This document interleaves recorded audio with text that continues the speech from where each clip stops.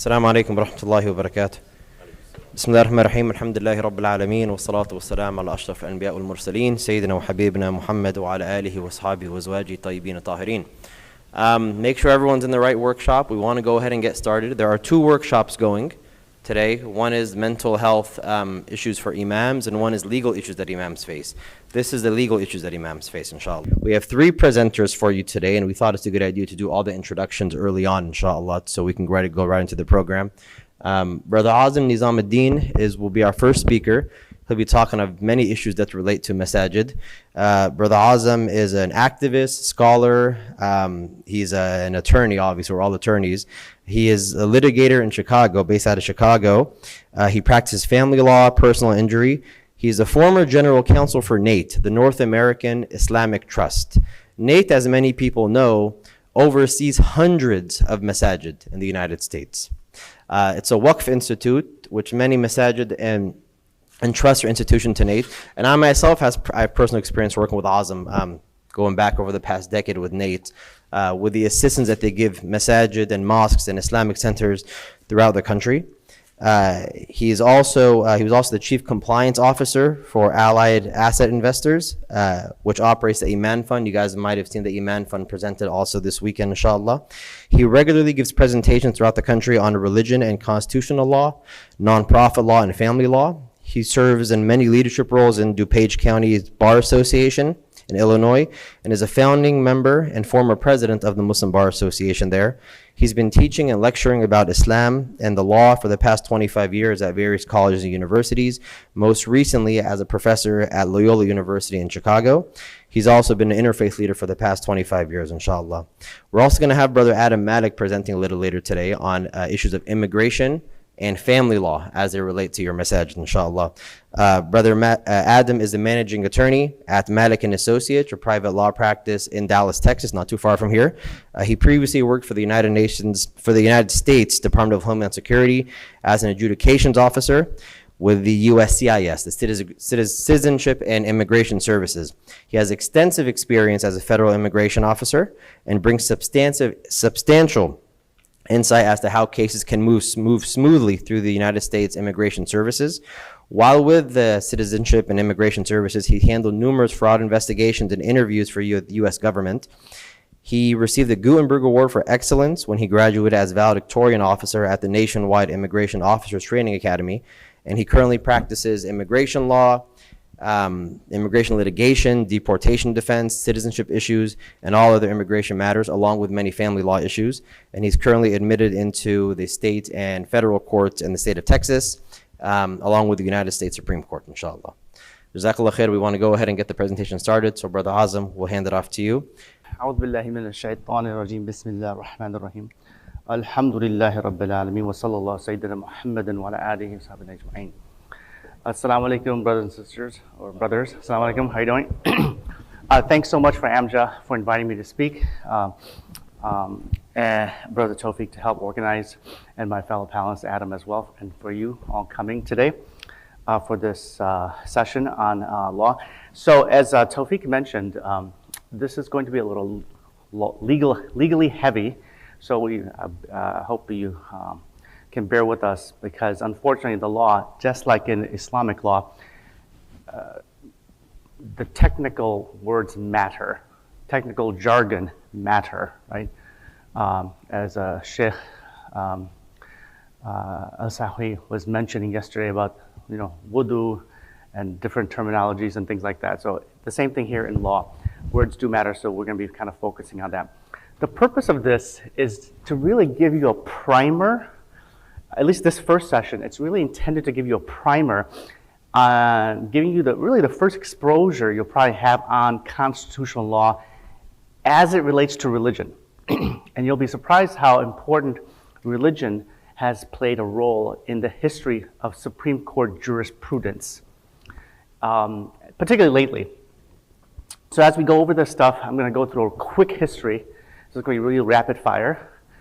And you have the presentation, so you don't probably need to take any notes. Towards the tail end is when we're going to go into more of the contemporary areas that have affected people dealing with religion. So religion is a really important concept in American history. American law and American culture. It's probably one of the most religious Western societies. The United States is probably one of the most religious Western societies, notwithstanding what you think in popular culture. Historically, it's very religious, and this is why the whole idea of coming to the United States to escape religious disputes was started here as a result of this. So with that, I'm just going to go quickly started here.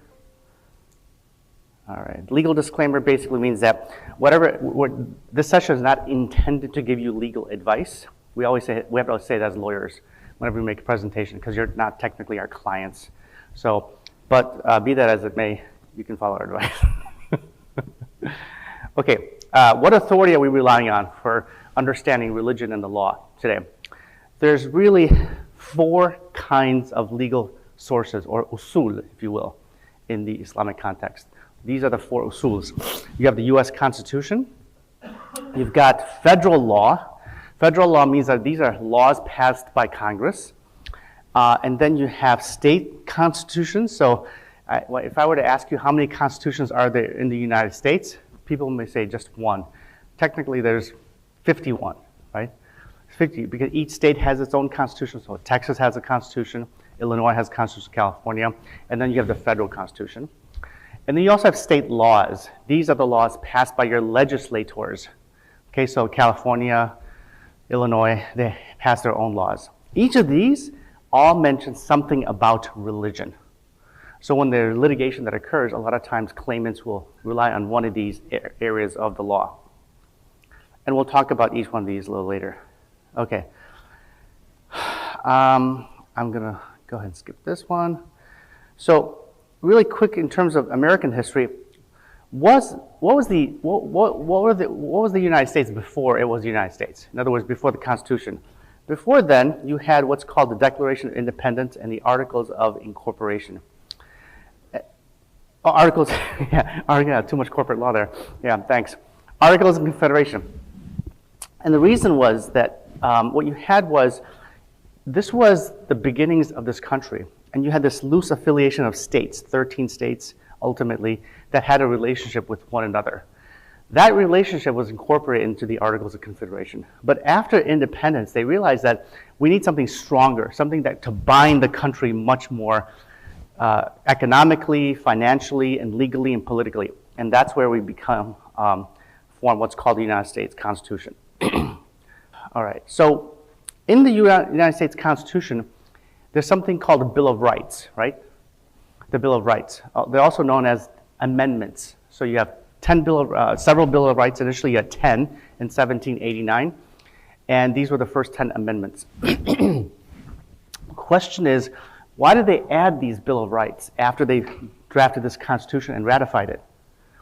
Well, the reason is because, this was a work in progress. The Constitution, they often call it the living Constitution because it's a work in progress.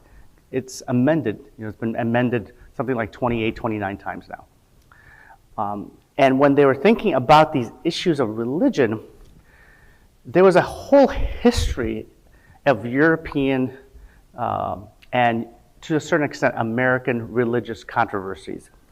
And this all led to the formation of this amendment. So I'll talk about this. First, what we call is the influence of the First Amendment, which is the religious history in Europe. And when we talk about religious history, we're really talking about not just the history of the Catholic Church, but the Reformation, which begins in about 1525. The Reformation, which was a religious movement which broke off from the Catholic Church, right? It's one of the pivotal events of the last millennium. It changes the entire, it has global ramifications and affects the relationship between what we call church and state, ruler and ruled. What is faith? What is salvation? All these things, it's really a major, major significant issue. But more importantly for our purposes, what it does, it changes 2 things. It increases tensions in Europe and it creates what's called 100 years of wars between Protestants and Catholics. So just a really quick side note, when you think about, especially after 9/11, a lot of media commentators and so-called experts will talk about violence in Islam. whatever issues that the Muslim world are having today is nothing in comparison to what happens in this period between the 1520s and the 1620s. Unbelievable warfare, killings between Protestants and Catholics. And it was because of that religious strife, of constant killings and violence between Protestants and Catholics, it led to opinions that, you know what we need to do? We need to take religion out of the hands of the state. It needs to come away from the ruler, and it should be a private matter between the religious classes, et cetera, and so forth. And that's what really affected many thinkers. The second important issue is you have something called the Great Awakening. The Great Awakening was a religious movement that occurs in early 18th century in the United States, coming from Scotland and England, whereby people, again, thought we don't need the church leaders, we can go ahead and do it ourselves. It's similar to our own Islamic movement. You know how in the 20th century, the various Islamic movements, the Ikhwan movement or Jamaat Islamiyya movements and others, they said, we don't necessarily need the ulama from the madrasas. Instead, we can go ahead and study and go back to the text ourselves, right? We can go back to the Quran, we can go back to the hadith ourselves. We don't need the madrasa scholars telling us how to interpret the text. We can do it ourselves. And this led to a whole movement of people joining religion, particularly in the Protestant context. We don't need the church. We can do it ourselves. And this led to a huge movement of Protestant denominations, particularly Methodism and others and so forth. Finally, we have the influence of what's called the Enlightenment. The Enlightenment was a sort of response to what I said earlier about the tension and clash between Protestants and Catholics and modernity, the rise of secularism and so forth. That's known as the Enlightenment, coming out of France and ultimately in England and so forth. One of the most important thinkers in this was a guy named John Locke, who is often known as an empiricist, meaning that he believed in the theory of knowledge, the theory of knowledge, which basically says that you can only have true knowledge when you see it or experience it, as opposed to rationality or as opposed to revelation. So if you remember Imam al-Ghazali, who talked about the theories of knowledge in his works, he talked about the idea of sense perception, he talked about rationality, and ultimately he concluded that real knowledge is something that you sort of experience with Allah subhanahu wa ta'ala yourself. Those are the kind of issues that these guys were discussing. All right. Finally, when you begin to see the colonies start in the United States, you have different religious orientations in the United States. New England had, for example, what's known as the Congregational Church. Virginia had the Church of England or the Anglican Church. Pennsylvania had the Quakers, and Rhode Island had its own sort of independent kind of group of people. So in other words, these are all Christians. In fact, they're all Protestants, but there are different interpretations of religion. This is important because that's how it shapes what each state was going to do when it comes to separation of church and state. Now, the two most important people who influenced the writing of the First Amendment about religion are James Madison, and Thomas Jefferson. You all heard of Thomas Jefferson. James Madison is who's known as the sort of father of the Constitution. He helped draft the Constitution of the United States. Jefferson, of course, was the guy who wrote the Declaration of Independence. Both are from Virginia. Both are landowners, and they're very prominent people, intellectuals in their own right. And they believed, they were influenced by the Enlightenment thinkers like John Locke, and they believed that there should be a sort of separation between the state and religious institutions. Against those two was a guy named Patrick Henry, who actually was a very prominent political thinker and leader, and also a Christian, a practicing Christian. He proposed a bill in 1783 in the State House of Virginia so that the state can pay Christian teachers. And in a big debate that occurred between that faction and the Madison-Jefferson faction, James Madison wrote this very important text. It's called it's a very long title, The Memorial and Remonstration Against Religious Assessments. Basically, he was advocating that there should be no payment from the state to clergy or any houses of worship. Ultimately, the Madison-Jefferson faction won out, and the bill didn't pass. Additionally, Jefferson also was very prominent in his view about this issue, and he wrote a letter to an organization called Jefferson's Letter to the Dansbury Baptist Association. I'll come back to that a little later. Anyway, okay, I'm going to skip this because it's going to take too long, but here's the issue of the Constitution of the United States only mentions religion in only one area in the Constitution itself, and then in another area in the Bill of Rights or the First Amendment, okay? So this is the only section in the Constitution that talks about religion, which says there should be no religious test ever required as qualification for office. In other words, you cannot ban somebody from running for office because they belong to a certain faith, okay? This was an issue because a lot of people, if you think about it, the first Catholic, you guys remember all the presidents of the United States, starting from George Washington up until the mid-20th century, were Protestant.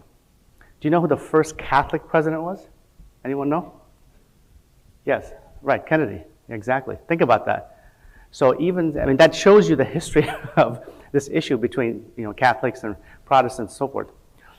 And then finally, in the First Amendment, and this is the very important phrase, you guys should all kind of know this in your head, which is the First Amendment says, Congress shall make no law respecting an establishment of religion or prohibiting the free exercise thereof.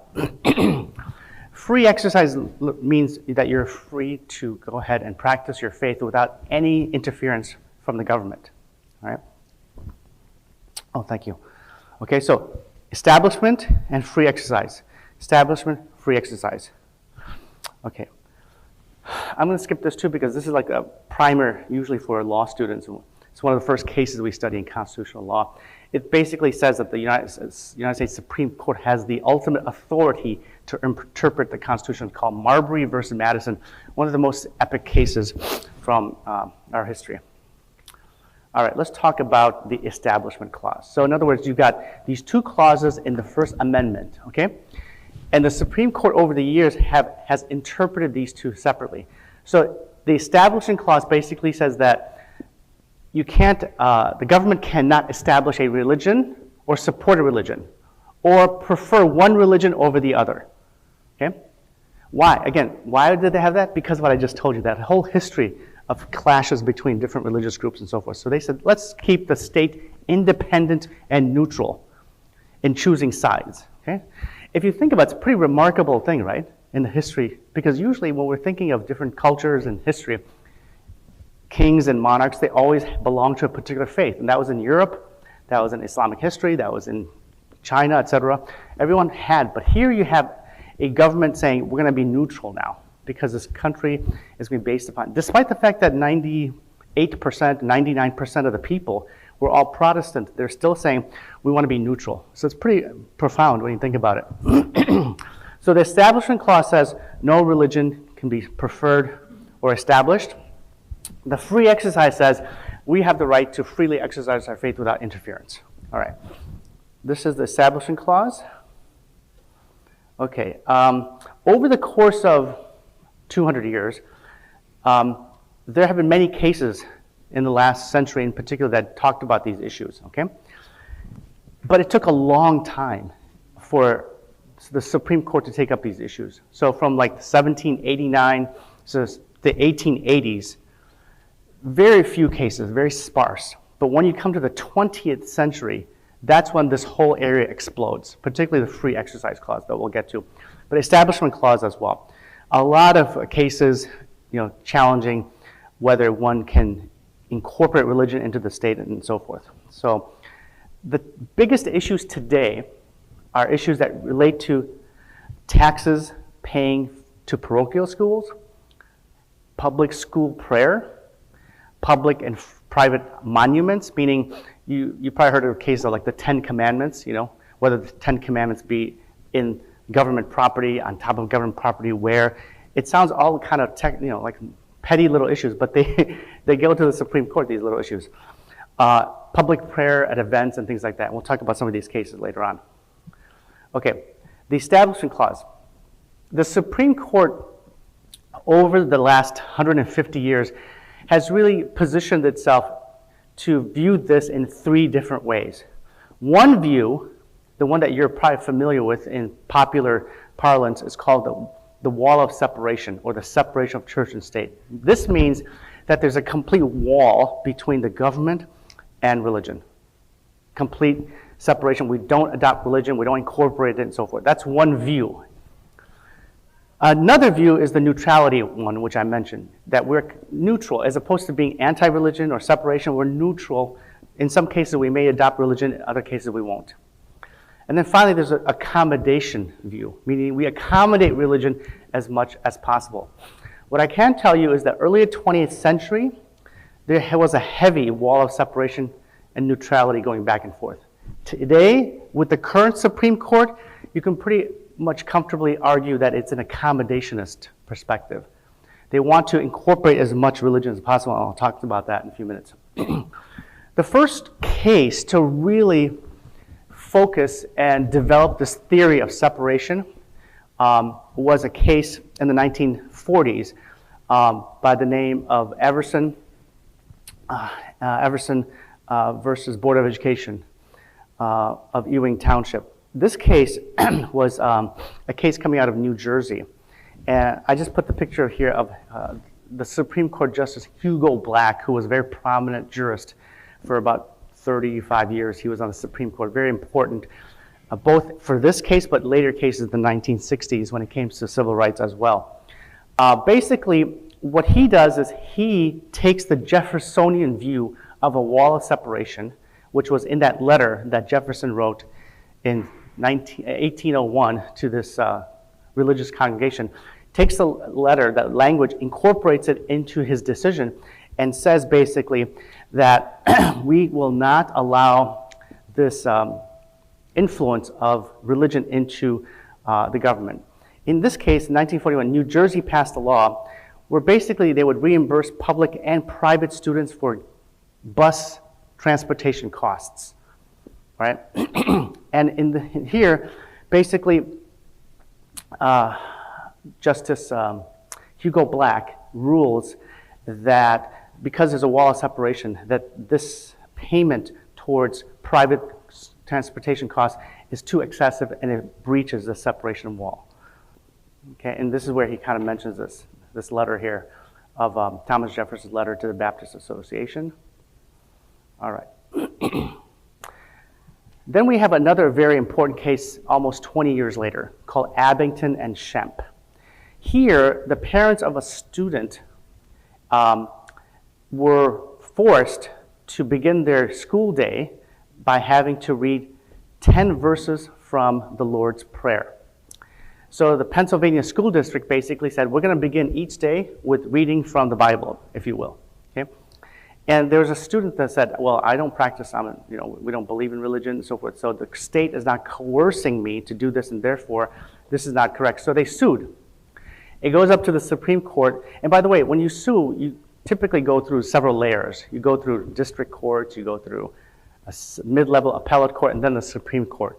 Sometimes you can go directly from the state Supreme Court to the U.S. Supreme Court, but these are different avenues, but we're kind of just focusing mostly on the decisions of the Supreme Court before it gets there. I mean, once it gets there. Anyway, in Abington and Shep, the school district argued that this practice was not about religion, but to teach morality to students and so forth. But the court held that this violated the Establishment Clause, that ordering students to read verses from the Bible was a violation of the Establishment Clause of the First Amendment of the United States. And that in order to pass a law like this, you have to have what's called a valid secular purpose, and the primary goal of this would not be to advance religion. So this is 1963 coming out of Pennsylvania. So this case is very important. It sort of sets the standard on how we view what's called the Establishment Clause. The next most important case is called Lemon versus Kurtzman. And here you had a situation where, again, Pennsylvania passes a law trying to send public funds to reimburse schools for salaries, textbooks, etc. So they want to use public funds and pay private school teachers and so forth because they want to promote private school education.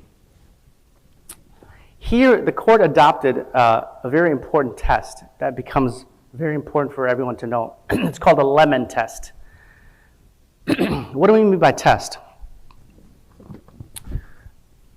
So a test is basically a tool that the court uses to analyze cases. Okay?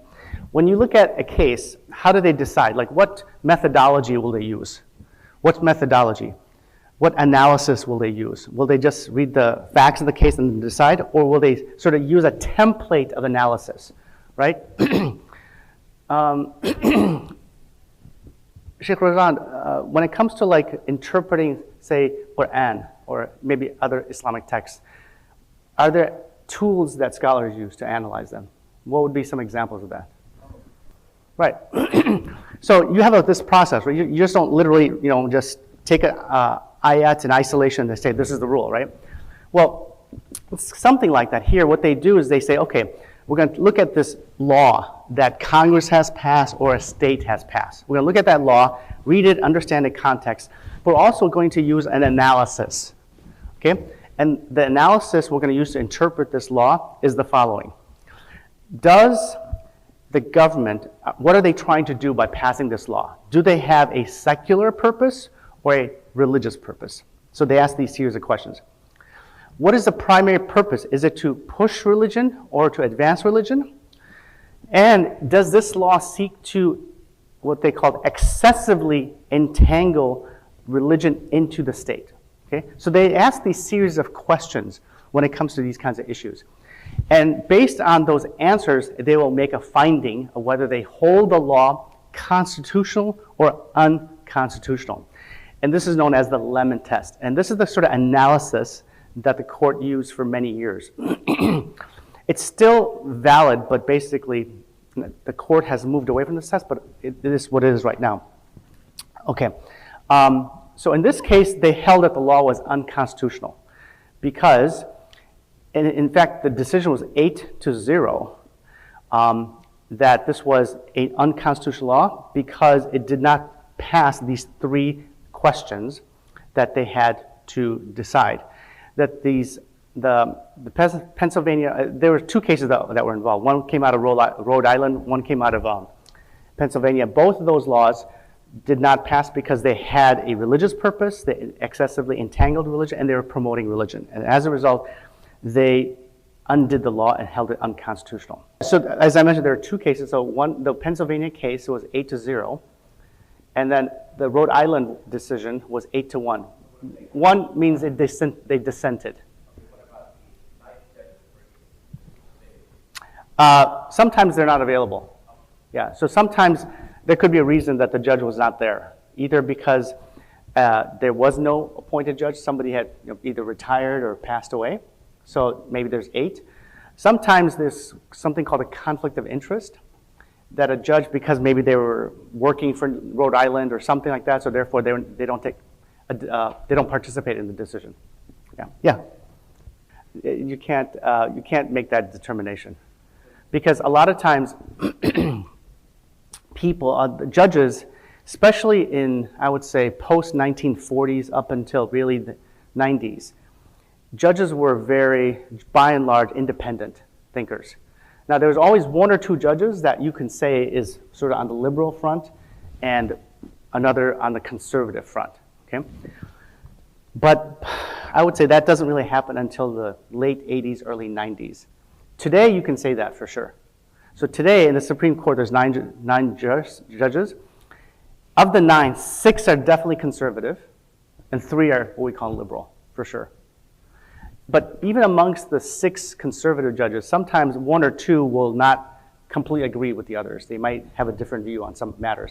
And remember, the judges this is just on religion, but they also make decisions on a whole host of issues, like commerce, right?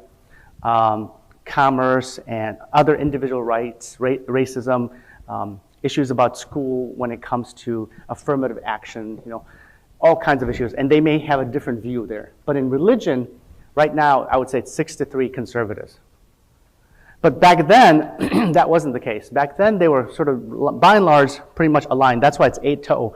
It's once in a while you do get those 8-0 decisions, but not on religion anymore. Yeah. All right, and because I'm running out of time, I'm going to quickly go through a few cases really fast. So there's an important case that came out of 1984, and this has to do with Christmas displays.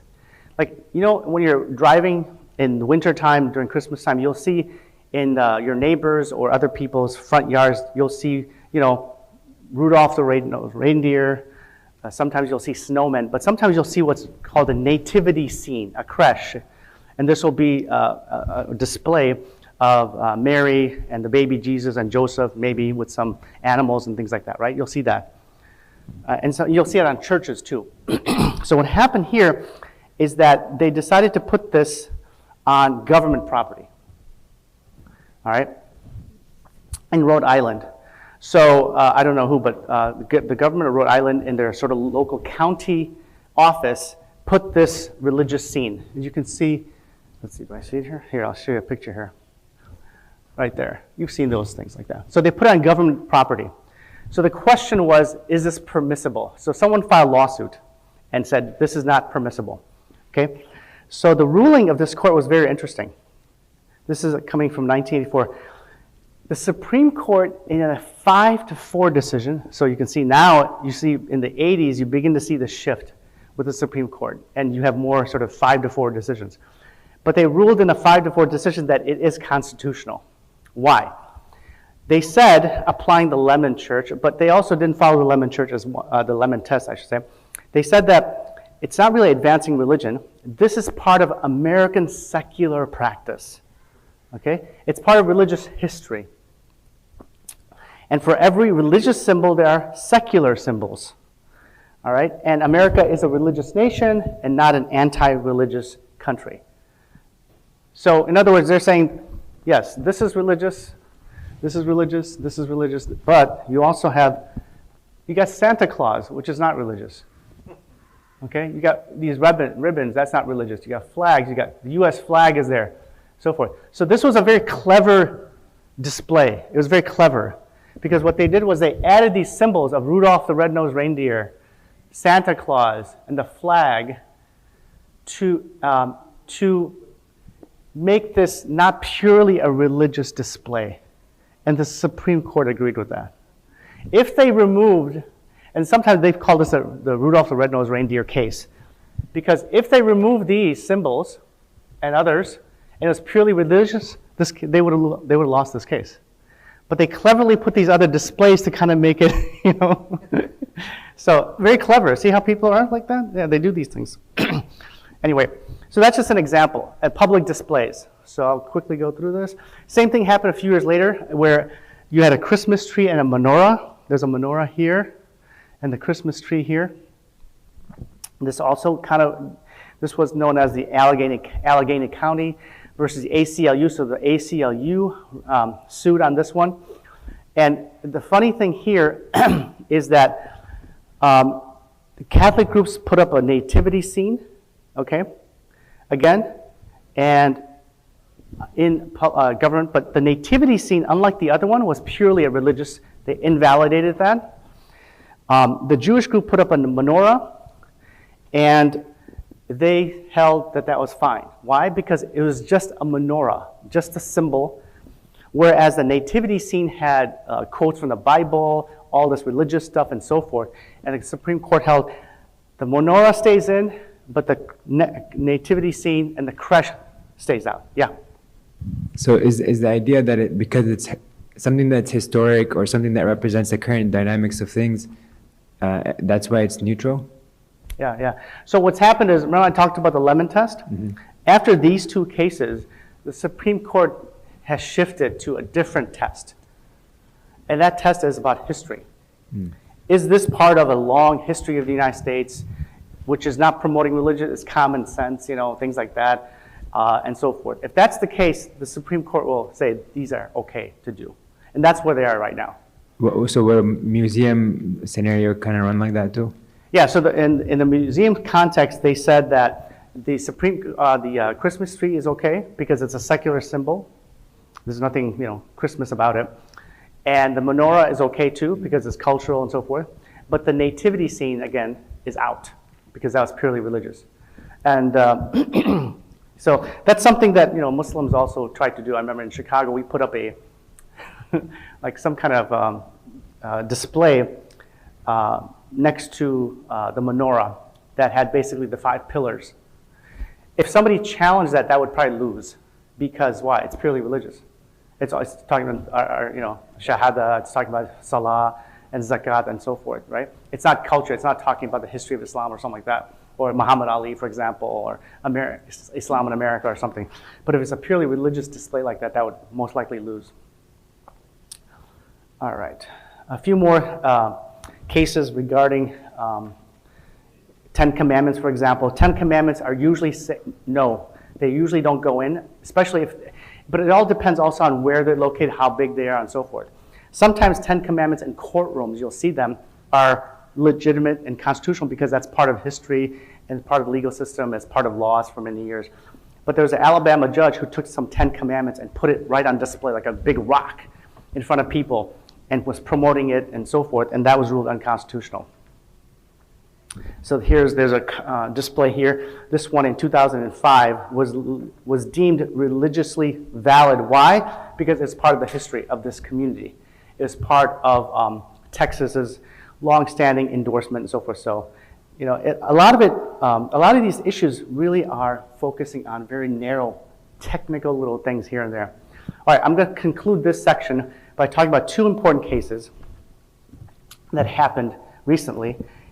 This was the town of Greece versus Galloway in 2014, where the town of Galloway, a small little community, town of Greece, small little community in northern Pennsylvania, would begin their meetings, these are public meetings, municipal meetings, with a prayer. And a woman filed a lawsuit and said that you can't use Christian prayer to bring open these meetings. Goes to the Supreme Court. Supreme Court ruled it is legitimate. It was a controversial decision because the issue was it violated of the Establishment Clause.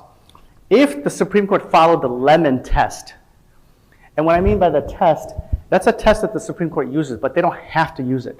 It's one of the tools they can use.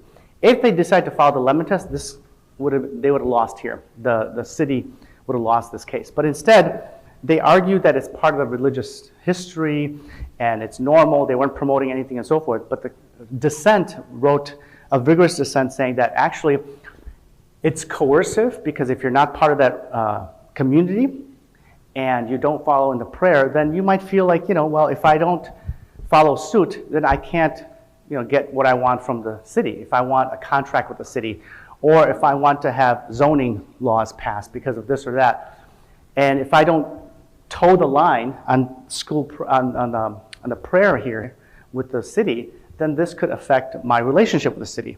So it's a very controversial decision, but that's where the court seems to be moving. This current court, as I said, they're more conservative. Another one had to do with a cross. Again, a big cross that was positioned, and this is the case of American Legion versus American Humanist Association 2019, another recent case that talked about whether you can put a cross on government property.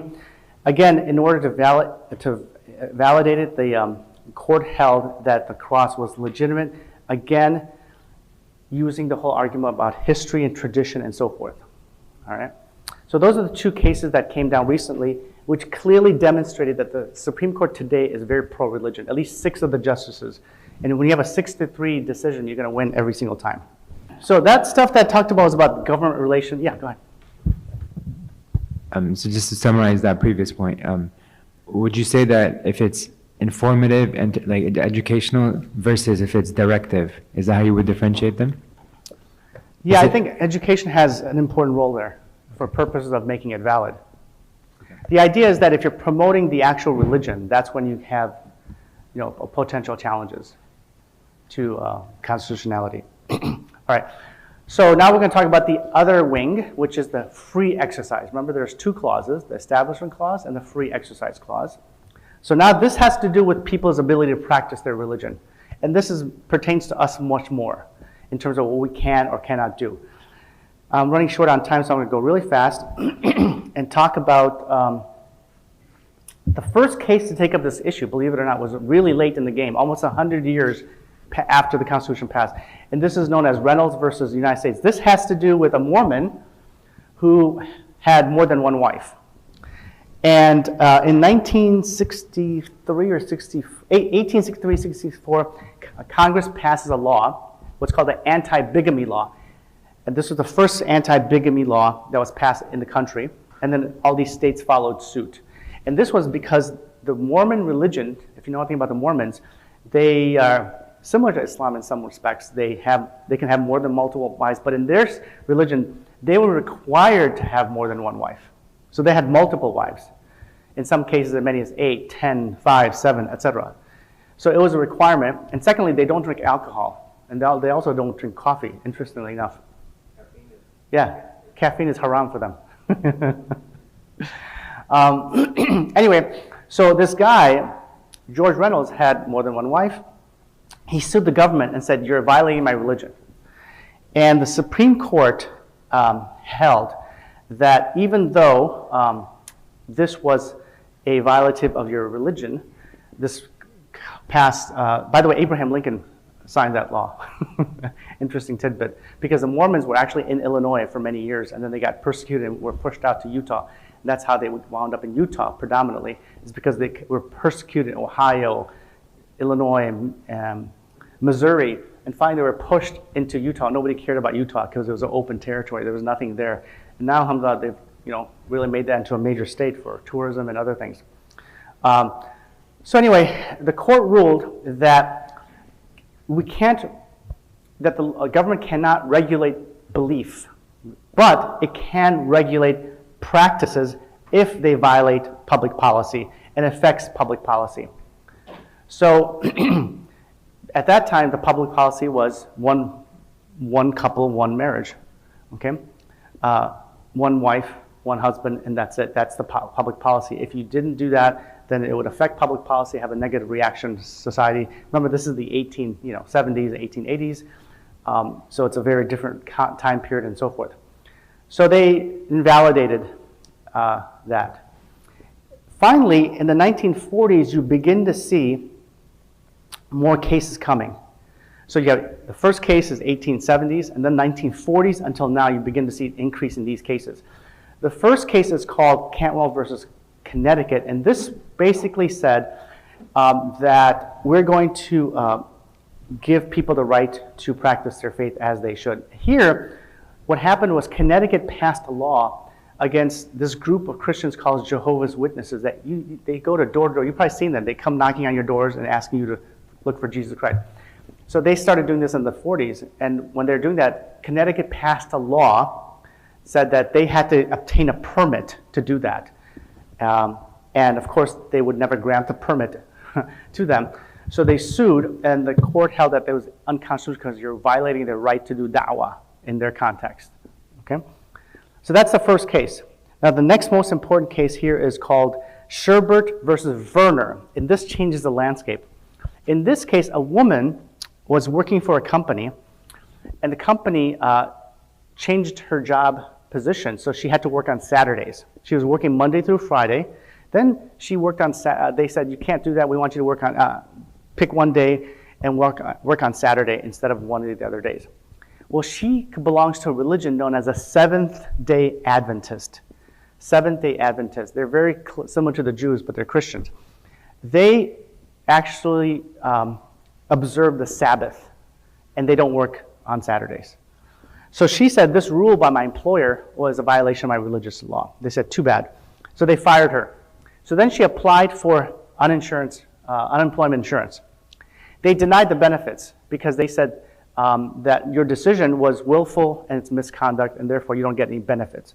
She sues. It goes up to the state Supreme Court, federal courts. She loses, finally goes to the U.S. Supreme Court.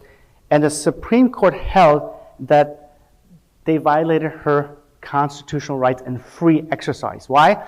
Because by forcing her to choose between working and practicing her faith, the government, in a sense, has violated her free exercise rights, her religious rights. So that was the first case that really sort of pitted this issue of what we call placing an undue substantial burden on someone's religious practices.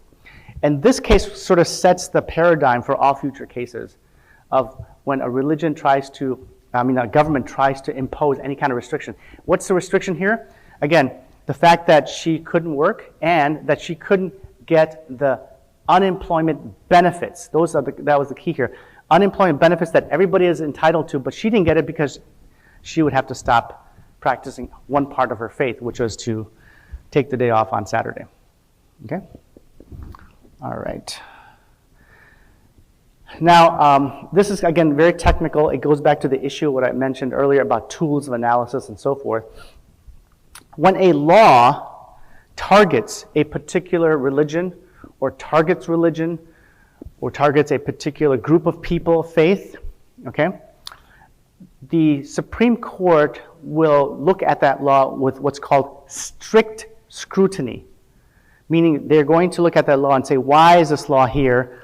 And is this law necessary?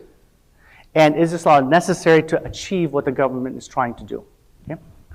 If it doesn't do that, but if the law is what we call neutral, it applies to everybody, it's not targeting religion, then it's what's called a rational analysis, meaning that is there some connection between the law and what the government wants to do? And if it has an adverse impact upon the community of faith or a religious person and so forth, that's okay, so long as the government is not trying to harm that particular religion or group of people. So we had the case of the Amish people. So in the Amish community, after 8th grade, they homeschool their kids. In fact, they homeschool their kids generally. In Wisconsin, they passed a law that said every student has to go through public education, or at least a private school. The Amish don't do that, they homeschool. So their children they're violating the law. So they sued. The Supreme Court held that the government violated their rights because in the Amish faith and community, it is a sincerely held belief that children are to be homeschooled and that you can't force them to go to either a public or parochial school. Another important case out of 1972. Finally, we come to what's called the Native Americans and Pot case, which is known as Employment Division of Oregon versus Smith. This case is important because it sort of changed the analysis. Remember I told you about this? The law will be upheld only if it's shown to be necessary to achieve a compelling strict scrutiny. So if a religion is being affected, the Supreme Court may have a very aggressive analysis, if you will. But with this case, it changes the landscape. Here what happened was you had a Native American. As part of Native American religion, what do? They smoke something called peyote, which is kind of like a marijuana, right? Some kind of marijuana. This guy worked for the state of Oregon. He was a social worker, helping people with drug problems and so forth, which ironically enough. But then on the weekends, he'd go and smoke his peyote as part of his religious faith. Well, people found out, and Oregon had a law that you cannot ingest any kind of drugs, you know? It's a criminal law. So he was fired from his job. He applied for unemployment benefits. For some reason, unemployment benefits seems to be something popular with the Supreme Court. They have a lot of cases like that. He is denied. He sues, and Justice Scalia, who was one of the conservative judges for many years, wrote an opinion and not following the historical sort of strict scrutiny analysis of Yoder and Abington and Shemp. Instead, says that if there is a law of what's called general applicability, in other words, if you pass a law like a criminal statute that says nobody in the state can ingest peyote, or nobody in the state can ingest marijuana or do drugs. Well, you happen to do drugs because you're faith, that's too bad, because that's a general law of general applicability, and therefore you're good, meaning the law is valid. If it has an adverse impact on you as a faith, that's a problem. So this was a very important case because it resulted in two extremely important areas of the law that shifted religious practice. Tawfiq, remind me, do I have another 30 minutes on this, or are we done here? Okay. Got it. Okay. All right. So let me ask you a question. Suppose you belong to a religion which involves us ritual slaughter animals like ducks, sheep, goats, and turtles. Can your city or the state of Illinois ban such a religious activity under the view that so-called religious practice is inconsistent with public morals, peace, or their safety? So can the state of Texas pass a law that says your slaughtering of a particular animal as part of your religious duty is not going to be permitted? Will that work? No. Why? Because history shows that it's part of the religion. Okay, but based on my analysis, why? But that's right, but based on what I just talked about in the analysis, why? Like, based on what I just said about the Smith case. Can you bring it back? Sure.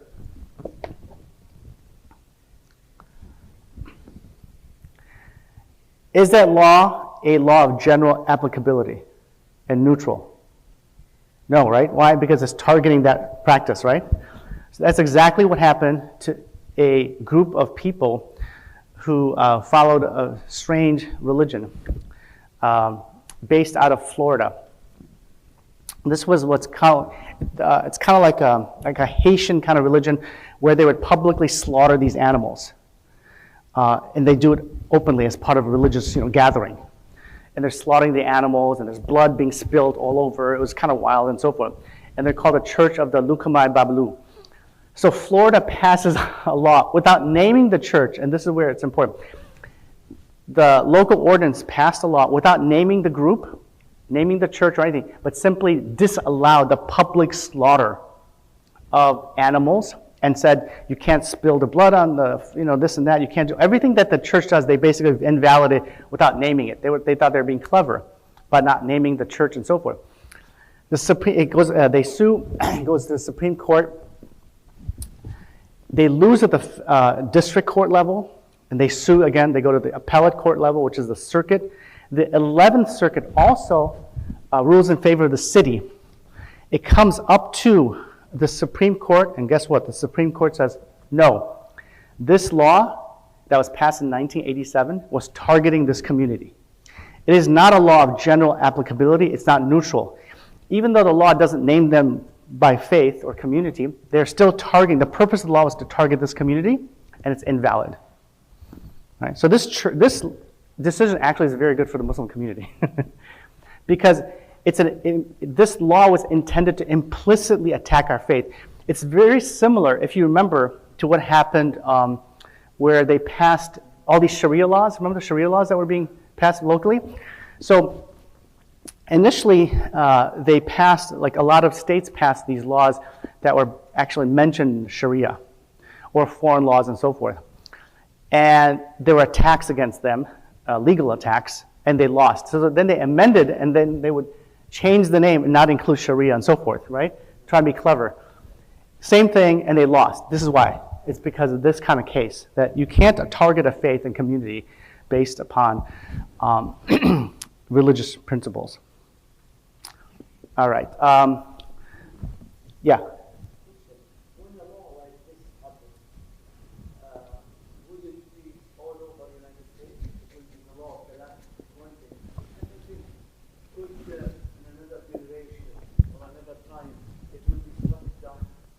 Oh, good question. So the first question, most of the cases I'm talking about are state laws. Okay? So by state law, I mean for example, it could be a law of Houston, the city of Houston, or it could be the law of Texas. So these kind of laws, if they're violating your constitutional right, religious rights, you can challenge them in court and go to the federal courts, and then it comes up to the Supreme Court for if it gets that far. Okay? Sometimes if Congress passes a law that does the same thing, you can sue on that basis as well. All right? But most of the laws that I'm talking about here, all these, were state laws. Like the state legislature would pass a law like that. So it will be the No. No. You mean the decision of the Supreme Court? Yeah, of course. Yeah. No, but there's a time when there is a law of the state, it will become the law of the land, right? No. So when you say the law of the state, if it's a law of the state of Texas, for example, it applies in Texas. Okay? But if the Supreme Court invalidates that law, it invalidates that law only. Okay? But the principles will apply nationally. Yeah. But it could be because, well, so let me back up.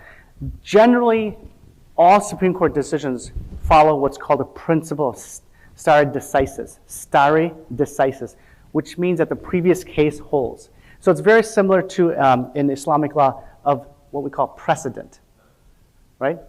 Precedent. So whatever happened before, you follow that, and it builds into a case like that. That's exactly what happens in law. However, the Supreme Court can invalidate its own decisions and change it. So for example, that just happened last year, right? With Roe v. Wade. Roe v. Wade was passed in 1973, basically permitting abortions up until a certain period. And that law was basically invalidated by the Supreme Court. Last year or 2 years ago? Yeah, last year. Yeah, so that was a very important, so it can, yeah. All right. So there's been a lot of activity recently, as you can see, from 2017 all the way to 2023, all these different cases. Why this is happening? Because of the new justices that were appointed, particularly by starting with Bush, who appointed John Roberts, but then after Trump, who got 3 conservative justices in the Supreme Court. And that changed the dynamic completely. Before, a lot of 5-4 decisions and so forth. Now, a lot of the decisions will be 6-3 on very, very contentious issues. Otherwise, they could be other areas as well. A lot of these decisions, in this case, all these decisions, this one, that one, here, all these have ruled in favor of people advocating their religious rights. This one's a Muslim case here in 2021. Does anyone remember that case, the Tanzin versus Tanvir case? Do you know what that case was about? Okay. So really quickly, all right. This is Espinoza versus Montana Department of Revenue. Another one dealing with tax dollars going to religious institutions. So Montana passed a law whereby they were giving scholarships to students, okay, for private scholarship organizations. So if you're part of a particular not-for-profit organization that's promoting education, you can apply to the state, try to get a scholarship, meaning the students can. The law said, however, this does not apply to any churches or religious organizations. So somebody who applied didn't get it. They sued the Montana government, the state of Montana. The Supreme Court of Montana, which is the state court, ruled in favor of Montana. They appealed to the U.S. Supreme Court, and the U.S. Supreme Court reversed, which is rare. Usually the Supreme Court of the United States does not reverse the Supreme Court of states, because they leave them alone generally. They give them kind of space to work. But they reverse, again, arguing that because the law targeted religion and said, we're going to give scholarships to all these not-for-profit organizations and people, but not when it comes to religion. That is attacking the religion and is discriminatory, so we will invalidate that law. And this was surprising because a lot of the other justices said, wait a minute, now you're interfering with religion, meaning you are establishing and promoting religion. So that's where there's a lot of tension going on between this issue about establishment and non-establishment. The other one I want to really quickly talk about is also, there's a lot of cases we can spend a lot of time, but I want to talk about this one here, Trinity Lutheran Church of Columbia versus Comer in 2017. Again, this one again had to do with funding from the state to some organization. So there was a recycling program that the state of Missouri was promoting, and you can get a grant of as much as $20,000 to $30,000 if you were a school to build a playground. So if you're a school and a not-for-profit school, for example, like Montessori, and your playground, you want some money from the state so you can build it out of recycled tires, so it'd be like a rubber playground. And the state can give you up to $20,000 to build that. Again, the state law said we can give it to all non-for-profits, public schools, whoever applies, you have to meet these different criteria and so forth, except religious schools, except Catholic schools, Jewish schools, and so forth. Again, they sued, and guess what? The Supreme Court actually said that this was a violation of the religious practice of the church. This was very controversial. Personally, I think it was a wrong decision because I thought that it's just interfering now with giving too much power to religious institutions, such that very powerful churches, right? Churches with millions of dollars, they can apply for these grants too, and get money where they don't really need it and so forth. So it's a very interesting dynamic here. We know about that. All right. Let's see. Fulton. Interesting. Oh, two other cases. I'll conclude really quick. Sorry. Two other cases are this one here called Kennedy versus Bremerton. This came last year. Again, it was a very controversial case. This is a case of a football coach who would pray after the games. So he's a football coach for this district. His practice was to try to do, even if you watch football, right, NFL, a lot of times after the game, they all gather in a circle and they start kneeling and praying, right? You've seen that. That's what he would do. He would get his students and kneel down with them and start praying. And the school district said, no, you can't do that because now you're forcing these students to pray. Because maybe you have your students, your kids who are playing football, maybe they don't practice religion. Maybe they're Jewish, maybe they're Muslim, maybe they're something else, and they don't want to pray. So he said, okay, fine. So he kept on trying, and finally he did this. He, after a game, went by himself in the center of the field, kneeled down and prayed. And whoever joined him can join him. So the school district, no, we're not going to let you get away with that either. So they fired him. So he sues. And there's a long history here, which I don't have time to get into, but ultimately he sues. And guess what the Supreme Court said? Yes, you're right. The school district violated your free exercise rights. And therefore, we're going to invalidate that rule and get your job back and so forth, which is very surprising because,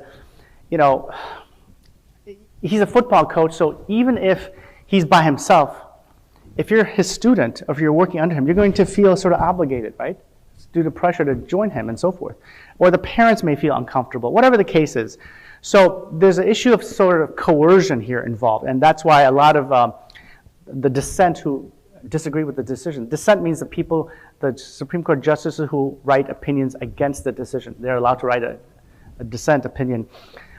They wrote that this is what's called a violation of the Establishment Clause. Now you're basically endorsing his ability and other people's ability to promote religion in a coercive way in school situations. Historically, the Supreme Court was very weary of school-related issues. They didn't want children to be affected and coerced into religious practices by the state. And the criticism and concern is now that this happened, now you're going to go sort of return to the 1950s and 40s where children were now forced to sort of do prayer in school and things like that. So that was a very interesting case. The next one is this Groff versus DeJoy case, which is kind of interesting because this also involved a evangelical Christian who worked for the post office. And if you know now, the post office has Sunday hours, right? Now they're delivering certain kinds of mail on Sundays, which they never did before. Now they're doing it. So this guy, Groff, was an evangelical Christian who took Sunday off. He said, that's my day of rest, just like others have a day of rest, so I don't want to work on Sunday. So they couldn't find ways to find alternative things for him, so they fired him, ultimately. So he sued, and of course, it comes to the Supreme Court. This was called a Title VII challenge, meaning they discriminated him in the employment context against his religion, and he ultimately wins. And the Supreme Court rules in his favor by saying that by firing him, you basically did exactly what happened in the Sherbert versus Werner case with a woman, the Seventh-day Adventist, who was let go because she couldn't work on Saturday. This was the sort of similar situation where he couldn't work on Sunday, and yet you terminated him and you violated his religious rights and so forth. Okay, I think I'm done. Oh. Okay. Okay, so what do you want to do right now? Should I take some more questions? Yeah, I'll take some more questions. Yeah. Sure. Oh, Tanvir, yeah. Sorry, yeah, Tanvir case. Basically, Tanvir case was a situation where these brothers, 3 of them, were approached by the FBI to be informants. You know what informants are, right? We have a lot of them, unfortunately. We just don't know who they are. There's a lot of informants in our community, unfortunately. They say something like, after 9/11, the FBI sent like 10,000 informants, or something like that, like some crazy number, like 1,000 informants into our community. So they approached these 3 men and said, "Hey, we want you to be informants for our, for the government." They refused. When they refused, they put them on the no-fly list. So every time they wanted to go travel, they couldn't, they were harassed and so forth. So they finally sued. Okay, they sued them. And they said, "You violated our free exercise clause, which is I have a religious right not to, sort of be a traitor to my community and to my faith."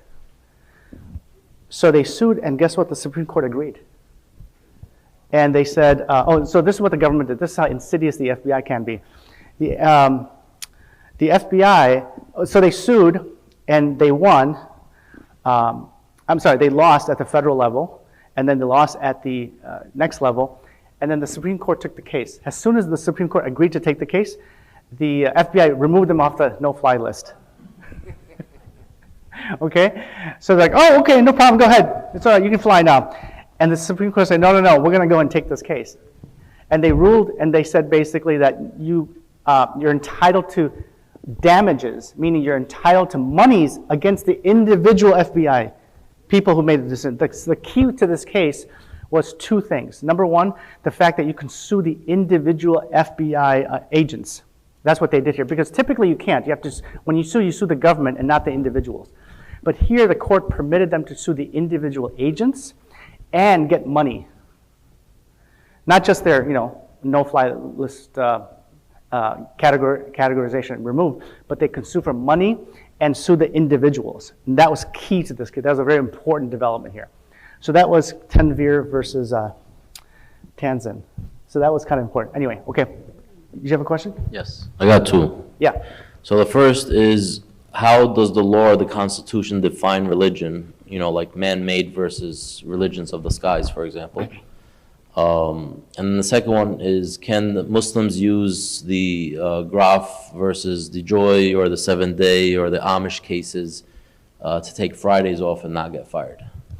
Very good. Okay, so number one is that the government has not defined religion.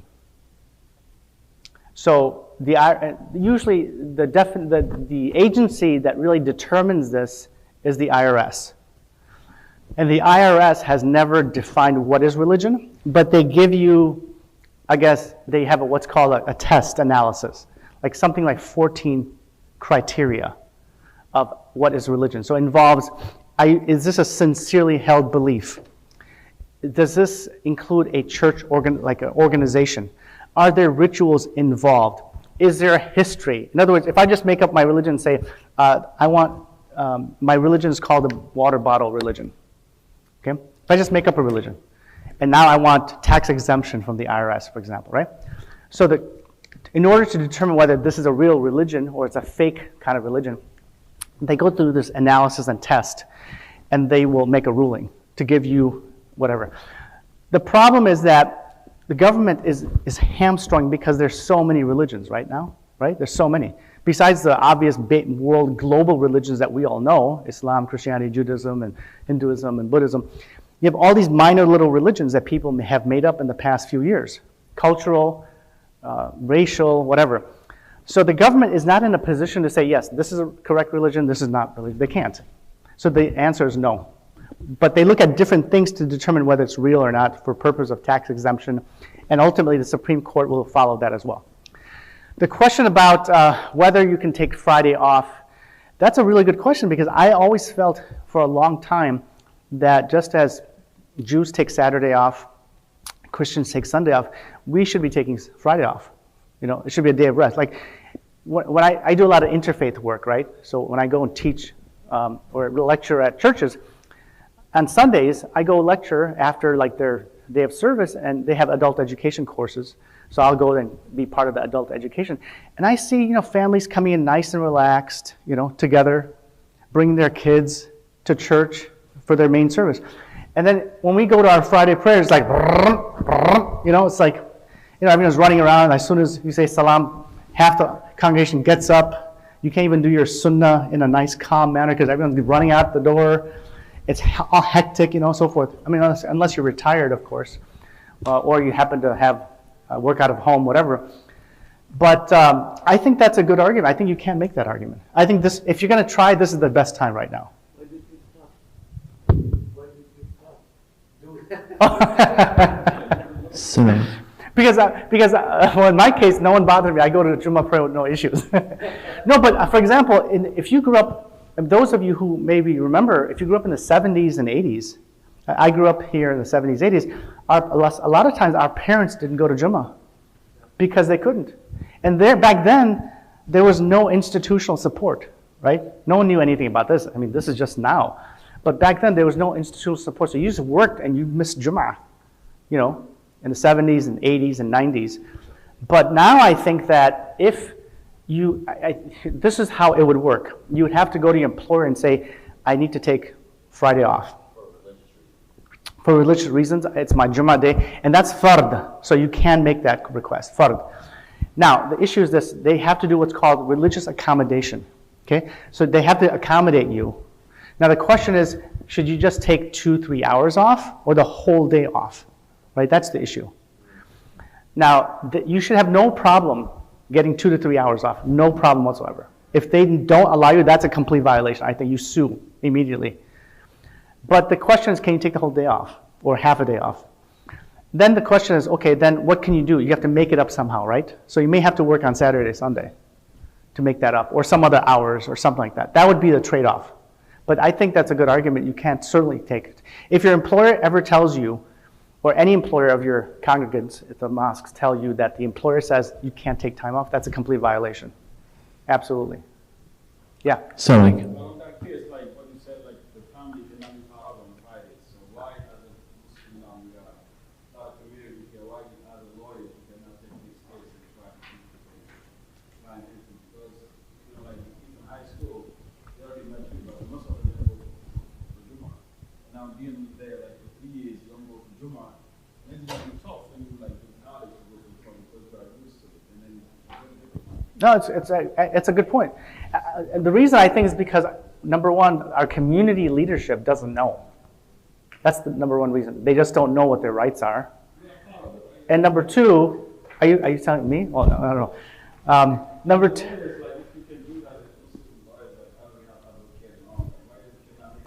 He's the leader here, so you can ask him. Let's keep all the questions on the microphone so they can copy in the back. So raise your hand. I'll bring you the microphone. So I think he has a microphone. Assalamu alaikum. I'll help you right now. I'll bring it to you, inshallah. On this same topic, I have multiple questions, actually. Question number one is, do you advise individual masajids or the imams to be the ones writing these letters for accommodation? And, or should it be some sort of, another body, like a council or a shura council, whatever, that region has? Or is there a template that you recommend that we all follow?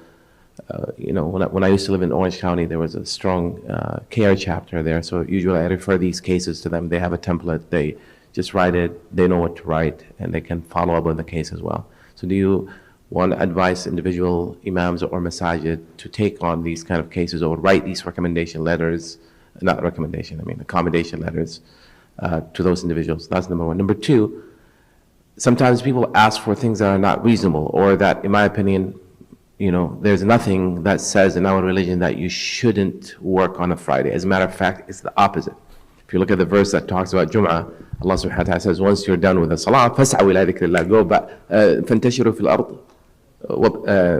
فَإِذَا وَابْتَغُوا مِنْ فَضْلِ اللَّهِ. So it actually says that. I mean, there's nothing in our history that says the Sahaba used to take Friday off.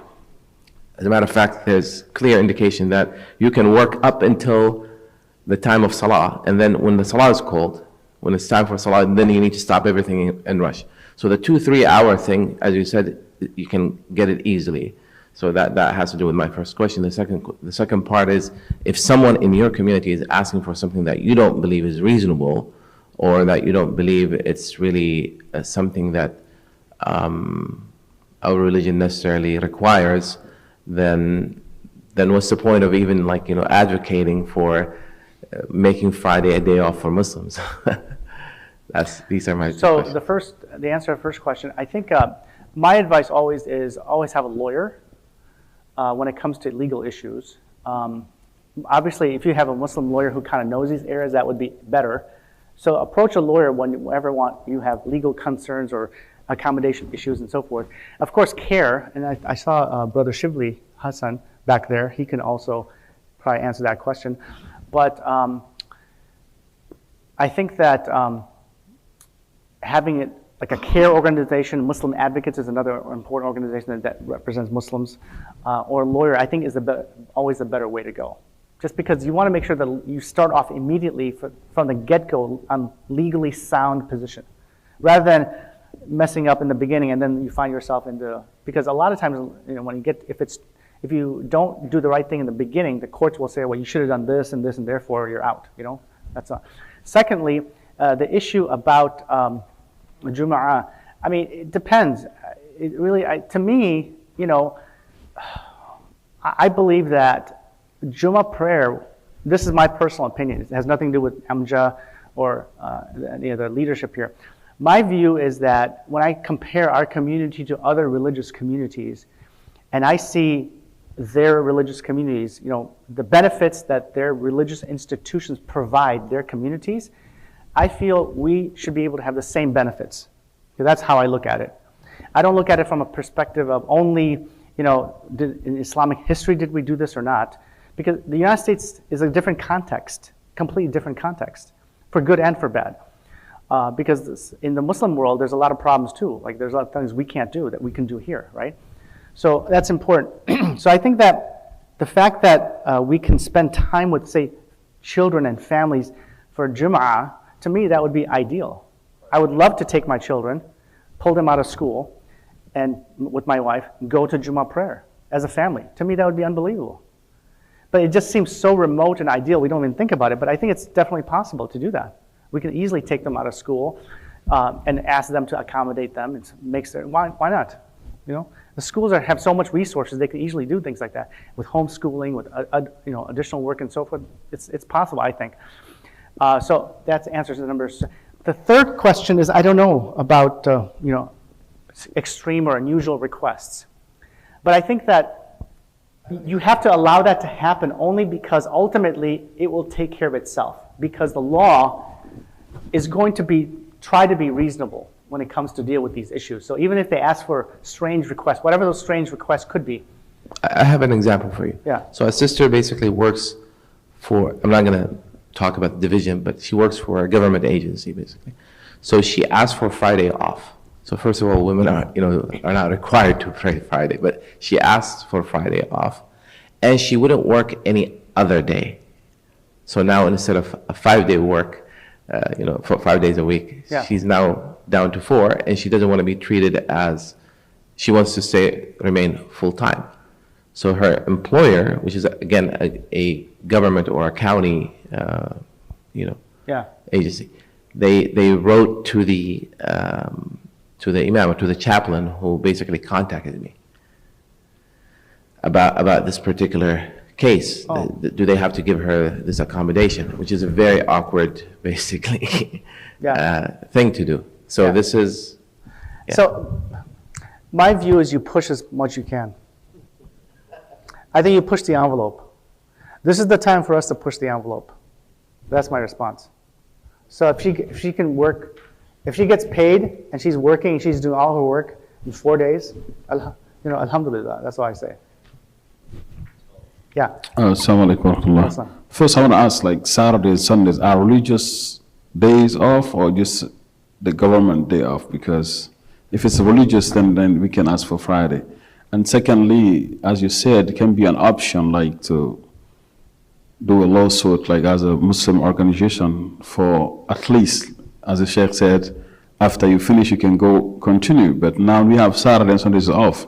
So that's also is not part of the Sahaba, like Saturday and Sunday being off. But now can we have like at least 3 hours for Muslims?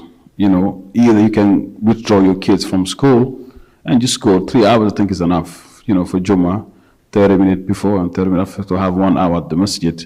And then if that possible or not, like to do it as a Muslim, because we have a group of number now that's going to be considered to ask for it, if it's possible or not. I mean, the issue is not, I don't know if it's possible, meaning I think this is something that has to be a consensus in the community to push it. In other words, unfortunately or fortunately, there's 2 authorities in our community. It's usually the organizations or the ulama, right, whoever they are.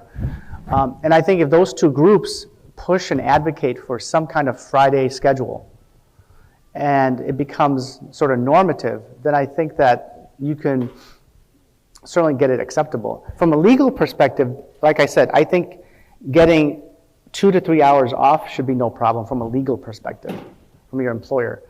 But they might give you a hard time ultimately, and then they might, you might risk discrimination. But I think it's worth it. I think it's worth it to fight it. Yeah. Yeah. Yeah. See, I know the brother said that women don't have to go, and I firmly, as an American Muslim who grew up here and has watched our community develop, our community has changed dramatically in 40 years. Dramatically, things that we were told growing up, this is haram, this is haram, this is haram, was not haram, right? Or it was this is bid'ah, this is that, it wasn't bid'ah. So in other words, now we're allowing all kinds of different things that we were told we couldn't do before, right? That's number one. Number two, I just think that with the rise of secularism, with the rise of the whole issue that you're hearing about cultural issues changing, everyone's complaining about the issue, right? About gender, this and that.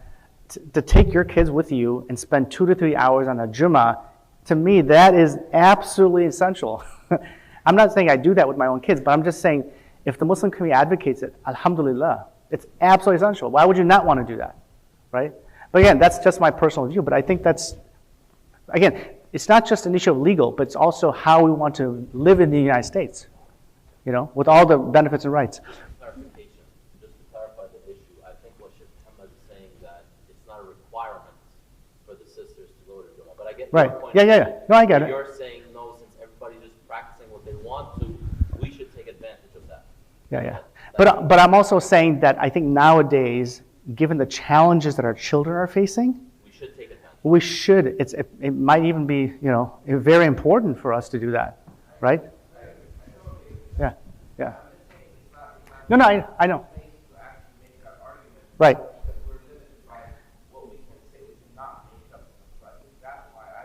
Yeah.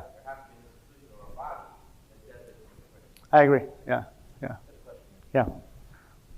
Assalamu alaikum wa rahmatullahi wa barakatuh. So based on the freedom of religion, so why do the U.S. government is prohibiting Muslims from practicing polygamy, for example? Yeah. This is the first question. Yeah. Muslims and Mormons as well, or any other faith is who, part of their religion is polygamy. The second one is, did any Muslim or any Muslim organization have ever sued the government to get back our kidnapped right? Which? Get back our kidnapped? Our kidnapped right. Or this, this polygamy. Oh, polygamy, This okay. right, yeah. Yeah. both questions are on polygamy. Why is it prohibited, and has anyone... Have ever anyone sued the government to get back this right? I'm not sure. I'm not aware of any famous cases. Certainly, the Supreme Court has never taken that case from a Muslim perspective. Yeah. I mean, based on what the government is prohibiting us. Yeah. So no. So what happens is, this is a state law issue. Generally, it's a state law issue. So each state has an anti-polygamy law or an anti-bigamy law, as they say, anti-bigamy law. So the way would be to challenge that law and to say, but here's the issue. With the Mormon case, even though they lost, their argument was that this was fard for them. Fard, required. Okay. In other words, for the Mormons, this was required to have multiple wives because Joseph Smith, their founder, advocated having multiple wives. Like, I want each of you to have multiple wives. The issue then is that in Islam, it's not required. Yes, no, it is a right. It is a right. It's not required. It's a right. Yeah, well, so that's going to be the issue. That's going to be the issue. Now, here's the issue. The way that I think that based upon my reading, I'm going to be on record and get in trouble probably. If I run for office, this is going to be destroy my political career. Speaking the truth, brother. No, the way to proceed here would be to argue that taking on more than one wife is a sincerely held belief. And it has a basis in religion, meaning in your sources, the Quran and Hadith, and in history. And I, as a practicing Muslim, also believe it and so forth. And therefore, I believe it is legitimate for me to practice and have more than one wife. That would be the argument. Yeah. Assalamu alaikum wa rahmatullahi wa barakatuh. Going through all these cases that we've seen here, I wanted to know, is there, do you think there's a legit argument for Muslims to state that because of our beliefs and our values that our children can opt out of any LGBT study in schools and without being held, losing their grade going down or any type of reaction to their... I think, first of all, I think from a practical perspective, that should be no problem. But also, a lot of the legislation that's passed, like I'm from Illinois, and in Illinois, the teaching of LGBT and other things like that was passed at the state level. However, they allowed the local district to opt out. Okay? So if your local district opts out from teaching that, and a lot of them have, then that's no problem. But if your local district doesn't opt out and make it mandatory, you should have no problem, but you have to make it under religion. Like, based on our faith and religion, we want to opt out from this particular section of whatever subject that they're teaching it. And you should be able to without any issues. If you have issues, then that's when you send a lawyer letter. How long do you think you need for the Arlita stuff? 15, 20 minutes, I think? Okay, so we'll do 3 more questions, and then we'll go into that. Okay. Jazakallah khair. I have 2 questions. One of them, if you can please clarify, there's Masterpiece Cake Shop versus Colorado Civil Rights case, where you said that the Mr. Baker shop, he refused to make cake for same-sex couple marriage. Yes. Yeah. Does this apply if Imam, for example, refuses to make a contract for same-sex marriage? Will he be in this situation, the same thing? Yeah, so again, you start with what law is being affected. So whatever the law says. So in this case, it was Colorado, and they had a Human Rights, Civil Rights Act that prevented businesses from discriminating against people based on their sexual orientation, for example. Okay, so you start with what the law says. And from there, you start and say, does this affect me and so forth. So if you had a law like that in Texas, for example, that said that, I don't know, I'm trying to think what kind of context here. What was your question about the imam? About the imam. Let's say I have 2 couples, gays, they come to the masjid and they want to make Islamic marriage contract. Okay, well in your case it's easy because it's a religious institution and religion, no, you don't have to accept that at all. All right. So that you can say no. But the issue would be if you're a Muslim who happens to work in a non-Muslim environment, like you're selling, I don't know, you're selling some business or providing a service for predominantly a non-Muslim purpose, and you discriminate against a LGBT couple, for example. That's when the issue would be triggered, typically. And there, again, the issue would be, my sincerely held belief is this, and I can't subscribe to this, and therefore I can't do this service, or I can't sell this, and therefore that's how that would play out. Okay. The second question is, what if the employee made a case against his employer, for example, for Friday, and he won the case, and then the employer refuses after the contract ended to renew the contract? Yeah, I mean, that's the risk, as I mentioned. That would be the risk of, further what's called retaliation. However, if they were to retaliate, that's also unlawful. They can't, but the problem is proving it would be hard. So they can't take any retaliation against you for pushing this.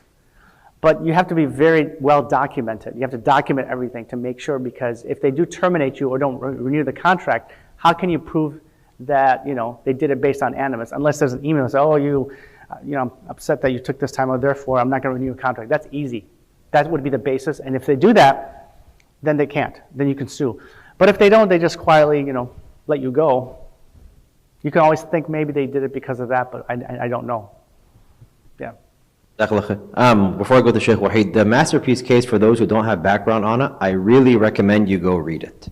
If you have members in your community that offer general secular services, whether they're interior designers, they're grocery store owners, or anything like that, this case really hit on the point whether a baker who owned a bakery could refuse service to a same-sex couple who wanted a wedding cake.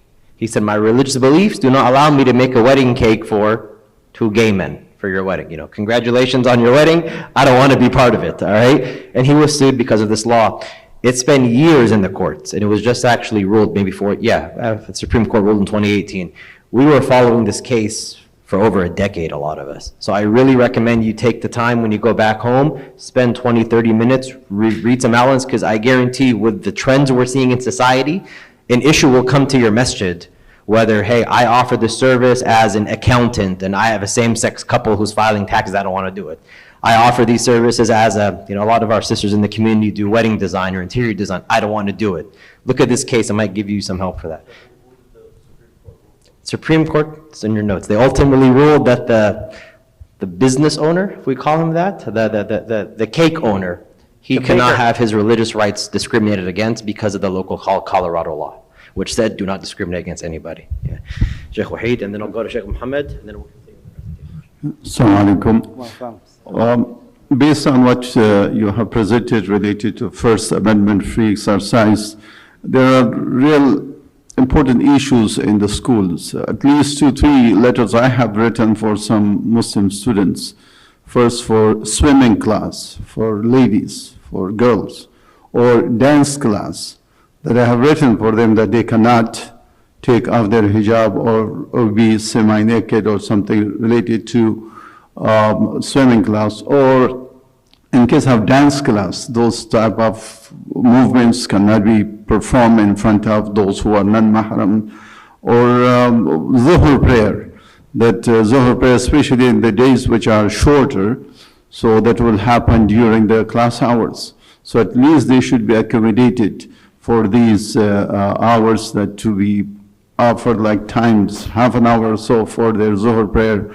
And unfortunately, most of our Muslims, they are unaware of these, the community, and they think that if they raise this issue, nobody will listen to them, or they won't be paid attention to it, they were not allowed to do that. So that's why they take off their hijab, even they don't show that their identity as Muslim, change their names and all these things. So if we are aware of this, I think most of the issues will be easily solved for our Muslim youngsters, especially in the schools. Mm-hmm. Yeah, I mean, really the purpose of today's presentation is to make you aware of these availabilities and general idea. Obviously, as Imams, you're not going to make these decisions because a lot of these are parental decisions, right? These are things that parents should know about, but you can advise the families too that there are options available. Yeah.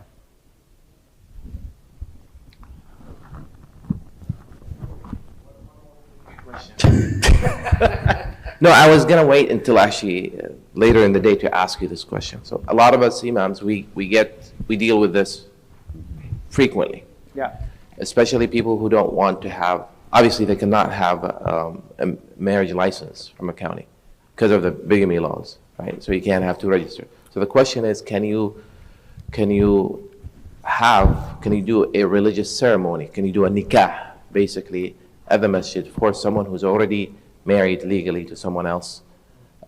Or does that depend on I know there are 2 cities in America that allow it, both in Massachusetts, under polyamory. So can you do that? That's question number 1. Number 2, the issue is that right now I feel it's not an issue of a man's right, it's actually a women's right. Because a lot of our sisters, and there's a growing number of sisters who are willing to consider being part-time wives, maybe twice, So because of their career, because of they have very limited options, they're not like the men.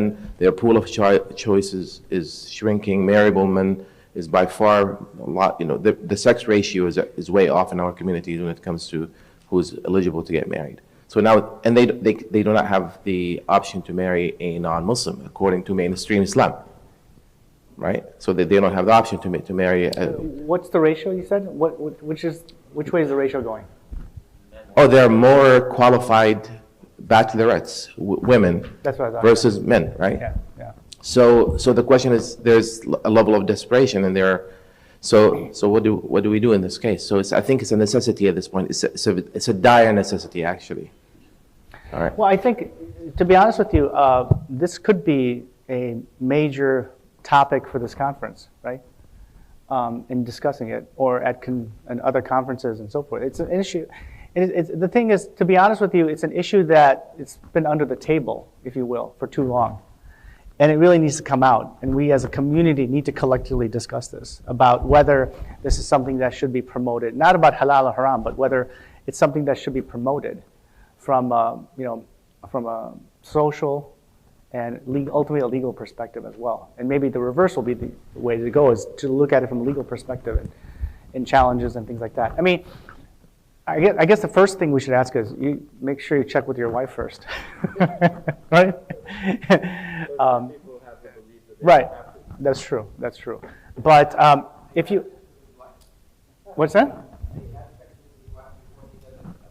No, not the husband, I mean. Yeah, because I do a lot of family law cases, so I'm just telling you. So the question is whether you, as an imam, can he perform the second marriage when he knows that first marriage already exists? I don't know. I don't know the answer to that, to be honest with you. I mean, I think from a imam perspective, from a religious imam perspective, I guess you could. But from a state perspective, I don't think that would be valid. I think that could be challenged. Well, but another idea could be, or the issue, in my opinion, could be, would he be part of a violation of the state law when bigamy is not allowed? So, I mean, this is something that comes up in my practice a lot because I deal with family law as well. Yeah. So the imams, when they perform a second marriage for a brother, obviously, he's taking in a second wife, is he somehow violating the laws of the state by performing that marriage because he is now becoming an accessory for somebody to commit a crime? Because it is a crime in a lot of states to have a second wife. Honestly, I have not come across that issue, so I don't know. I don't think he can be sued civilly, for sure, but potentially criminal. That could be the risk. Is that if remember, a lot of crimes, in many ways, not the normal, robbery, felony crimes, murder, etc., but a lot of crimes are discretionary too. I mean, the prosecutor may or may not bring those crimes unless they feel it's an issue. But could they? I don't know. I think that could be an issue because then the response here would be religious. The defense would be religious.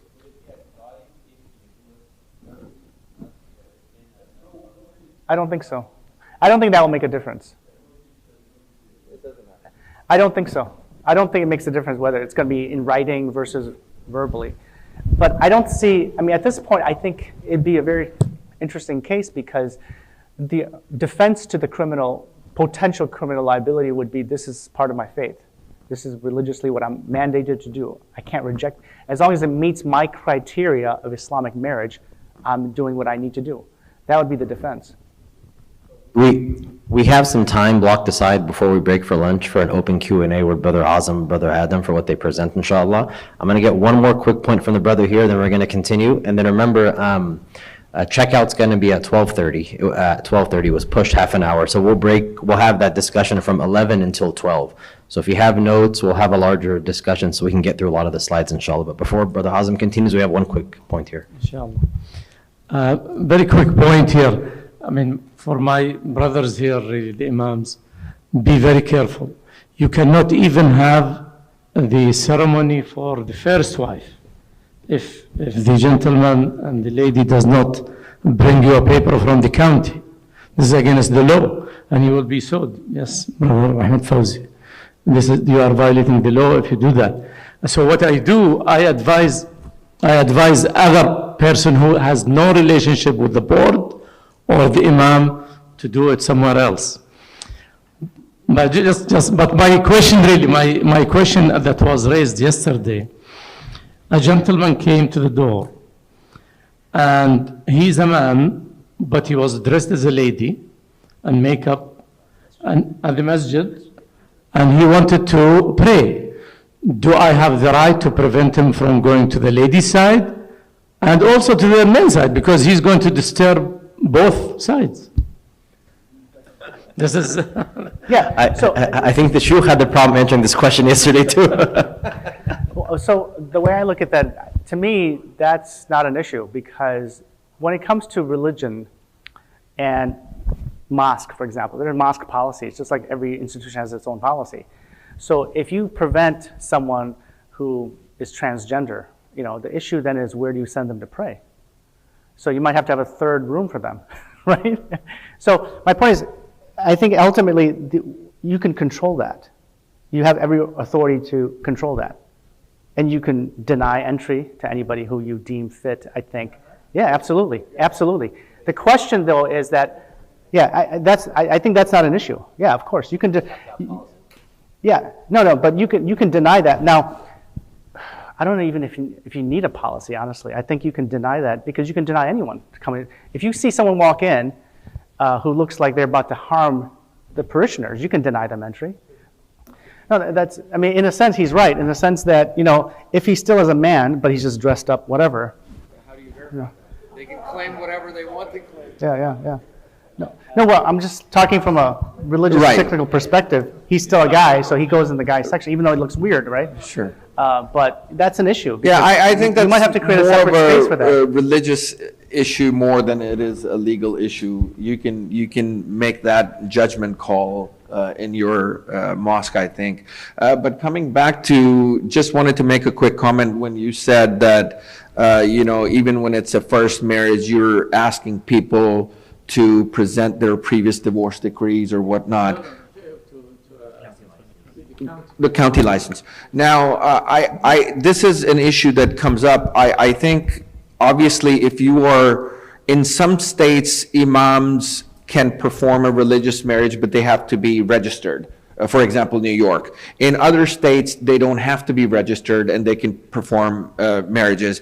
And then there's imams where they're only performing a religious marriage and not necessarily a legal marriage, so they're not even signing a document. So I think it really depends on what they're doing and what state they're in. I don't think you can, in my opinion, you can take on the position where you're verifying documents, because I have had imams come to me here in Texas where they're saying, well, we want to make sure that this person has been divorced from their previous wife or whatnot, even when they have a marriage certificate. And I tell them, well, that's not your job, that's the state's job. And when they're issuing the marriage license, they're supposed to do that. So if a person lies to the state in signing the application and saying, well, I am divorced or I'm not previously married, and otherwise, that's not really your job. So you don't need to tell them what to do if they're doing what they're doing.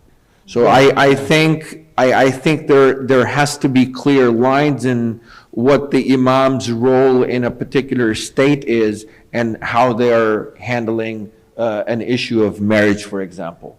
But that's just my opinion. Thank you. Zach, thank you, Brother Adam. We're going to continue with the presentation. The questions you have, if you have, just hold them till the Q&A, inshallah. Okay. All right, now we're going to jump into a different area, but it's somewhat related. So we talked about basically constitutional law as it's envisioned in the two clauses known as the free exercise clauses and the establishment clauses. Okay? I mentioned early on that that was one area. A second area was federal law, right? Federal law and state law as well. So now we're going to touch upon 4 areas and focus on just 2. The Civil Rights Act of 1964, which I'll talk about later in the afternoon, and then the Religious Freedom Restoration Act and the Religious Land Use and Institutionalized Persons Act. Okay? Now, some of this may not be in the slide presentation, I sort of, because I updated it slightly, but the gist is still there. The Religious Freedom Restoration Act was passed in 1993, and what we call RLUPA, which is short for the long name that I mentioned, passed in 2000. I mentioned the Smith case, remember, about the Native American smoking peyote? That case, as I mentioned, changed the law of legal analysis for free exercise cases. And what it did is basically make it very difficult now for religious people to advocate that we're being discriminated because now there's a law of what's called general applicability, a general law that is neutral on its face but still has an adverse impact on a religion. In the wake of the 1990 Smith decision, people were very alarmed, especially legislators. So they passed this act called the Religious Freedom Restoration Act in 1993. And later on, when a portion of that act was invalidated by the Supreme Court, they passed the second law called RLUPA, which is the Religious Land Use and Institutional Persons Act, okay? That's just a little bit of background. And then now each state has its own version, by the way, of RFRA, or RFRA, as we say. The state of Texas has it, Illinois has it, et cetera. And basically it says that the state can't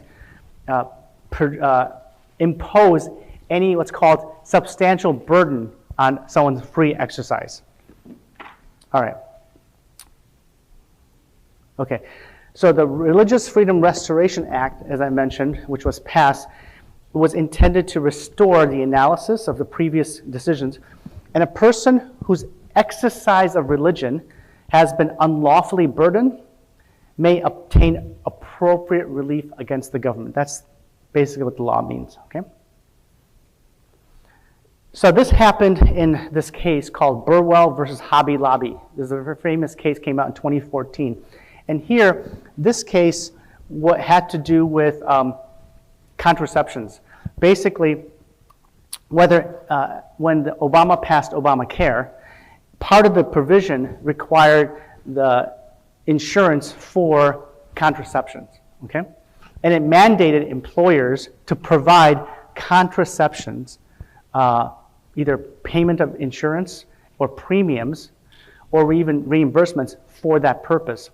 So Hobby Lobby, which is owned by a Christian family, sued the government, the federal government, and argued that by imposing that on, you're violating the RFRA, the Religious Freedom Restoration Act. Okay, interesting. I think they also file suit. So when you file suit, you can seek different kinds of claims, right? So you talk to any lawyer. Especially in a civil suit, you can ask for, breach of contract and then undo this or other kinds of relief. So you can have like 8, 9 different claims. And in the constitutional context, you can do the same thing.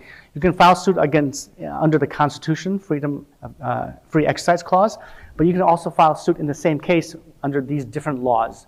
So you can have multiple claims in a lawsuit. Okay, so that's what happened here.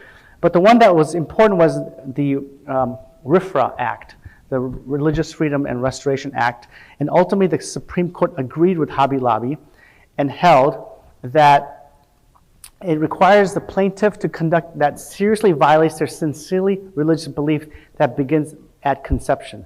So they were opposed to contraception, as a family, and they felt that because that imposed that on them, it violated and it imposed a substantial unlawful burden on them as a business to allow them to pay for contraception for all of their employees, obviously women employees and so forth.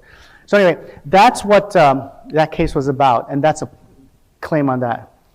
I talked earlier about the Tanvir case, Tanzan versus Tanvir. Well, the three Muslim brothers that sued the federal government, they sued under both the free exercise, but also sued under RFRA. Okay, and I mentioned this already about the no-fly list and so forth. All right, now we're going to talk about our LUPA. That's what we say for short because it's too long to say. Religious Land Use and Institutional Persons Act. Okay, this law is very important for you guys.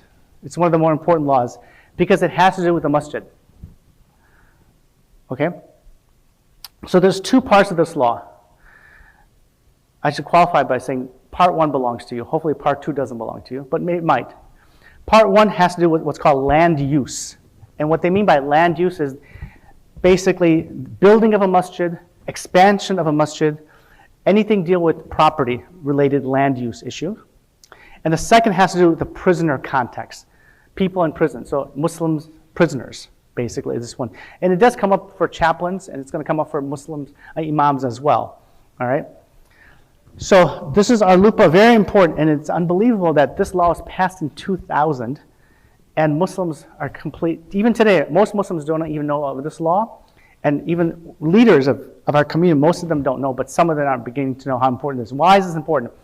This is really important because if you were involved in a masjid that was built post-2000, and your community or the masjid was denied a zoning or a special use permit, you could have sued under this law and most likely have won.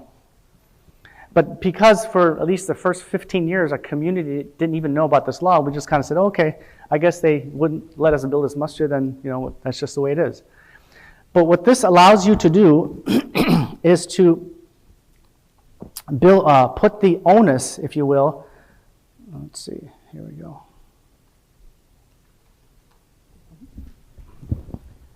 Let's see, how do I go back to the normal screen? On the bottom.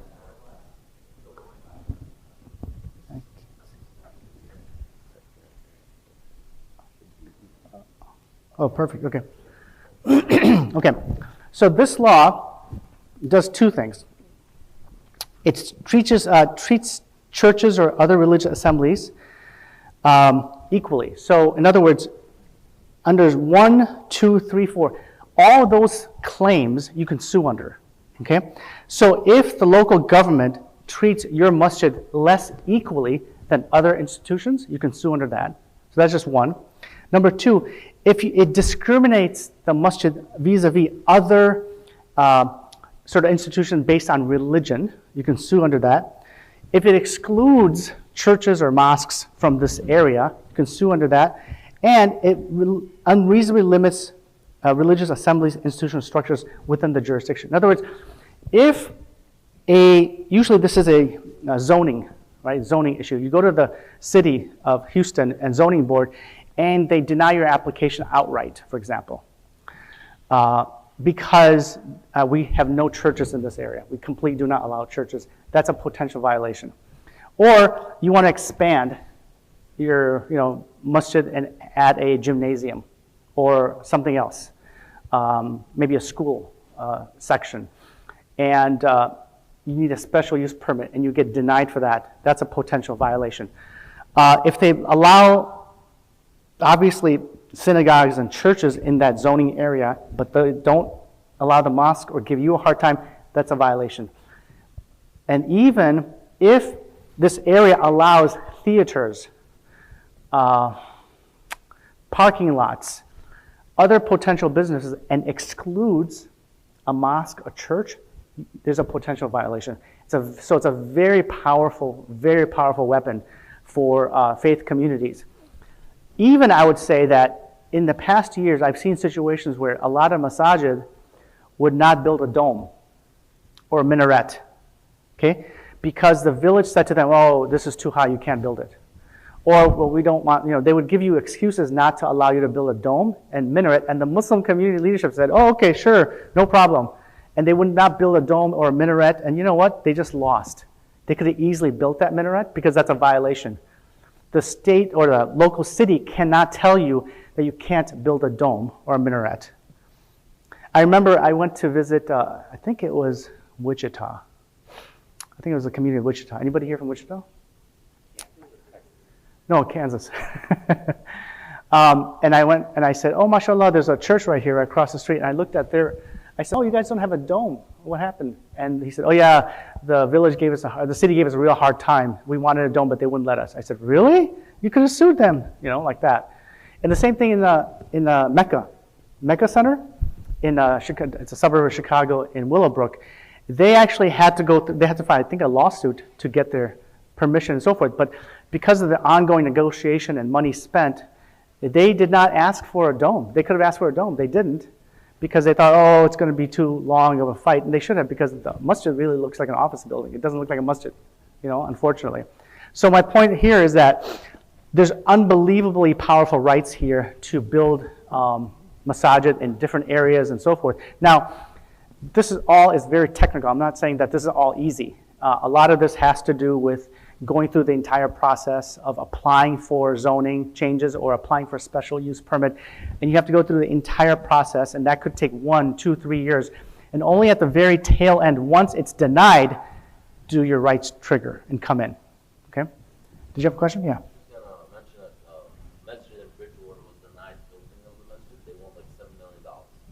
Oh, right? Where was this?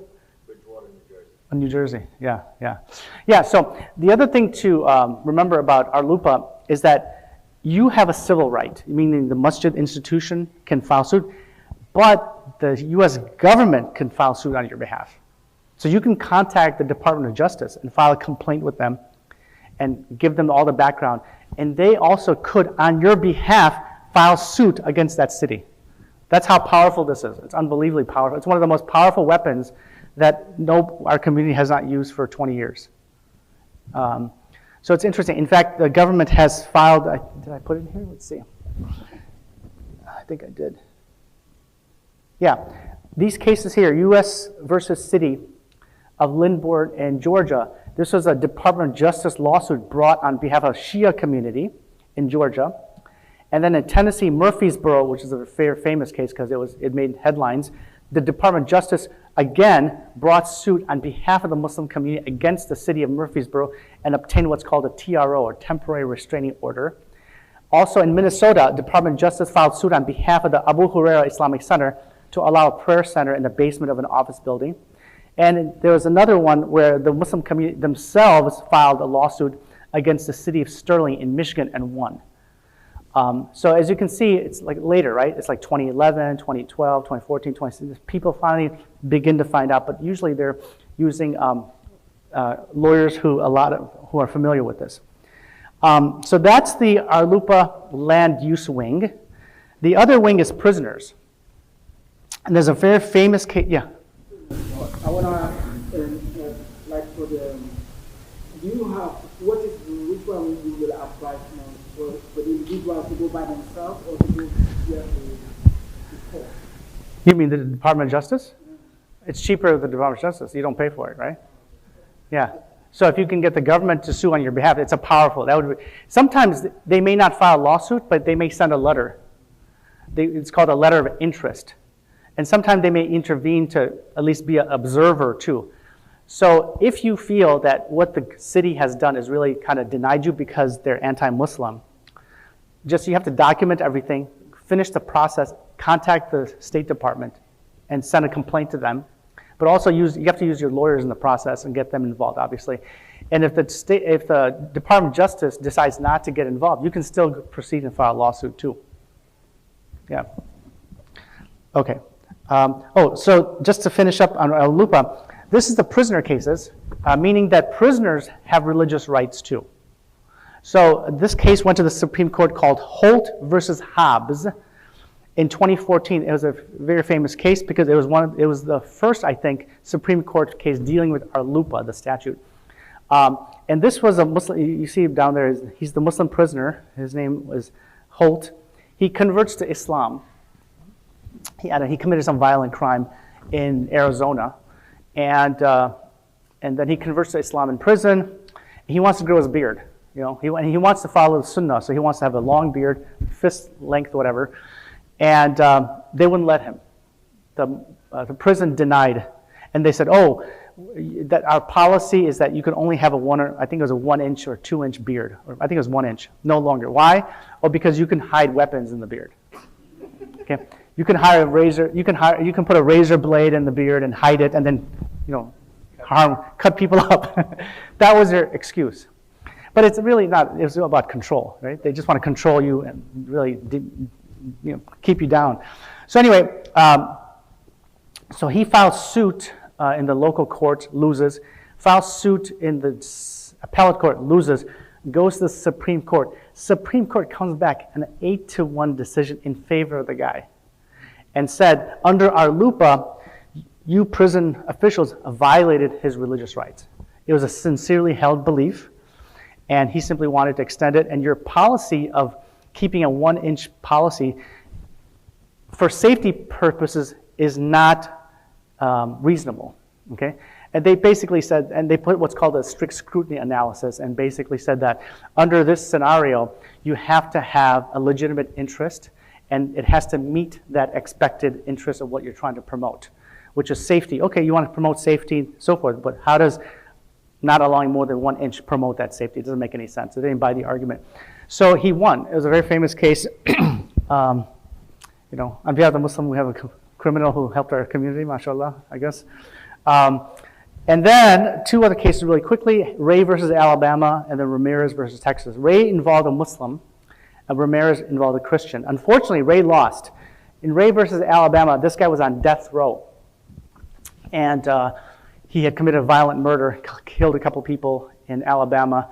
He was going to be executed, and his date was set in November of 2018.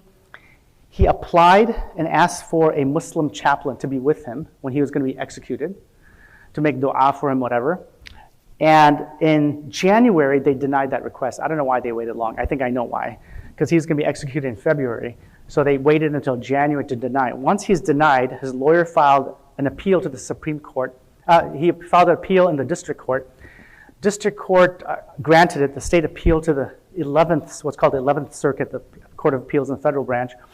They also ruled in his favor. The state then appeals to the Supreme Court. The Supreme Court just basically vacated, let's call it, what happens is when you're set for execution, you file a motion for stay, S-T-A-Y, meaning you want to stop and halt the execution. So they did that for a few days, but then the Supreme Court just basically denied the stay, and that was it. Same thing happened, though, a few years later, a couple years, to a Christian, a Ramirez. He did the same thing. He was on death row in Texas. And in that situation, the policy of the prison was no religious chaplains whatsoever in the execution chamber or with him when he administered the lethal dose. So he sued them.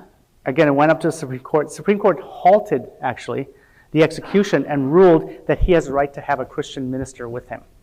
So that was an interesting sort of scenario. And I think you'll see more of these cases, and ultimately for Muslims too, I think they'll have more rights, hopefully, in the future. Anyway, I'll stop there, take questions.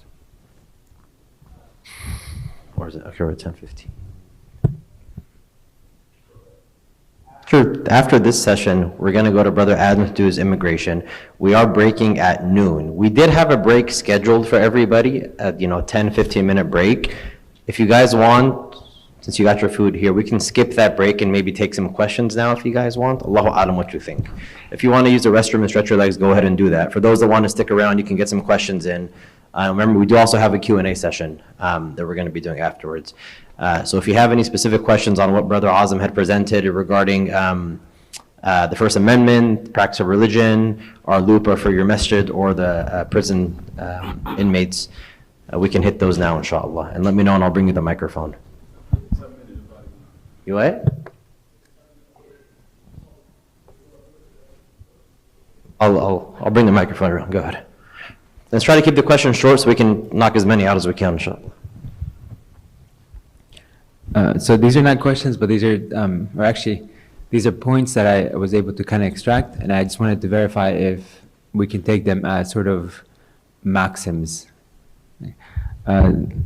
Okay, so direct harm to a person if religious practice is not followed. Can you hear me? Yeah. Okay. So something like that would be where you would get your right. Yeah, so in these kinds of cases, what's happening is that you're basically being prevented from practicing your faith in some capacity. Mm-hmm. So what happens is you can make that complaint, and in the prisoner context, you have to finish up the process, meaning you complain, you file a complaint. If it's written, you finish that up. Then you go to the next level. You have to exhaust all those things first. Mm-hmm. And once you're denied, then you go and file suit. Same thing with our LUPA. You have to go through the entire zoning process first. Once you exhaust that, then you go and argue for it. The idea here, and this is, again, technical language, what the courts are saying and what the statute says, that there's a substantial burden on your free exercise. That's what that, now the question, what does that mean, right? It usually means that as long as they're not affecting a normal religious practice of yours, like that you need to have, as long as they're not doing that, that's okay. But if they are burdening that practice, you know, then you can have the, so now here's the thing. You know, we, I think as a community, I think this is just the nature of an immigrant community generally, we don't like to ruffle feathers, right? And we don't want to push the envelope because we're a beleaguered minority and we've sort of been colonized and things like that, and bullied after 9/11. So we want to kind of stay away and leave things alone. But in these cases, all these cases are basically pushing the envelope. Like the reindeer case, right, about public displays, that's pushing the envelope. Okay, the coach, the football coach who goes in the middle of he's pushing the envelope. All these are, by and large, majority white Christians pushing the envelope, and they're winning. The real test for us is whether we as minorities can win these cases, but we won't know until we try, right? I mean, so that's, to me, that's really the lesson here, in a sense. But go ahead, sorry. Yeah, and then I differentiated the Reynolds case from the Sherbet case in this sense because of that, because it seemed to me that the Sherbet case had some sort of imminent harm to the person because now she's not going to be able to support herself and so on. Yeah, because remember, that was a financial benefit that the state provided to everybody. Okay. But she was being denied that. Yeah. Whereas in the Reynolds, he was just trying to do something where there wasn't any public benefit that was being denied. Yeah. Yeah. Okay, so that was the first maxim. The second maxim, the laws cannot be directed to specific practices unless there's a demonstrated public harm or need. And in this case, the Church of Lukumi Bible. Right. So in this case, if they had approached it from the angle of public harm, maybe like there's a lot of people being affected emotionally, there's a lot of something like that, or maybe public funds are being exhausted for this specific thing or something like that. Could you say that in that case, if they had approached it from that angle as opposed to specifying the specific practices? When you say they, you're talking about the city. Yeah. Perhaps, but I think the problem with this case was that that law was passed specifically to target that community. Yeah. That's why it failed. But if it was more general in its application, and it justified the general application through what you just said, which is public policy and safety and so forth, they could probably get away with it. Okay. Yeah. And then the third one was, kind of going along with this, was the laws for the greater good or need that don't harm a practitioner directly are okay. Sorry, repeat that again? So the laws for the greater good or greater need of a community or whatever that don't harm a practitioner of a faith directly, they're fine. Generally, I would say generally. Okay. Because what happens there is that, remember I talked about the tests and so forth, remember the different test analyses? Mm-hmm. If the law is general and neutral, then the state or the city has to simply justify why they have the law and explain it reasonably. If it's reasonable, it stays. If the law targets a particular community or has any discriminatory against religion or a religious community, the state now has to explain why they're able to justify that. And it's usually they'll lose if it's like that, typically, because the test changes from the rational, what we call the rational basis test, to a strict scrutiny test. And in strict scrutiny, usually the state loses. In a rational basis test, the state usually wins. Okay, and then if there's two rights or two laws or something like that, they clash. Like for example, the baker versus the gay couple. Yeah. Then we apply these. I guess we can go to these kind of maxims to determine if we're going to be able to, if it applied to somebody like an imam or like or just our Muslim community, then we could use these kinds of maxims to, I guess, I get a feel for whether we're going to be able to get our right or not. Absolutely. Okay, and then the idea at the end of the day is, our goal is to have accommodations like other communities, even if they're not required in our deen, just because other communities are having that, so why not? Right. Okay. Okay, welcome Sheikh Abdul Rahman.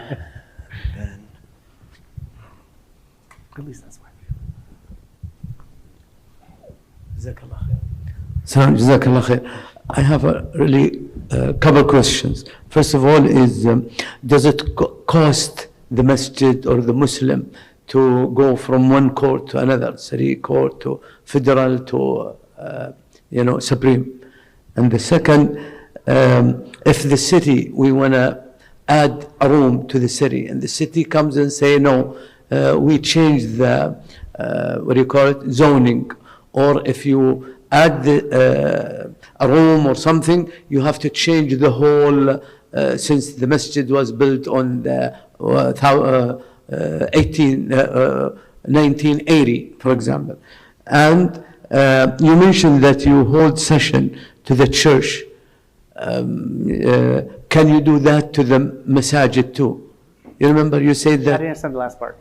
You said you've done interfaith sessions. You have interfaith, yeah. Yeah.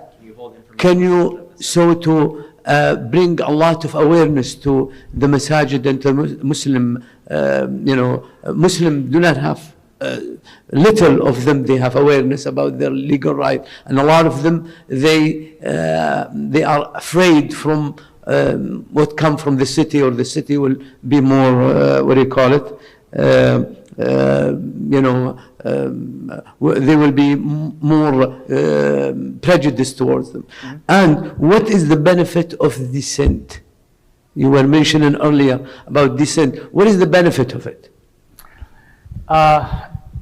Okay, so I'll go with this last question first. Okay, several reasons. Number one, it shows what other jurists think about this issue, like what their view is about this issue. And it shows, a sort of democratic method and transparency of what the full Supreme Court believes on this issue, and not just those who are in the majority opinion. So this is a majority opinion typically versus the minority opinion, right?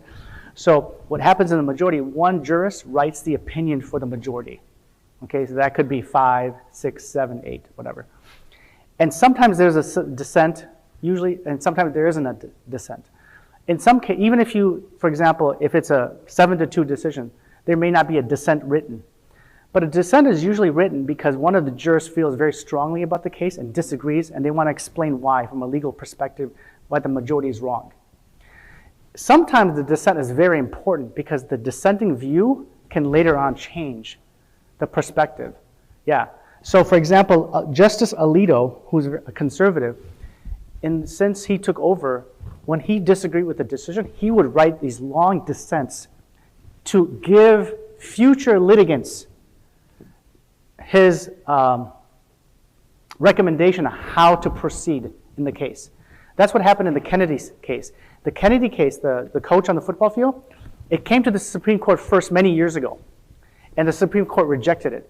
But in rejecting it, Alito wrote an opinion explaining to the litigants how this case could be brought in the future, or could not be brought in the future. That's exactly what they did. That's why the guy went from having prayer meetings with the students in the locker room, on school grounds, etc. Finally, his last resort was in the center of the field, away from everybody. That was the recommendation of Alito in a dissent opinion, which he followed, and he won when it came back. So sometimes reading the dissent is helpful, So I read the dissents a lot. Because, and the same thing in, for example, the Trump versus Hawaii case. Do you remember the travel ban with the Muslims, the Muslim travel ban? Sotomayor, Judge Sotomayor, she wrote this masterful 50-page dissent. It was really good. And to me, it sort of really explained why that law was discriminatory against the Muslim community, even though Roberts didn't think so. But, it's interesting reading too. So, anyway. Oh, and what was your other questions? You mentioned that you hold an interfaith session between the lawyers. Yes. Could that and how be done to the Muslim? Sure. Oh, of course. So interfaith, so what I mean by, what's that? Yeah, you can contact me, yes. I think his question is how he can bring someone like you to his community to talk just about this. contact me, inshallah, yeah. Yeah, so the issue there is that you would have to show immediately why the rules, whether they were changed or not, burden the Muslim community, how they affect negatively the Muslim community and your organization. Once you do that, then what's called the burden goes to the city to show why. Why did they change it? And why is it there? Why do they need to implement that law to affect this community? Like, what's the purpose of denying the extension? Is it because there's some gas lines going underneath? Is it because next door there's some kind of sanctuary for wild animals, which is an important right for the government? Like things like that. The key is that just because the government changes positions doesn't help them. If they change the law or say, well, this was based on this law 10 years ago, now it's changed, you can't do that because it makes it look like the government is intentionally trying to cut corners to affect you negatively. So in litigation, that comes out, And your last question was about money. Yeah. So, yes, that's the thing, is you have to pay usually for, but if you win, you can get attorney's fees from the other side. Yeah. Sure. Okay, we'll do one more question here and then we'll move into the next session, inshallah. Just had a quick comment and a couple questions. Secularism is often touted as the means for multi-religion in a society, but we have the Prophet's pact with the Jews in Medina, we have the Ahad Umariya, and in Andalusia, we had many religious societies that were also multi-religious, and so I just was commenting when you had said that secularism enabled religions to live together. Question also was, some people brought up the issue of Juma and polygamy is not being obligatory. There's cases when they could be obligatory, so I think it should be referred to the ulama, like a person whose wife can't have relations, for example, he may be obliged to marry another wife to fulfill his needs legitimately. Or a woman going to Juma, if she can, AMJA has some guidelines, they say women, in order to preserve their identity, if they have no other way of learning their religion, it could be necessary, almost an obligation for her to sometimes go.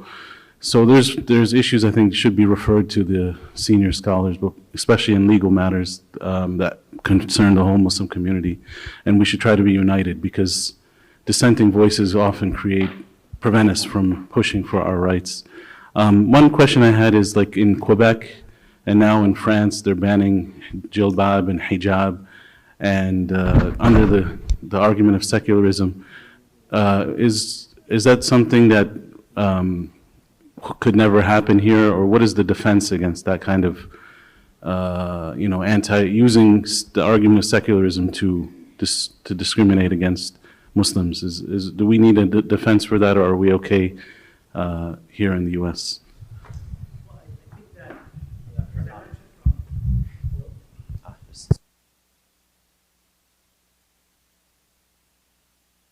Hello. So if you saw the opening slides, you saw that the United States has a rich history of religious tradition, unlike others. Because remember, the Enlightenment came as a result of a couple things. It came as a result of the religious wars between Protestants and Catholics, and secondly, because of the importance of science that developed as a way to pursue knowledge in the universe, understand the universe. In the United States, you have a huge religious community, which has always been very respected. And now, by my presentation, you should get the sense that as a result of the 50s and 60s and 70s, there's a return back, at least from the Supreme Court, towards respecting religion more. So I don't think that would happen here. I mean, who knows, Allahu Alam, but I think that given the religion clauses and now the federal statutes and state statutes, I think religion is really protected in the United States, whereas they don't care about religion. But that's discriminatory anyway in France and other places. Yeah, so I think we're okay. Yeah. And the thing about secularism is it depends on, just like there's different interpretations of religion, there's different interpretations of secularism. You know, if it's secularism where it's anti-religion, that's different. Secularism which accommodates religion is a different way, right? So in the United States, there's always been this balance between accommodation of religion and secularism, whereas in other countries, it's anti-religious. So you have to make that distinction. So I think we don't want to say secularism as completely bad, even though I say, well, this is secularism versus religious, but when it comes down to really specific issues, we have to be a little bit more, I think, balanced on that perspective. Yeah. Jazakallah khair, Brother Azam. Brother Azam does also have another session in the afternoon regarding First Amendment and freedom of speech and practice on the speech. Now we're going to go to Brother Adam, inshallah, who's going to have his presentation on immigration. The slides, again, if you've not picked them up, there are these slides printed out here, inshallah. After this session, we'll continue with a Q&A period, and then we'll break at noon at 12 o'clock for you to go clean out your rooms, have lunch, inshallah, at 12:30, and we will be praying Dhuhr and Asr, or if you're traveling Dhuhr and Asr, at 1:15 and come back at 1:30.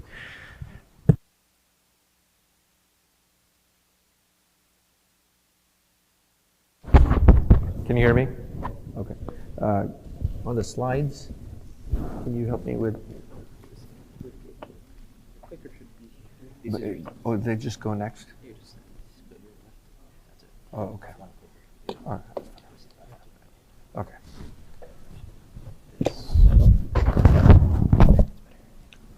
All right. Assalamu alaikum. Can everybody hear me fine? All right.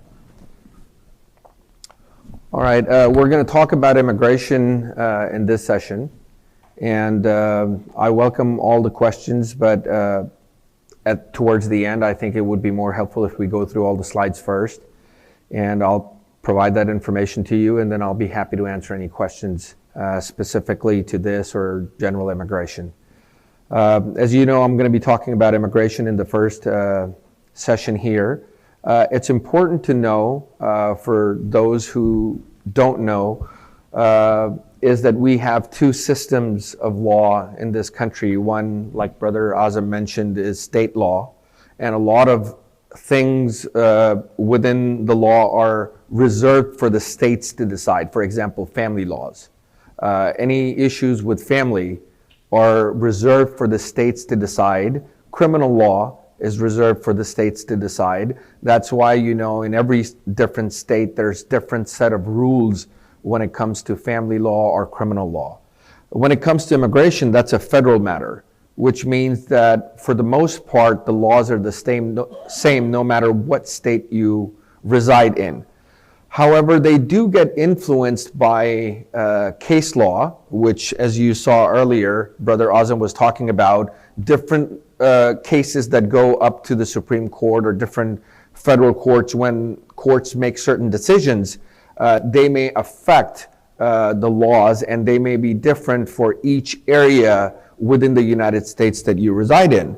So in the US, we have 12 different circuits, they call them, and these are the appellate courts within the United States. So depending on which area you live in within the US geographically, you may fall under a different circuit court. For example, here in Texas, we are within the 5th Circuit Court. If you were to live in California, you are in the 9th Circuit Court. And it makes a difference sometimes because different circuit courts rule differently, whether they are more accepting of immigration or if they are against immigration. It's a mindset of the judges that are on the bench. So that is important for you to understand when we're going into immigration generally. There's two types of immigration when we talk about immigration. One's non-immigrant and one is immigrant. Non-immigrant means you're here in the United States for a very specific period of time for different reasons, versus immigrant visas, which is immigration that you are going to reside here permanently or long-term. And we're going to talk about these different aspects in a little bit. Generally speaking, non-immigrant visas that you may have heard of or come into contact with individuals who may be holding those are B1, B2 visitors visa. These are individuals who come to the US for a short period of time, generally less than 6 months, who are here for, let's say, attending a conference or visiting family or attending a business meeting or so forth. So those generally fall under the B1, B2 category. And all of these letters that you come across, these are sections of the law, and they have over the time become the category of the visas as well. So B1, B2, like I said, it's visitors or tourist visas. F1s are student visas. When students come to go to school in the United States, they generally hold F1 visas. These visas are a little bit longer than B2 visas, as we know, because they're going to be attending school. It depends on the duration of the educational course that they are enrolled in. So if they're getting a bachelor's degree or if they're getting a master's degree, the time may vary. Then there's religious R1 visas. I'm sure a lot of you guys are familiar with those. Those are people who get visas or come from other countries to perform religious duties like imams or priests or vocational religious workers. Then we have P1 visas. Those are performers.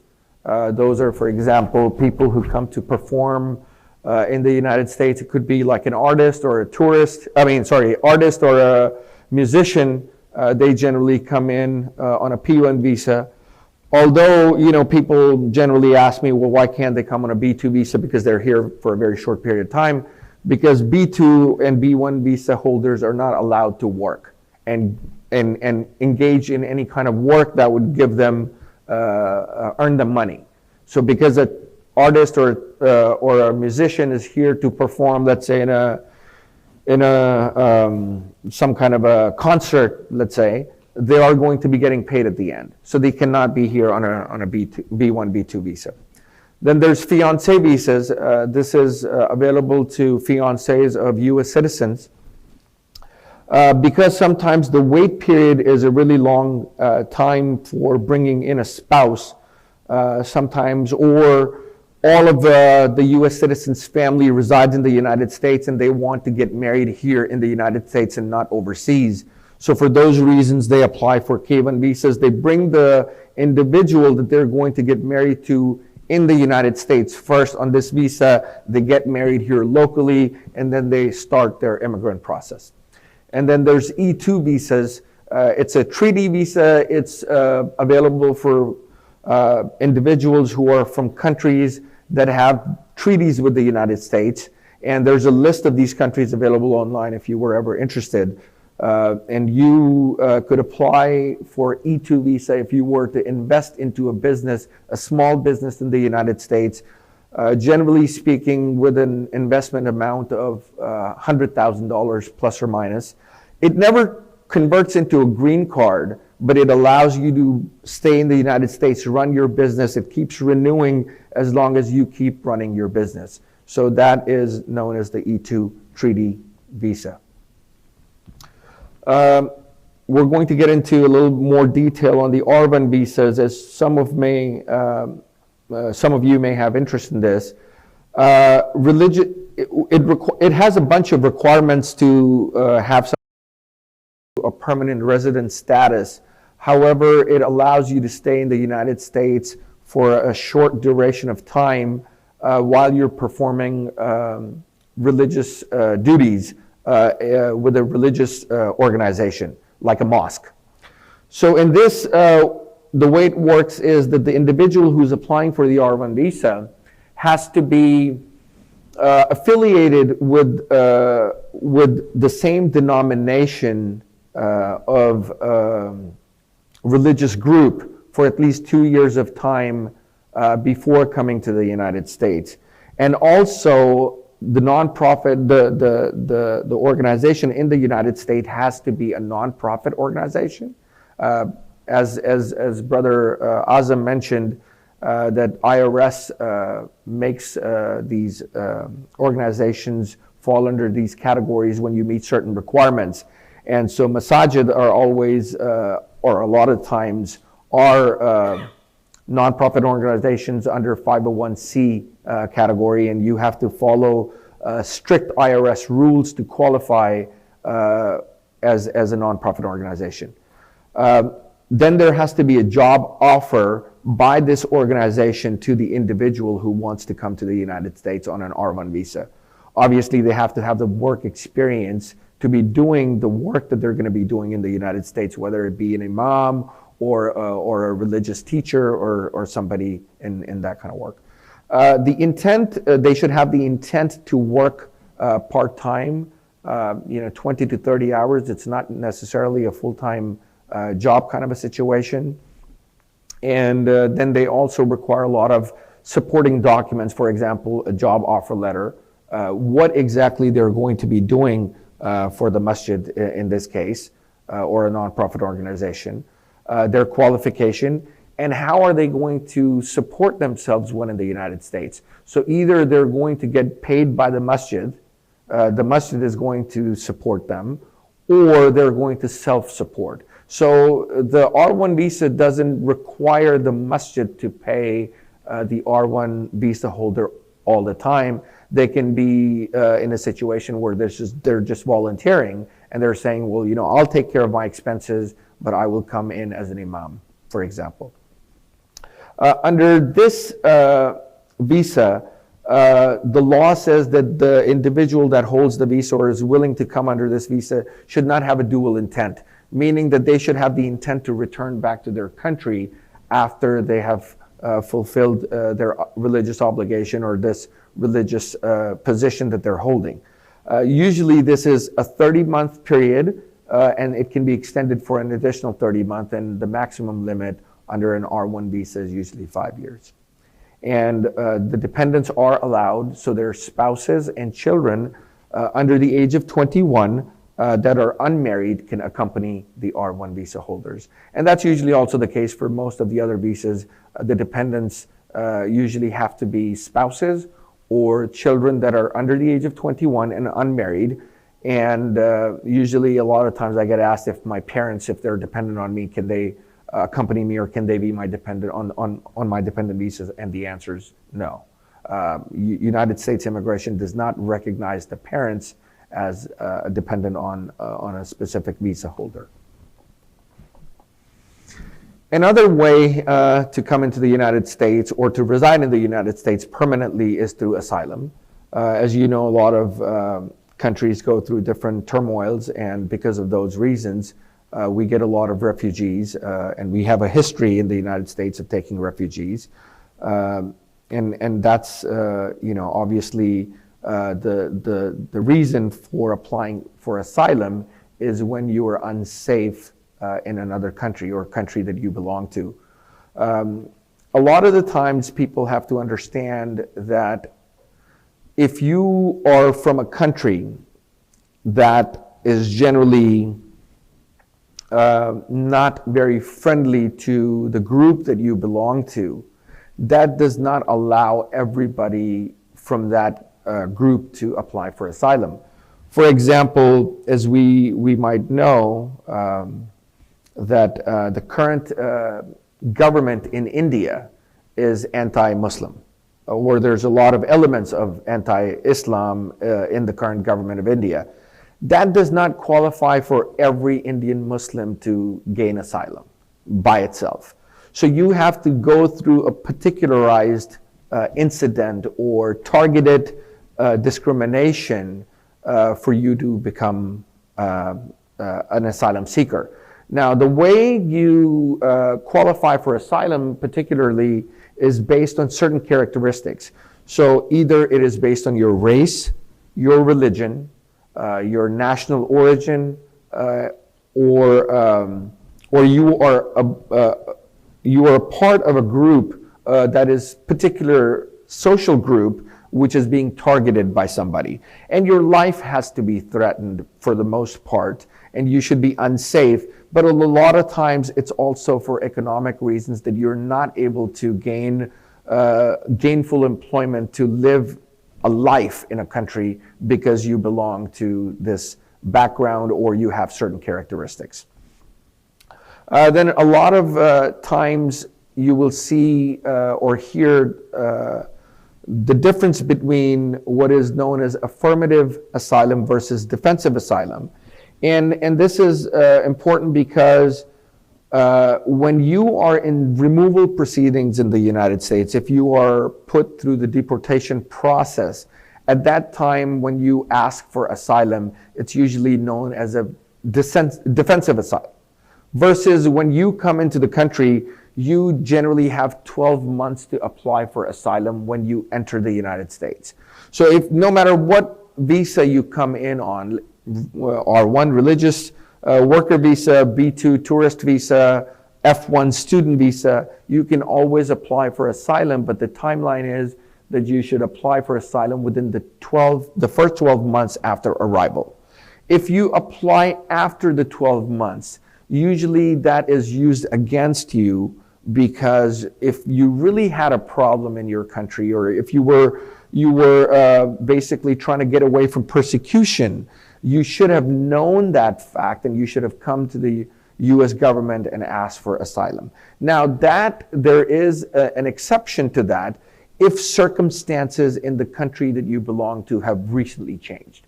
So let's say you are a student, you've been going through the school system in the United States for the last 7 years, and something has happened to your country of nationality.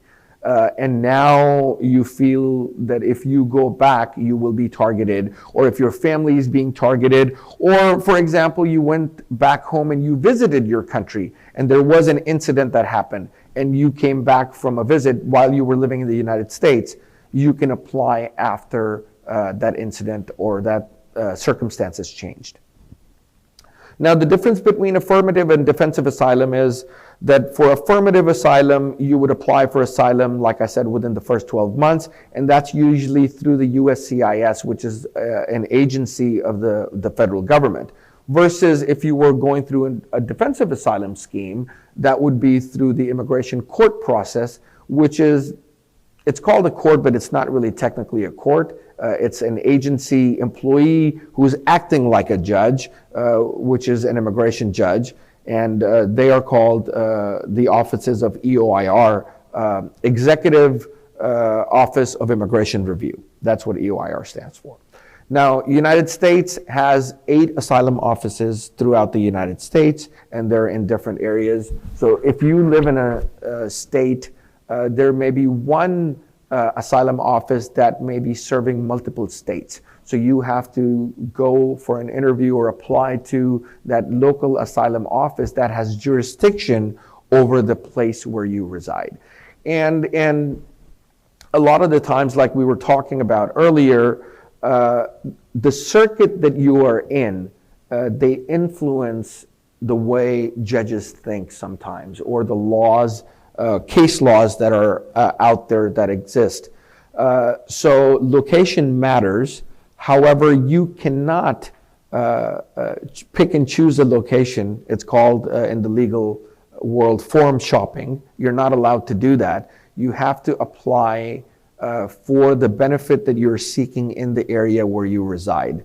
However, you know, some people feel that California is a little more liberal. Area generally is more welcoming for the immigrants. So can I apply for asylum there? Not unless you live in California. So you cannot live in Texas or Alabama or Louisiana and say, I'm going to apply for asylum in California because judges may be more sympathetic to my background. You can't do that. But can you move to California? And if you move, can you move your case over there? Sure, you can. But that should not be your sole thought process that, oh, I'm only going to move to California because I'm going to get possibly an easier judge who's going to go easy on me.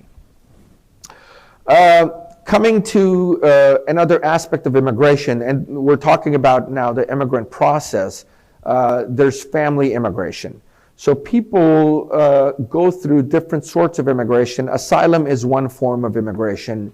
Employment-based cases are another form of immigration. And then there's family-based immigration. And within the family-based immigration, we'll talk about who can sponsor and what are the processes within that category. So family immigration is an immigration category within the immigration system in the United States where family members can apply for their other family members. So generally speaking, there's only specific family members who hold specific immigration status who can apply for other family members. So for example, if you are a US citizen, you can apply for your parents, you can apply for your spouses, and you can apply for your children who are under the age of 21 and unmarried. Those family members are known as immediate relatives. What that means, it's an immigration concept that there is no visa availability issue. Visas are available at all times. You don't have to wait for a very long time to bring these individuals in. So these are known as immediate relatives. To repeat them again, they're parents of US citizens, spouses of US citizens, and unmarried children under the age of 21. So when you want to bring one of these individuals over, you don't have to wait, but waiting does not mean that you will not be waiting for the process to go through. So you still have to file an application with the government agency. If they're overseas, they still have to send the case over to the consulate or embassy in the country where they're residing. And whatever time that takes is the processing time, and that will take that time. However, there will be no additional waiting time for the visa to become available. So that's the distinction that you have to make. So these are immediate relatives. Then there's something known as preference categories. So preference categories are people who have to wait in line, that you always hear about in news, that there's a long line for people coming, wanting to come to the United States. And these individuals are basically talking about preference categories because there's certain number of visas available that the Congress has put together, and each category only gets a percentage of those numbers. So if your family is within that category and there's a lot of people who've been waiting in front of you, then you have to wait for that visa to become available before you will start processing. Now, once you start processing, it's still going to take a couple of years sometimes to get them over, but now the visa is available, as in the officer can start the process and issue the visa if they've gone through that process. So within that preference categories, there are unmarried children of US citizens who are over the age of 21. Remember, under the age of 21, they're immediate relatives. Over the age of 21, they are in preference category and they have to wait. Then the second category is the spouses and under 21 unmarried children of green card holders. So if they are not US citizens, green card holders can also apply for their spouses and children, but they have to wait, unlike the US citizens who don't have to wait. Then the third category is F2A category, which is children of US citizens that are, children of permanent residents that are over the age of 21. They have to also wait in line. Now, a good distinction to know is that green card holders or lawful permanent residents can never apply for their married children. So at any time, if a child of a green card holder gets married, they cannot apply for them. They have to wait until they become citizen. Then the F3 category is the category of married children of US citizens. And then the fourth category is siblings of US citizens. And that is by far the longest waiting category. And we'll get into the waiting times and talk about visa bulletin in just a second, but those are the different categories that you have to be aware of when talking about family immigration. This is what a visa bulletin looks like. Visa bulletin is a schedule that is published by the Department of State every single month. And it tells you what visas are available in particular categories for any individual that you might be waiting on. So remember, F1 is children of U.S. citizens that are over the age of 21. F2A are children and spouses of green card holders. F2B are children of green card holders that are over the age of 21. F3 is children of U.S. citizens that are married, their spouses and their children. And F4 is siblings of U.S. citizens. And when you file for these people, their spouses and children, if allowed under that category, are part of that application process. So if you look at this chart, you can see that 4 countries are named specifically, and then everybody else is lumped into one category. And this generally happens when there's a lot of people from one particular country. And because the way Congress has put together our immigration system, when there's a lot of people from one particular country, they have to wait longer because it is for the process of diversifying the United States. So we don't want to allow people from one country into the U.S. That are far outnumbering all the rest of the other people. So that is why when the United States government believes or knows that a particular country has a lot of immigrants in the United States, then or there's a lot of people waiting in this particular line for one particular country, they get their own line. And sometimes, and most of the times, it's a longer line than the rest of them. So for example, if let's say somebody was coming, sponsoring their family from, let's say, Morocco, they will look under the categories and the chart where it says all chargeability areas except those listed. So you would be looking under those, versus if somebody's trying to bring their family from India or China or Philippines or Mexico.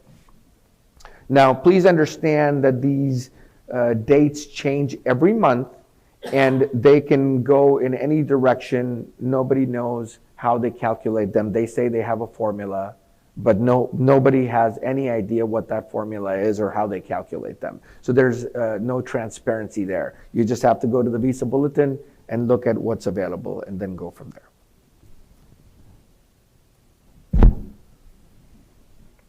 Affidavit of support. I believe this is an issue that comes up in our community a lot, and as imams you might hear about this a lot of the times, and I think this may be of general interest to the imams to understand. When somebody goes through an immigration process, except for some exceptions, for example, when somebody's being sponsored by an employer, usually you need an affidavit of support. What that means is that the government, the US government, wants to ensure that this person is not going to come to the United States and become a burden on the taxpayers. So they want to make sure the person who's sponsoring this individual is going to bear the financial burden of taking care of them should they fall in unemployment or other situations and they cannot have any support in the community. So if you're bringing your brother, you better make sure that you love your brother like you're supposed to, because you're going to be paying for them, right? And this obligation is valid for either 10 years after they come into the United States and they've worked for 40 quarters, which is 10 years, 4 quarters each year, or until they become a U.S. citizen. So once they become a U.S. citizen, let's say in 3 or 5 years, then the U.S. government says, okay, now they're our problem. They're not your problem anymore, because they are U.S. citizens and we'll take care of them. So when somebody sponsors, let's say their spouse, as an example, but they're not working and they're themselves unemployed, but they want to bring over their spouse. So they're going to file an affidavit of support even though they're not working, Because in future, if they do get employment, the government wants to hold them accountable. That you brought this person in and you're going to be responsible for them financially. But because they're not working, they want you to find another sponsor, a joint sponsor, somebody who's going to stand in for you in case this person you're bringing in is not able to support themselves. So it could be anybody who's a friend or a family member, but the requirement is that they have to have income, regular income, and they have to be either US citizen or permanent resident. So you will, or community members within your community will get approached by people, hey, I'm filing for my brother or my sister or my spouse or my parents, but I'm not currently working or my income is not enough. Can you be my joint affidavit of support provider? And so there's certain things that you have to understand. First of all, the attorney that is helping them, if there is an attorney involved, they are not the attorneys, or they cannot provide legal guidance to the joint affidavit of support provider, because there's a conflict of interest. Because am I going to talk about what favors my client, or am I going to talk about this person that they're seeking help from? So I, as an attorney, my obligation is to my client, and I am going to say whatever I have to say that supports my client.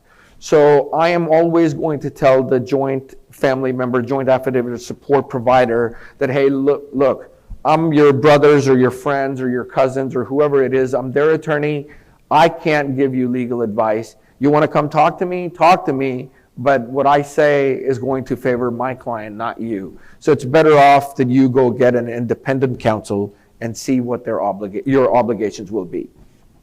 So now talking about obligations, when you sign an affidavit of support, you are on the hook for 10 years for this other person that you're filing this affidavit of support for. So in this country where, anybody can take you to court, I would highly recommend that you know what your responsibility and your obligations and your liabilities are when you engage in this. And this happens in the masjid, the imam gets approached by people, hey, can you help me find an affidavit of support person, or can you do it, or can another community member do it? First of all, I don't think the imams should be in the business of giving legal advice.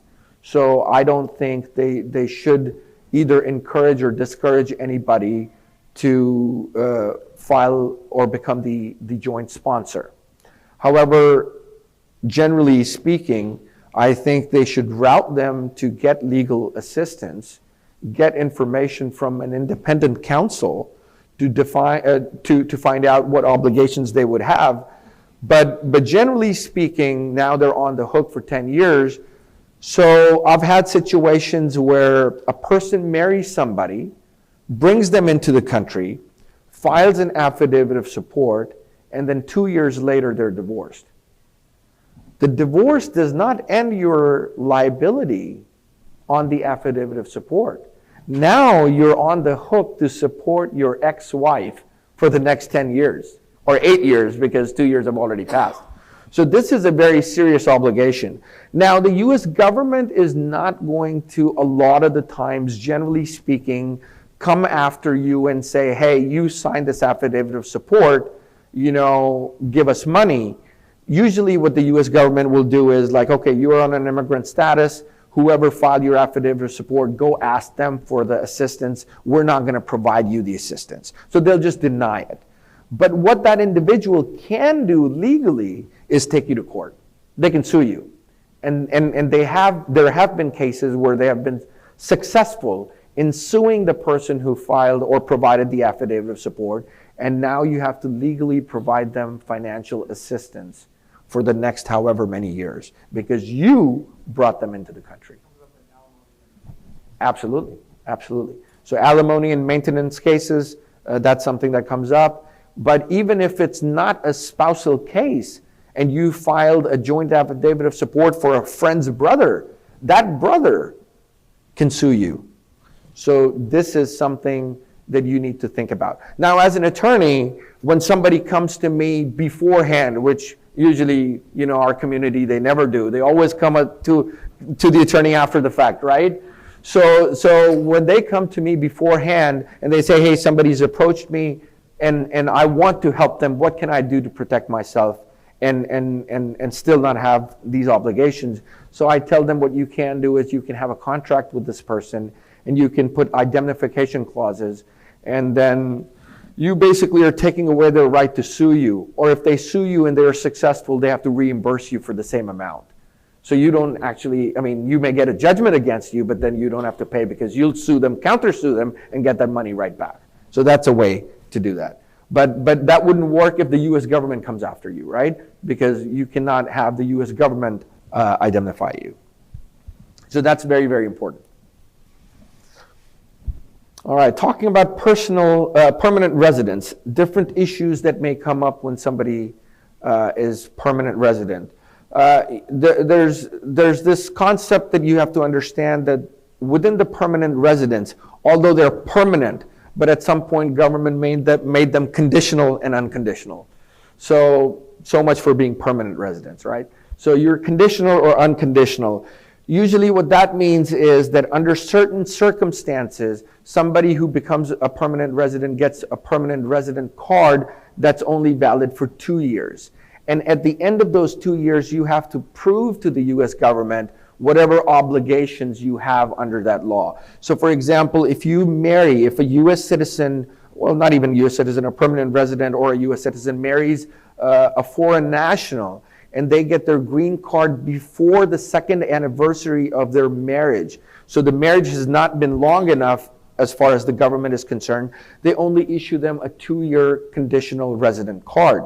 So what that means is after getting the card, 2 years into your marriage, you have to go back to the government and you have to tell them, look, we're still married, it's a legitimate marriage, please make me an unconditional permanent resident now. So basically, it's a second bite at the apple for the U.S. government. If somehow somebody fell through the cracks and got their green card approved, but it's really not a good marriage or really not a good situation, it's the chance for the government to take back their permanent residence. So that is what conditional and unconditional residence means. Another obligation that you have once you become a permanent resident is that under the U.S. tax code, U.S. tax system is what's known as the worldwide tax system, which means that you will be responsible for paying tax to the U.S. government regardless of where in the world your income is. For example, if you were a British citizen, for example, you would only pay taxes if you made any income while living in the UK. If you were living in London, you were earning an income, you would pay taxes on the money that you made in London. If you had a business or if you went and worked in France, for example, and you made a living in France, you would not be responsible for paying taxes that you made in France. So that's their system. Our system in the US is worldwide tax system, which means no matter where you make money, you're a US citizen, you say, okay, I'm going to leave the US, I'm going to go live in Saudi Arabia for 10 years. Fine, you can go do that, and nobody's going to stop you when you're coming back. But while you were in Saudi Arabia, if you were working in Saudi Arabia and you were making money, you better be paying taxes here. They're going to come after that for sure. Now, I'm not a tax attorney and I'm not a tax professional, so you have to talk to a tax professional when it comes to that. But there's a higher limit of credit that you get when you're working outside of US versus when you're working in the US. So for example, I think the first $80,000 is tax-free if you're working outside of the US. Don't take the exact number what I'm saying, but it's something like that, okay? So the first 80,000 or whatever that number is, you would not have to pay taxes on if you were working outside. But if you made above that, then you would have to pay taxes in the US above that amount. Now, secondly, another thing that is important to mention here is that a lot of people say that, well, I might be paying double taxes, right? Because I'm paying taxes in that country, and then I'm also paying taxes here. That's actually not the case. So for example, if let's say you made $100,000 working in Saudi Arabia, and I don't know what the tax code of Saudi Arabia is, but let's say under the tax obligation in Saudi Arabia, on your $100,000, you paid taxes that were worth $10,000. So $90,000 in your pocket, $10,000 worth of tax paid to the Saudi government. And let's say the tax bracket that you were in, you owed $8,000 to the US government in taxes. Now, because you've paid more tax to Saudi government, they will not charge you here.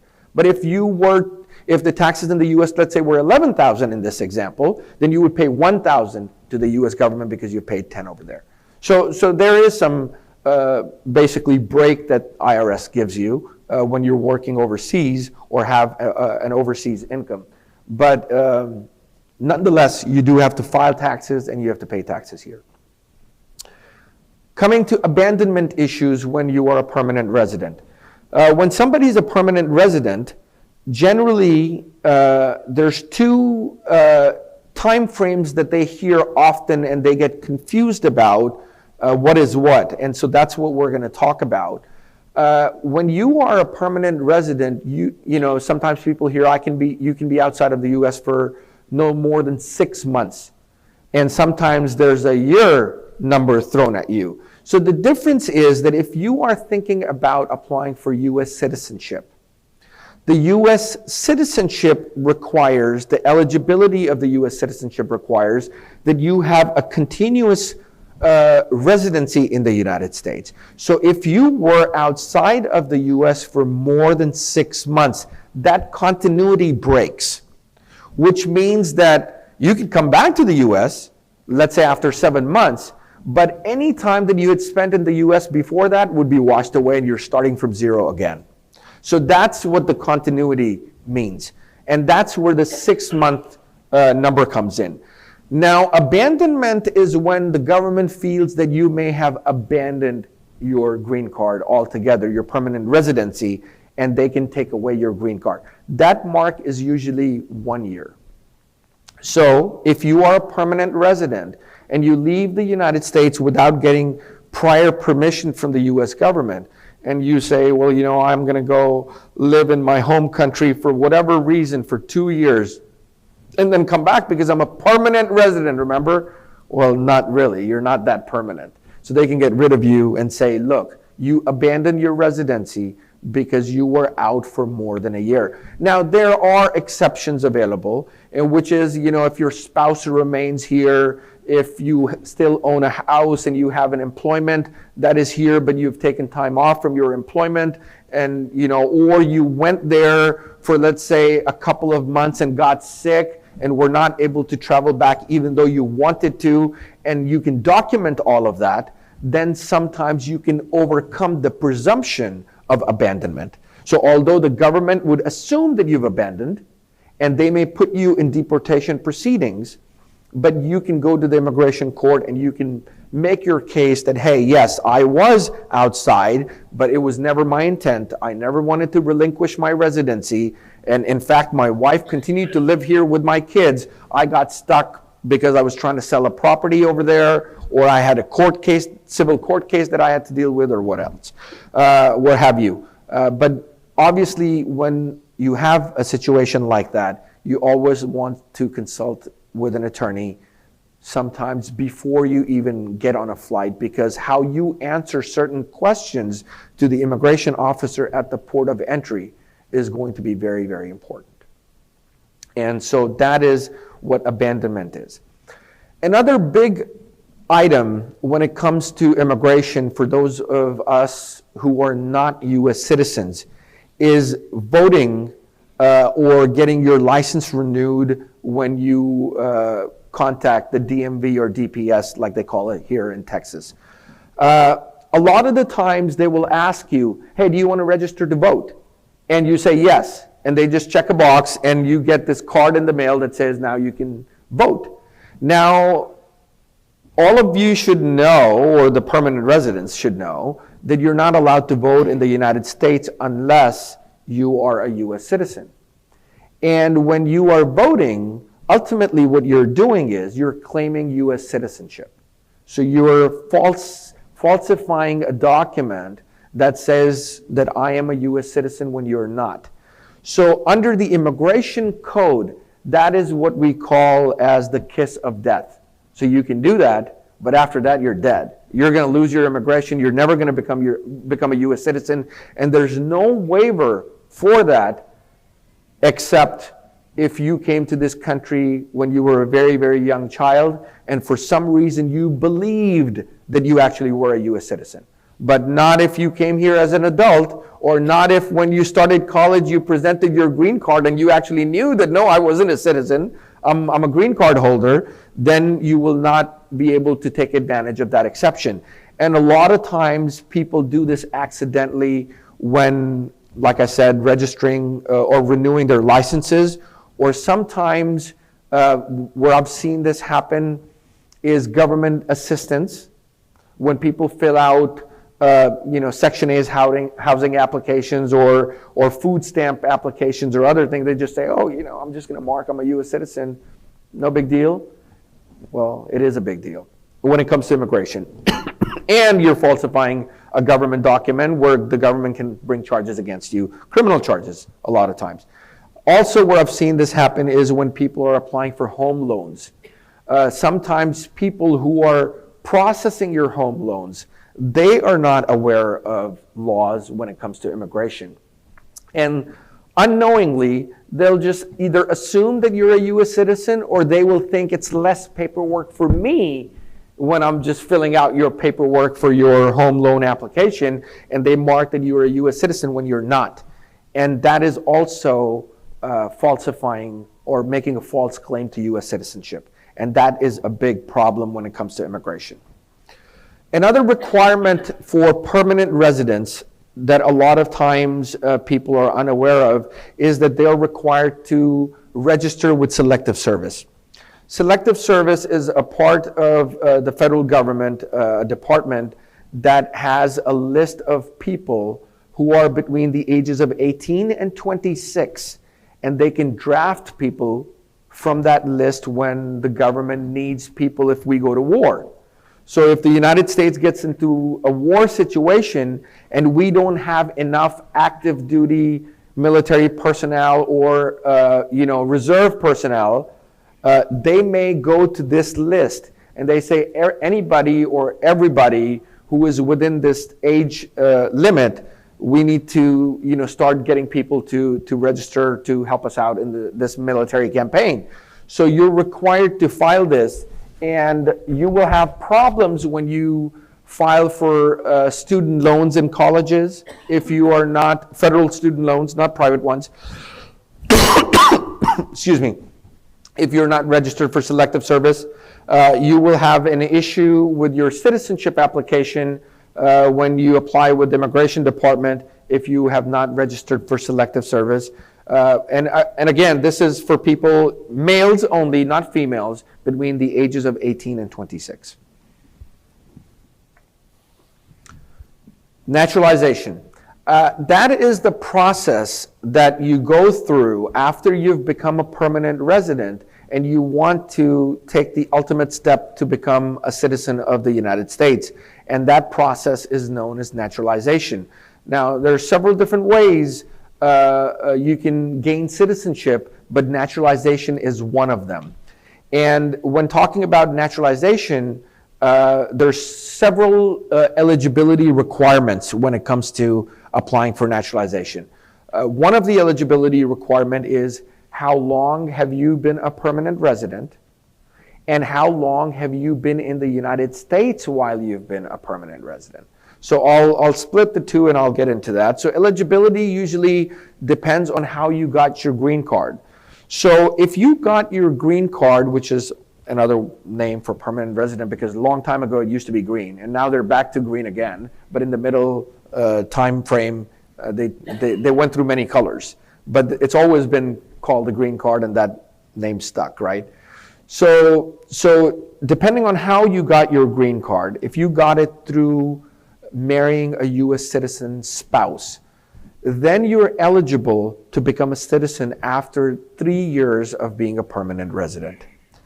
But the requirement is that you have to be married to this person for the 3 years, and you have to live with them in the same house, and you cannot be separated, you could not be going through a divorce. You are living together as husband and wife for the 3 years at the time of the application and during the pendency of the application. So you can qualify in 3 years. Now, even if you didn't get your green card through a spouse, but let's say you got married and the month after you got married, your spouse becomes a citizen because she qualified and she became a citizen. 3 years after being married to that U.S. citizen spouse, you can apply. Now, again, coming back to what we talked about earlier, that you have to be a resident for that time, and half of that time you have to spend physically in the United States. So if you are applying under the 3-year rule, then you have to be physically in the US for half of that time, which is a year and a half. If you're applying under a 5-year rule, then you have to be in the United States for half of that time, which is 2.5 years. Now, during this time, you also need continuity of residence, which means that you can certainly take short trips abroad. You can go visit your family or for work or what have you, but you cannot be outside of the United States for more than 6 months. If you travel outside of the United States for more than 6 months, and the entire time before that trip when you came back washes away and you start from scratch. So that's why that six-month absence from the United States is very important. Another exception to that rule is if your spouse works for the U.S. government, not the state government, the U.S. government, federal government, and they station them overseas. For example, if they're working for the Department of State or Department of Agriculture or any other agency, and they send your spouse to work in a foreign country or at the embassy of the United States in another country, now that time frame that you have to be a permanent resident for so long goes away. You can quickly apply for your citizenship because you want to be with your U.S. citizen spouse who's working for the government, and you don't have to worry about all these immigration laws to affect your permanent residency. Another exception to that rule, which unfortunately, in my opinion, a lot of people don't know, and I only learned about that when I was working for the federal government as an immigration officer, is that if your spouse works for a private company and is ordered to live overseas to advance the interest of the U.S., which is of that company, because that company is registered in the U.S., then the 5-year rule or the 3-year rule doesn't apply. And the minute you get your green card or your spouse, they can apply for their U.S. citizenship. So for example, and I've seen this happen in real life, a U.S. citizen applies for a green card for their spouse, and then they get the green card, and then they move to Dubai, and that was based on the work that he was doing for a company that he owned himself. So it wasn't an employer that he was working for. He registered a company, and now that company technically sent him to go work in Dubai, the company that he owned himself. And then as soon as they moved to Dubai, they went and applied for the spouse's citizenship, and the 5 years were washed away, and they got the citizenship like that. A lot of people don't know that. So that is an exception. But it will not apply, or it will cause an exception to an exception if that person or that company is filing their taxes as non-residents. So if they're trying to say, well, you know, I'm working for this American company overseas, but now the overseas company or the U.S. citizen spouse is trying to gain tax benefit by saying I'm an overseas resident, then you can't take advantage of this immigration clause. We've talked about false claim to U.S. citizenship. There is no exception to that. There's no forgiveness. There's no waiver. If the permanent resident does that, they can say goodbye to their dream of living in the United States. They will be removed, and they will never become a U.S. citizen, and they will not be able to keep their green card either. They will be deported. Like I said, it happens in residential loans, voting, I-9 applications. When you start a job, they usually ask you to fill out an I-9 form And that's how they verify your status in the United States. If you check I'm a U.S. citizen, again, that is a false claim to U.S. citizenship. If you are a permanent resident and want to apply for citizenship, there are certain acts that will disqualify you permanently, like we talked about, but then there's also certain acts that will disqualify you for a period of time. For example, if you, and obviously this will not apply to any Muslim person in our community, but if somebody was arrested for a DWI, right? So they were driving and they were drunk and they got pulled over and they got arrested for a DWI, and their citizenship application was either pending or their 5 years were coming to an end and they have to apply for citizenship. Now they cannot for another 5 years. And 5 years from the point when their probation, their sentence, or anything that's pending with the court is outside of a 5-year period, which is known as the good moral character period. So the government, when looking at the naturalization applications, they're looking for a period of either 5 or 3 years, and they call it the good moral character period, GMC. So within that GMC, if you have any arrests, then you would be disqualified, and you would have to wait until that arrest falls outside of that 5-year period or a 3-year period. Similarly, if you got a speeding ticket, that's not an issue as long as you pay. If you forget to pay and they issue a bench warrant to arrest you because you did not pay your fines, and then you get arrested, now that arrest, even though it came out of a speeding ticket, disqualifies you for citizenship until it falls outside of that 5-year mark. So that's why these small things are very, very important when it comes to U.S. citizenship. Another benefit for some is to change their name legally when they apply for citizenship. Generally in the United States, yes. Petty offenses, those are small offenses, which do not carry the long-term sentences. They're known as petty offenses, meaning small offenses. So an example is like you didn't pay your speeding fine. That could be a petty offense. Let's say that you were giving a speeding ticket, a ticket, or you were arrested for littering on the street. Or for, I'm sorry?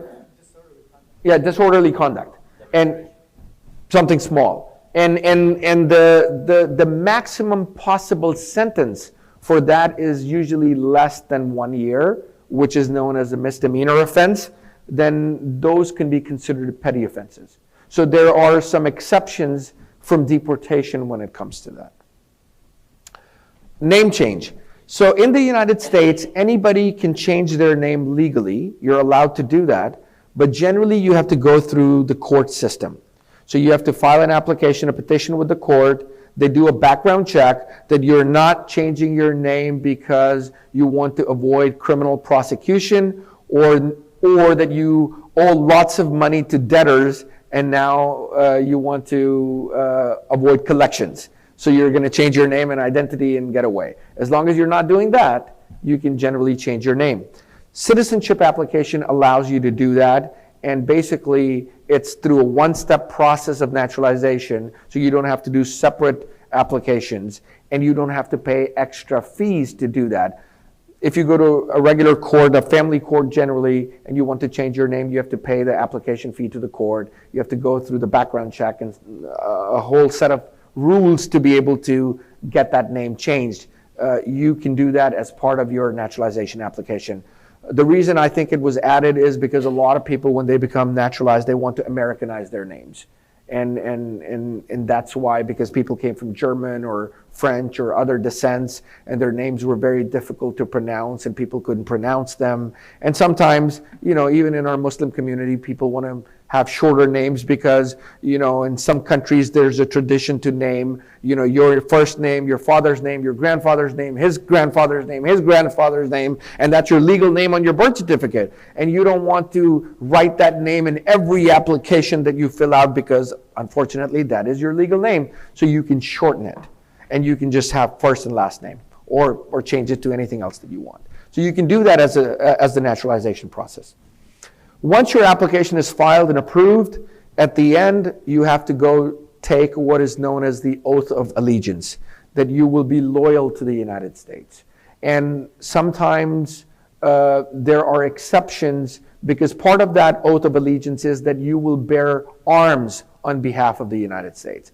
And generally, some people can claim an exception to that. For example, I know from working as an officer that when I would interview people who were Jehovah's Witnesses, their religious doctrine generally says that you cannot bear arms no matter what. So they said, we'll take the rest of the oath of allegiance, but we will not agree to bearing arms because that's not something we do, because that's against our religious faith. So we would give them that exception. But, you know, sometimes Muslim will come, well, we want to do it because it's a non-Muslim country. Well, no, you don't get that exception. You don't get, because you're still allowed to bear arms in our religion. So you don't get that exception. Well, I'm not going to fight Saudi Arabia because they're a Muslim country. So, but well, if you want to become a citizen, then you have to be loyal to this country and you have to fight against any adversary. And that is the process. Generally, at different times in the past, historically, there have been different time frames for getting citizenship. I think ever since I've been practicing or been involved in the legal process of immigration, the fastest time to get immigration was around the time when Obama was president. It was happening within 3 months. You filed the application and you were a citizen within 3 months. It was that quick. And I've seen where people were taking 2 to 3 years to get naturalization. Usually the best time to file for naturalization application, if you qualify obviously, is the election year, because they're trying to crank as many citizens out so they can go and vote. So there's a lot of pressure to make as many citizens as they can in that election year because they want the votes. So next year, inshallah. Quickly, as I've been cued that we're kind of running out of time, I think this is my last slide here, other than naturalization, we have other forms of or processes of getting citizenship. Because there's two legal concepts that work in the United States. One is jus soli, and the other one is jus sanguinis. And the difference is, they're obviously, I've lost my thought. The words, not Roman, Latin words, sorry. So they're Latin words. What they mean is right of the soil and right of the blood, which means that if you are born in the United States based on right of the soil, you will get citizenship. So if you're born here, you get citizenship automatically, regardless of whether your parents are U.S. citizen or not, because that's right of the soil. And then there is right of blood, which means that if you're born abroad, for example, but one of your parents is a U.S. citizen, then through that bloodline, you can become citizen. So let's say somebody is a U.S. citizen, they go and start living abroad, their kids are born in another country, even though they've never gone through the naturalization process or the whole process, they can be born citizens at birth. If some of you are familiar with Senator Ted Cruz, he was born in Canada. So he was born in Canada, and his father, I believe, or mother, was a U.S. citizen at the time of his birth. So he automatically became a U.S. citizen, and that is why he was saying that I could run for president, because I'm a natural born U.S. citizen. I'm not naturalized, even though I was born in Canada. And with jus soli, which is the right of the soil, we're starting to see a lot of political talk about finishing off that right, because we're seeing a lot of problems, people getting tourist visas, coming to the United States, having their kids here, and then returning and not paying their medical bills, and then the taxpayers have to pay their medical bills for the labor and the birth of the child. And so that's a burden on the taxpayer. And the CBP at the airport is looking for that a lot of the times. Women that are pregnant, they will not allow them to come into the U.S. on tourist visas, unless they're living here on a student visa or some other visa, or if they don't have insurance, because they're footing, the taxpayers are footing the bill for those births. And then, later on, many years later, they will become old enough to sponsor their own parents, and then they'll get citizenship through that child that they planted in the US. That's called the birther process. So they're trying to get away from that and change that law, so only people who are born in the United States whose parents are either permanent residents or US citizens will be able to become citizens in the future. So that's not the law now, but that's what they want to achieve. Also, children that are under the age of 18 that are permanent residents can become citizens automatically when one of their parent becomes citizen, so long as that parent either has the legal custody of that child or the parents are still married and the family is still living together. So at that point, the father or the mother, one of them naturalizes. All the children under the age of 18 that are permanent residents automatically, without having to do anything, become US citizens. They can go to the US passport office, trade in their green cards, and get US passports. And that brings me to the end of our presentation. So, Jazakallah khair, Brother Adam. A lot of information. We'll do the Q&As with the microphone so we can catch everything. Okay. Let's focus the questions on this most recent presentation. We are going to break in 25 minutes, okay? So let's try to keep the questions short, to the point, and we'll get the answers also so we can get as many questions in before we go to break, inshallah. So I'll walk around with the microphone. Assalamu alaikum. MashaAllah, wonderful presentation. Jazakallah khairan. Thank you. For the parents, if your children become citizen, so the parents can get the citizenship, or what is the So procedure? if the parents are not permanent residents, are you asking when the citizens are parents are permanent residents or not permanent residents? Green card. So if the child becomes a U.S. citizen or is born U.S. citizen, has no effect on the parents. The parent's status has nothing to do with the child. The child who's a U.S. citizen, when they become above the age of 21, they can file for their parents if the parents are not permanent residents. But if the parents are already permanent residents, they can apply for their own citizenship at any time when they qualify. Yes, they have to apply. The parents have to apply. There's no automatic citizenship for parents. I hope that answers your question. So two, the first is a comment. You said with the right of the soil. Yes. You mentioned if they were born here, here or any of their territories. Correct. That's part of the United States. Yeah, that people go to the embassies and they'll deliver their kids just so their kids become. Well, I don't think that works. It does. At the embassies? I mean, I don't know the legality of it, but they've done it. My understanding is not at the embassies. No. I don't know how that would work. I mean, because they wouldn't really let them in, but I haven't really seen any cases though. We have seen cases of U.S. territories. Territories, yes. Like correct. Guam, I don't know. Absolutely. Guam or Puerto Rico or a U.S. Virgin Islands, some of those territories, yes.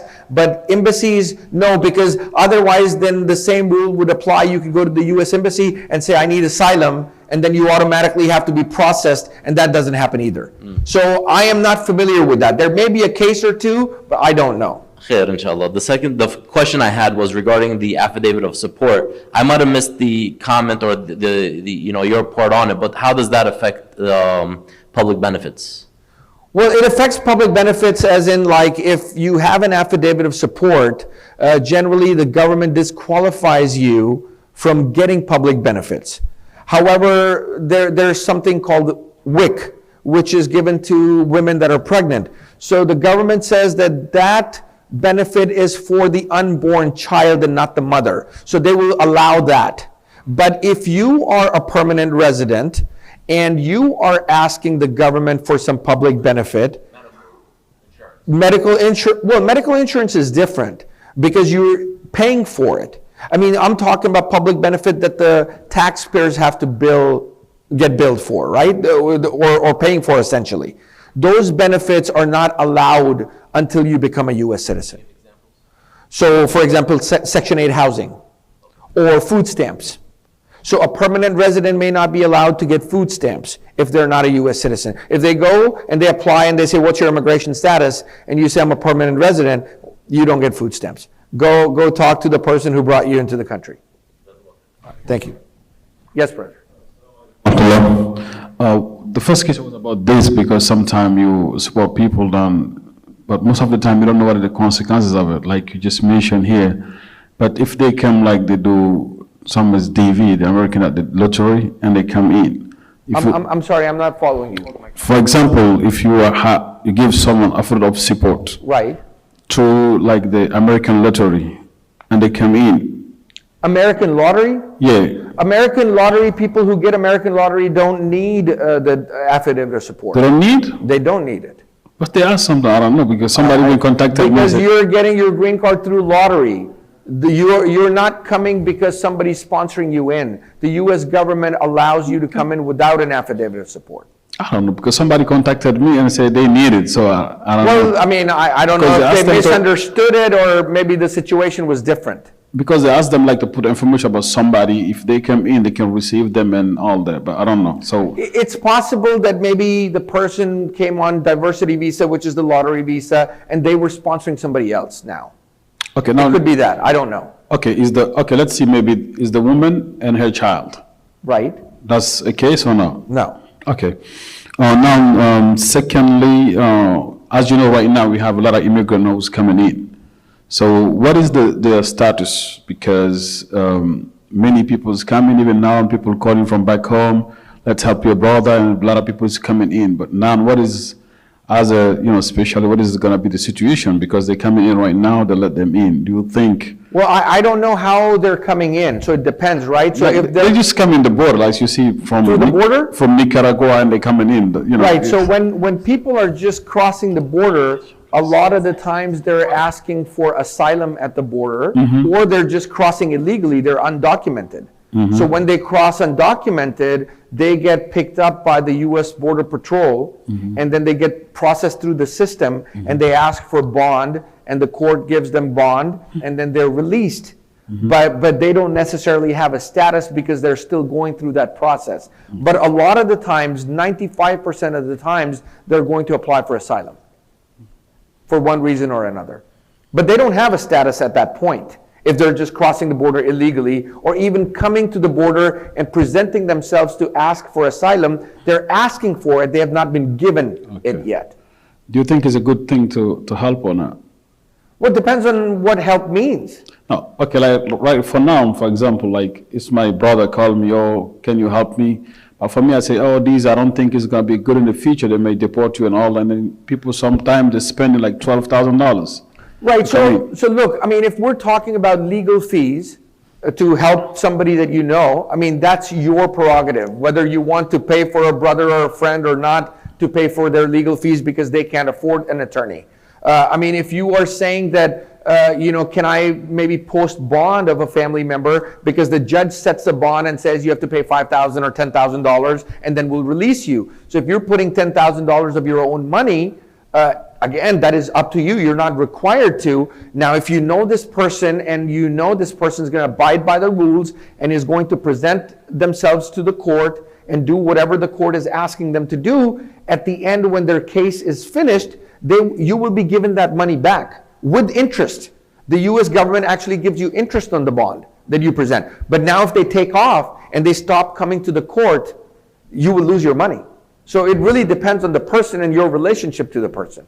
Okay, last question. Can the masjid like apply for an imam like outside and based on the masjid document like for him to be? Yeah, so that's the R1 visa that we were talking about. Yes, absolutely.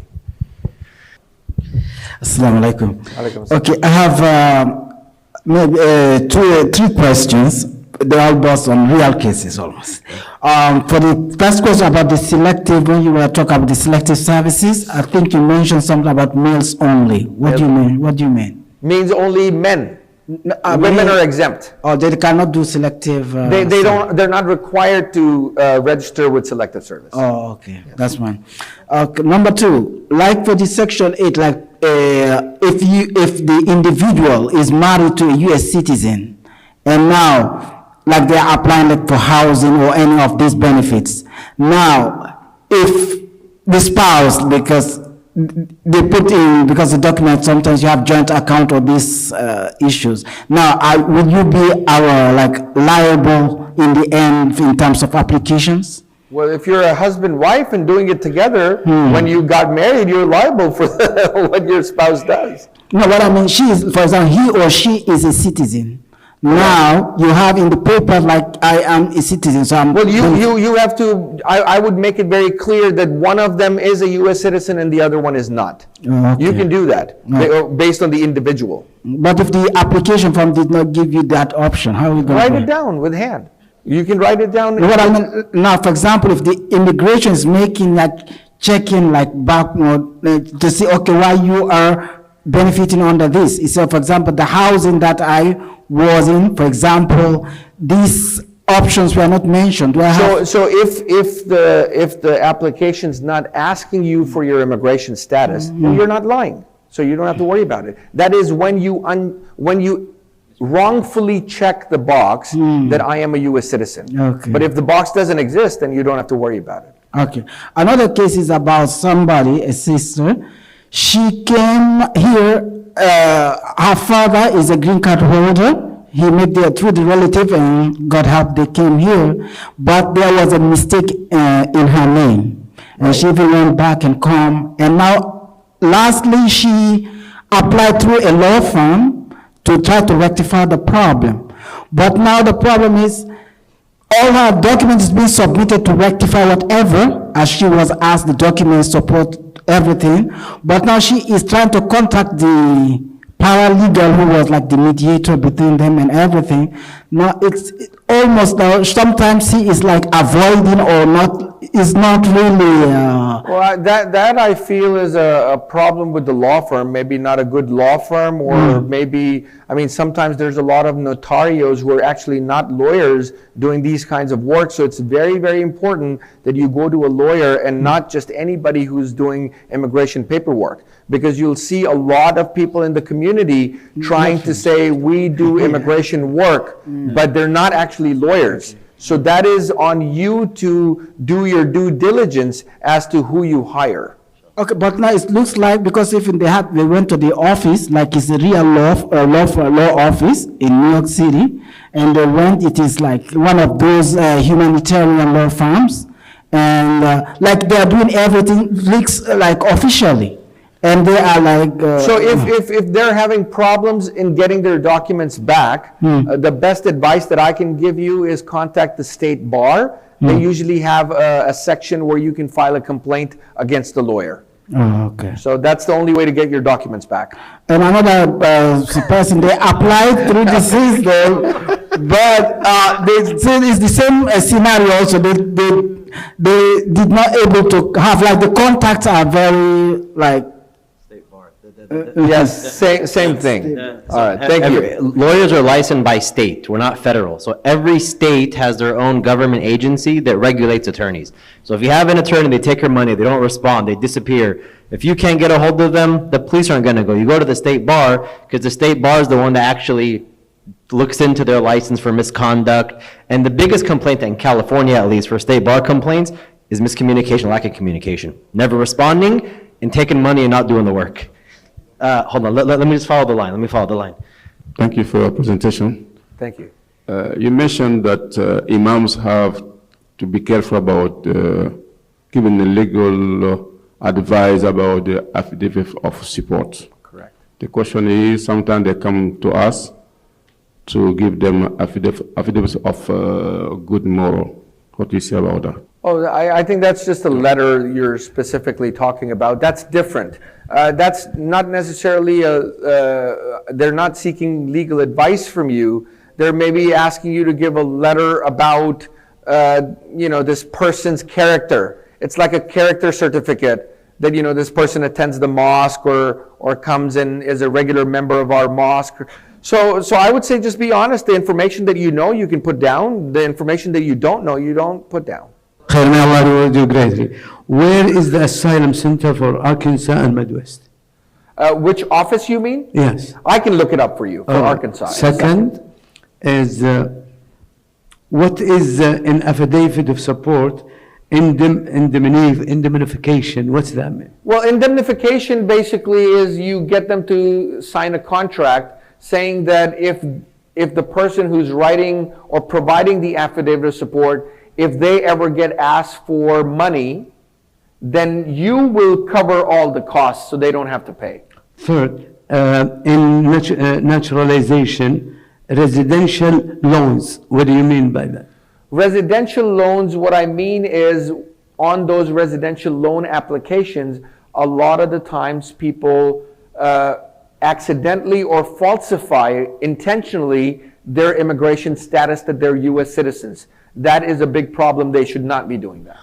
What about for those who want naturalization, and let us say they are married for 12 years, never applied for citizenship, and then they are divorced or they are separated? Can they, does it stop?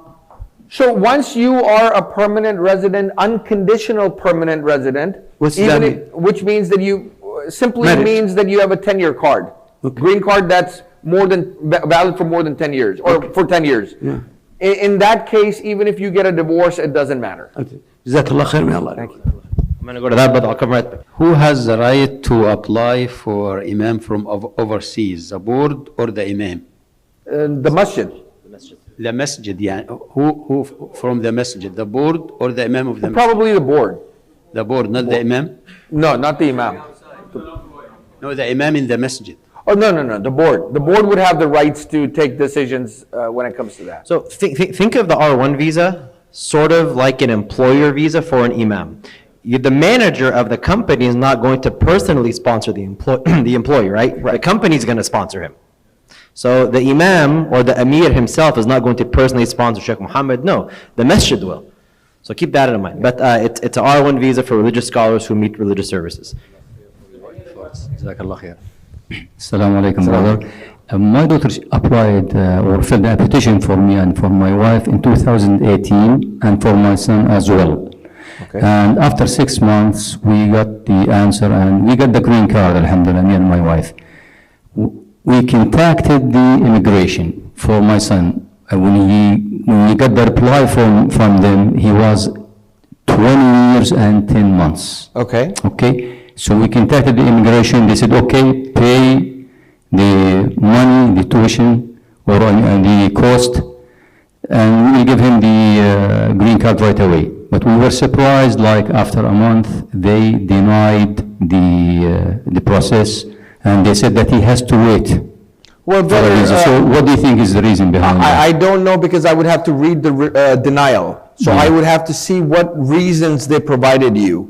In the denial, when a denial is issued by the immigration, they usually give you the reasoning in the denial. So without reviewing the denial, I'm sorry, I can't answer that question. I mean, if the denial was because he was over the age, like we thought that it is 18 years, but you said that it should be like he is under 21 years. Under 21. 21, yeah. Right. Yeah. So he was under 21. So if suppose that it's because of the age, Again, you will still have the chance to. Possibly, again, I would have to see the denial. Without seeing the denial, I can't really tell you. Thank you. His information is on the screen, inshallah. And it's also in the PowerPoint on the last page. We're going to do 3 more. 1, 2, and then 3, inshallah. Jazakallah khair. I have one question about marriage, but inshallah I'll wait for the next presentation. The one that I want to ask about the tax. For the period where before you get your green card, you have your work permit, here you have to pay the tax, or until this tax must be paid since you start being a permanent resident. Where is the income from? In the U.S. or outside of the U.S.? Outside, transferred to U.S. So before you are a permanent resident, you are not required to pay taxes of the income outside. But once you become a permanent resident, then you are required to pay taxes. But again, that's my understanding, and I'm not a tax professional. Please consult with a tax attorney. Okay, for the affidavit of support, you said it lasts 8 years. Is it 10 years. 10 years, yes, sorry. is it also after he got his permanent resident, also the one who support must also provide in case of he needs something? Right, so 10 years, which is 40 quarters while they're working, or if they become a U.S. citizen, whichever comes first. You would be liable for supporting them, correct? I just want to know the selective service, how long is it going to stay? Like if you are registered, it's going to be forever or just a period of time? From 18 until you're 26. I mean, they have your information forever, but I mean, they're not going to draft you, hopefully, after the age of 20. Look, I mean, under the current situation, nobody's really been drafted, I think, after, since Vietnam War. That was the last time when they drafted. And after that, nobody's really been drafted, but it's a system that's in place. And if you don't register, you're violating other laws and you can have consequences. Another question, like for example, if you are a K1 visa, for example, okay, you are like unconditional green card holder. And then now K1 and green card holder are two different things. Okay, let's see. Okay, now, okay, you are on conditional. They give you like for 2 years. 2 year, conditional green card. Conditional green card. So now you apply to remove the conditions. Right. In that period, now you got divorced. Correct. So how does it can work? So, I mean, depends on if you got the green card through marriage and the marriage has ended, and while the case is still pending, I mean, you would have to file what's known as a waiver of joint filing. And then the government looks into whether the marriage was in good faith at the time when the marriage happened. And so you have to show proof that the marriage was good, it was a legitimate marriage, but it just didn't work out. You can get a waiver, but it all depends on how you can prove to the government. Well, if they remove the conditions, then you become an unconditional permanent resident. If they refuse it, they're going to put you in deportation proceedings. So then you can talk to the judge with the same information. Assalamu alaikum. If you sign affidavit support for somebody and then after 5 years he gets his citizenship, you still... You're off the hook. Once they become a U.S. citizen, you're done. So it's not 10 years? It's 10 years or they become a U.S. citizen, whatever happens first. Okay. And if that person apply for like student loan or mortgage or whatever, am I liable? We're only talking about affidavit of support. Yeah, but if he like doesn't pay his loans or whatever, am I No, it's generally for his... It's usually for living expenses. Only living expenses. So the way affidavit supports work in California is if somebody loses their support, they're going to go to the government, right? For housing, for school, we call CalFresh, which is like the EBT or food stamp system, for Medicaid. Those are things that the sponsor, essential living, those are things the sponsor was supposed to take care of. And if the sponsor doesn't do it because they failed, then the government's now going to do it. So the government cannot go after the sponsor, saying, hey, we only brought this person because you were going to support them. You disappeared because, you disappeared, whatever the reason was.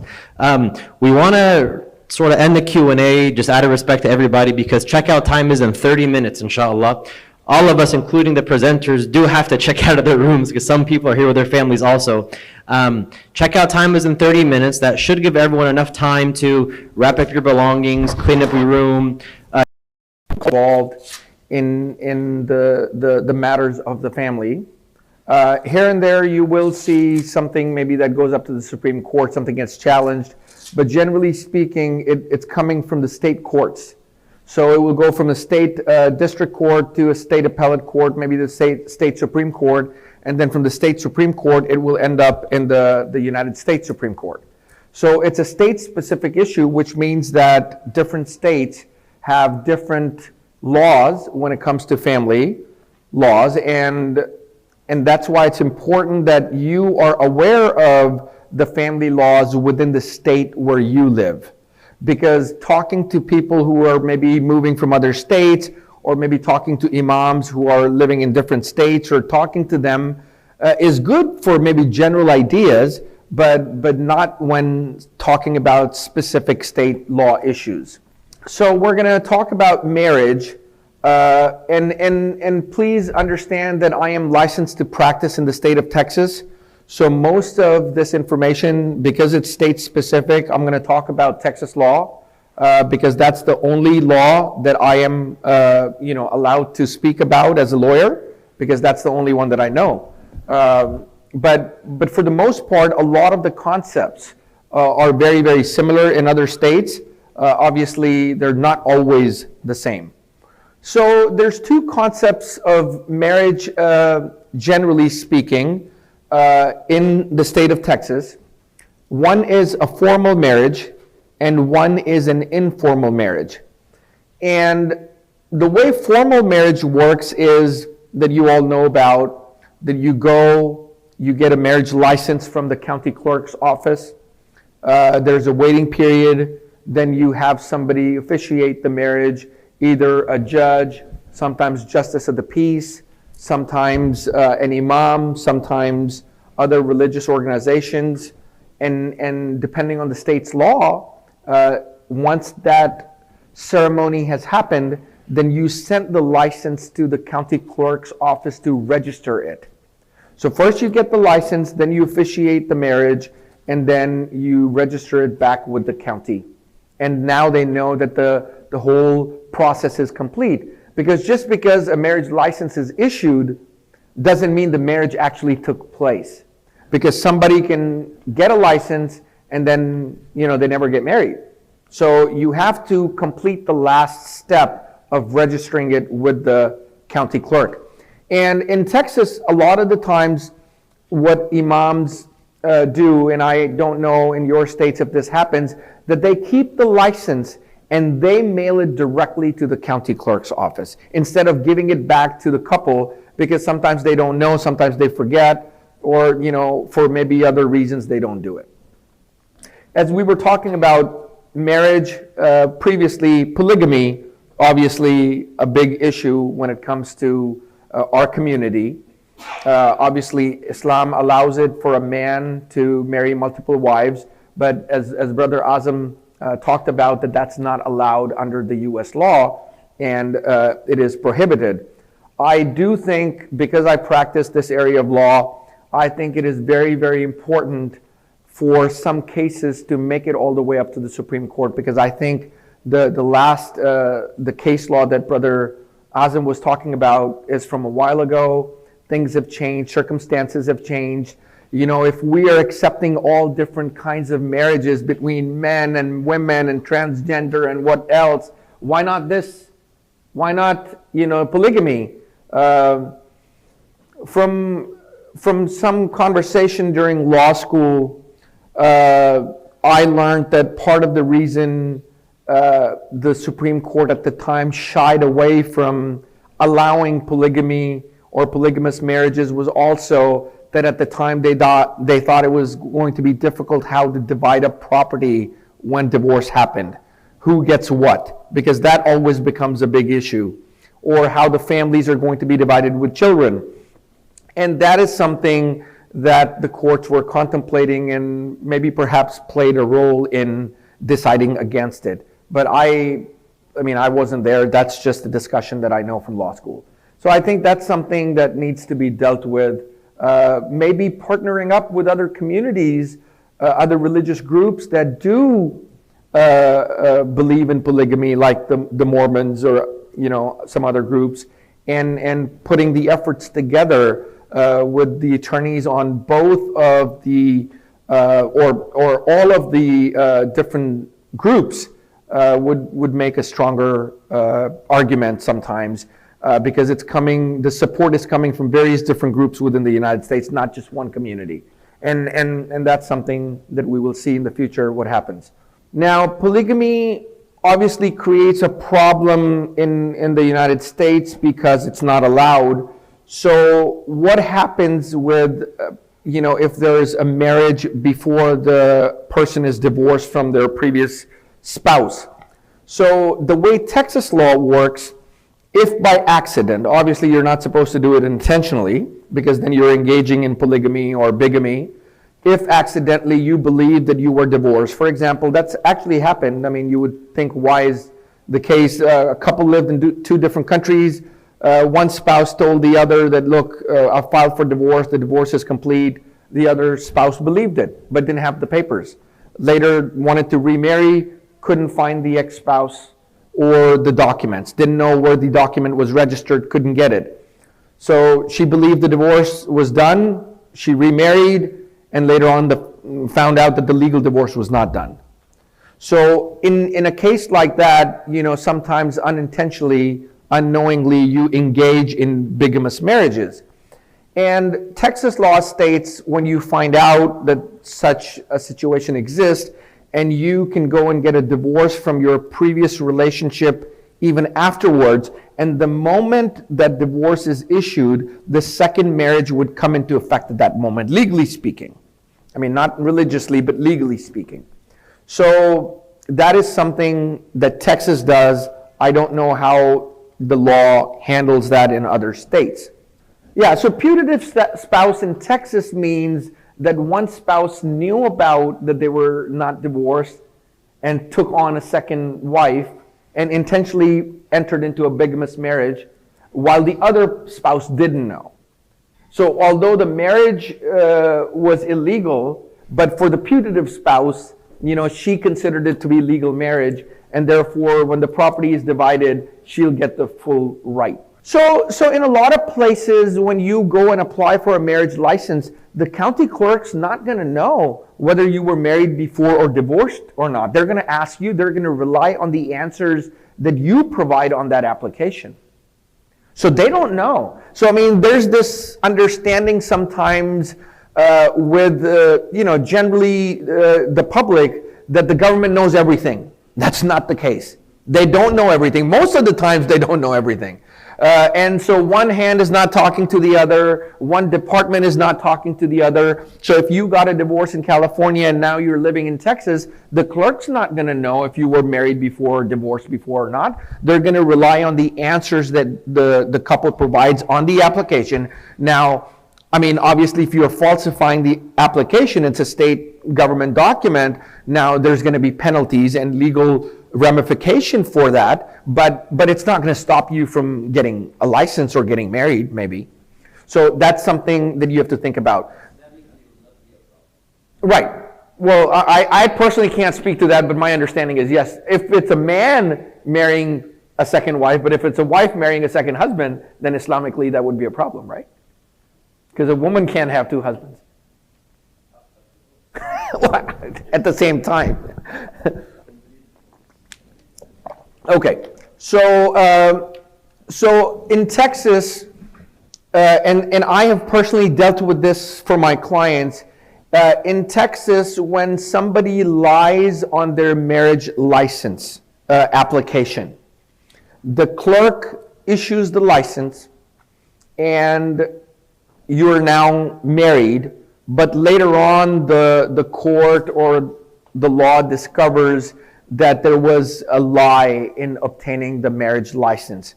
Now, as long as the lie was not that you're not married to multiple people, lying about other things will not basically void your marriage. Getting the license by fraud or committing fraud in the process of getting married will not void your marriage. Unless the law specifically talks about certain things, and then the marriage will be void. For example, in Texas law, there's certain relationships you cannot get married to, or like in Islam as well. You cannot marry your aunt or uncle. You cannot marry your niece or nephew. You cannot marry your sister or brother. So those kinds of relationship, if you were to get married to those people within those relationships, those will be automatically void, even under the law. But if it was outside of those things, you lied about something in obtaining the license, the marriage will not automatically be void, and you have to go through the divorce process and get that through. Now, getting married in the United States, a couple can choose any place, any state, anywhere to go get married.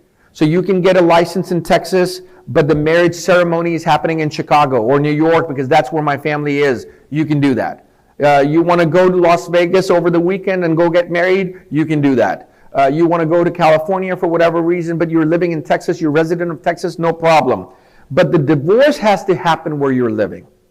You cannot get a divorce in another state. You have to establish residency where you are going to file for divorce or where you live, and that's where you will get divorced. So in Texas, you have to be a resident of the state of Texas and 90 days, a resident of the state of Texas for 6 months and 90 days for the county where you're going to be applying for divorce. Otherwise, you cannot apply for divorce in Texas. International marriages. Yeah, I'm going to talk about that. Let's keep all the questions until the whole presentation's done, and then I'll answer all of your questions. So international marriages and divorces. So if a couple gets married outside of the United States, that is no problem. That marriage is valid in the United States. You do not have to register that marriage here. You can go and get married in Pakistan, Morocco, Dubai, wherever it is, Europe, and that marriage license, if your marriage is valid in the place where it took place. So if the marriage was, let's say, not valid in Pakistan, then it will not be valid here. But if the marriage itself was valid in Pakistan or Saudi Arabia or wherever it is that you got married, then that marriage is valid in the United States. Similarly are the divorces. However, in my practice, I've seen people, the couple is living in the United States. But because they think that it'd be faster, easier, maybe cheaper to go and get a divorce in another country, I've seen that there's problems with that. Some people do that and they never have a problem because nobody's questioning it. But if somebody questions it, that could be an issue, because if you're living in the United States, no matter where you got married, you have to get a divorce here, not in the country where your family's from or where your parents live or where you were born or even where you got married. It doesn't matter, you have to get a divorce here. Part of the reason, at least in Texas, is that it is against public policy if the divorcing spouse doesn't get all of their rights fulfilled. For example, in another state or in another country, a spouse, when getting a divorce, may not get the same property division that you would get in Texas. So now you're violating somebody's rights by getting a divorce in another jurisdiction, in another country. And that, for those reasons, Texas will make it void, and you would have to go through the divorce process here in Texas. Another issue that I see a lot because I deal with immigration is that in a lot of countries, and specifically I've dealt with people from Pakistan, there's no child custody issues resolved when a divorce happens. Only the marriage is resolved. So you go, you apply for a divorce, after the 90 days of reconciliation period, the state of wherever you applied gives you a divorce license or divorce decree. However, what about children if you have children? Now we have no knowledge about who's going to keep the children, if there's going to be visitation rights of the other parent, if there's going to be child support. So all of those issues remain unresolved in a lot of the countries when you get divorces over there. Coming back to an immigration issue, so if a couple gets a divorce outside and they were living over there, let's say, no problem, that divorce would be valid because at the time of the divorce, parties were living over there. But now one of them is immigrating to the United States and wants to bring the children. Now you have to prove to the United States government that the parent who wants to bring the children to the United States has the right to bring those children.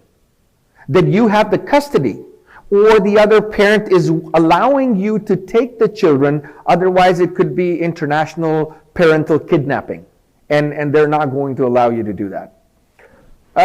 It's an interesting thought, and this is something for you guys to think about, that the United States government says to you in the US that polygamy or bigamy is not allowed, but the same government allows people or acknowledges polygamous marriages when they are visiting the United States on a tourist visa.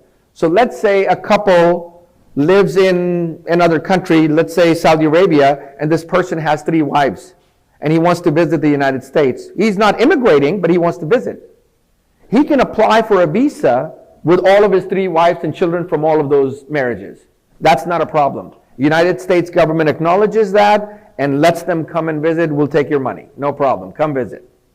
But we will not let you live here and be with all of those wives when you're here. How interesting is that? What if, I mean, I've always thought to myself, what if you're on a tourist visa, you have no intention of living in the United States, you come to the US with 3 of your wives and children from all of those marriages, you get here and some political turmoil happens in the country where you're from, and now you're out of a country and you can't go back. I'm sorry, what? Utah. Well, no, you can't, because even in Utah, they don't accept polygamous marriages, and you have to go through the federal immigration system to get papers, and they're not going to accept your other marriages, only the first one. Then what happens to the second 2 wives and the children from those 2 wives? They're your mistress. Exactly, but they have no legal right, right? But so that's where I think that the U.S. government is not on the same page when dealing with different situations. You're going to have to tell me that in English. That if they find anything other than from Allah, Right. will find major differences. There you go. All right. Another issue that our community deals with, and I personally in my legal practice deal a lot with, is first cousin marriages. So when couples want to get married, a lot of the time, as you know, in Islam, it's allowed to marry your first cousin. But there are several states in the United States that do not allow that. So you cannot get married to your first cousin in those states.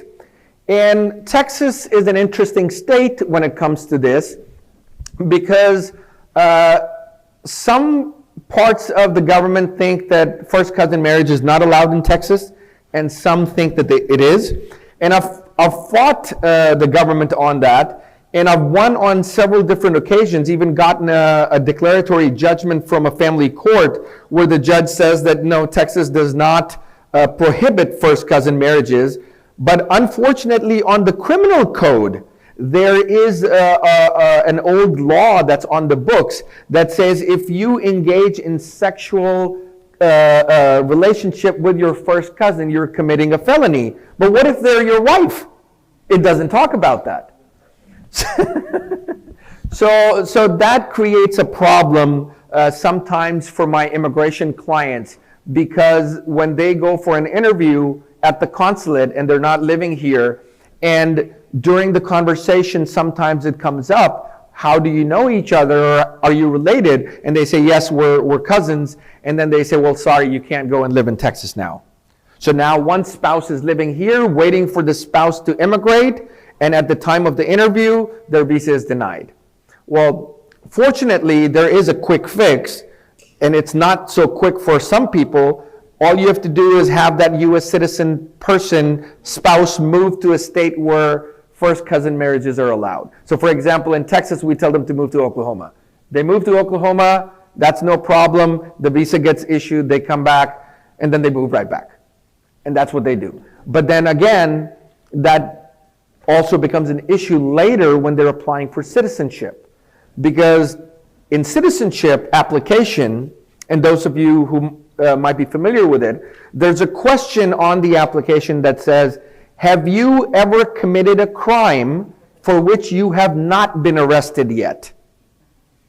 Think about that. Have you ever committed a crime for which you have not been arrested yet? So if you say no, you're lying, because you know that you're married your first cousin, and that's illegal in Texas, right? So not necessarily. No.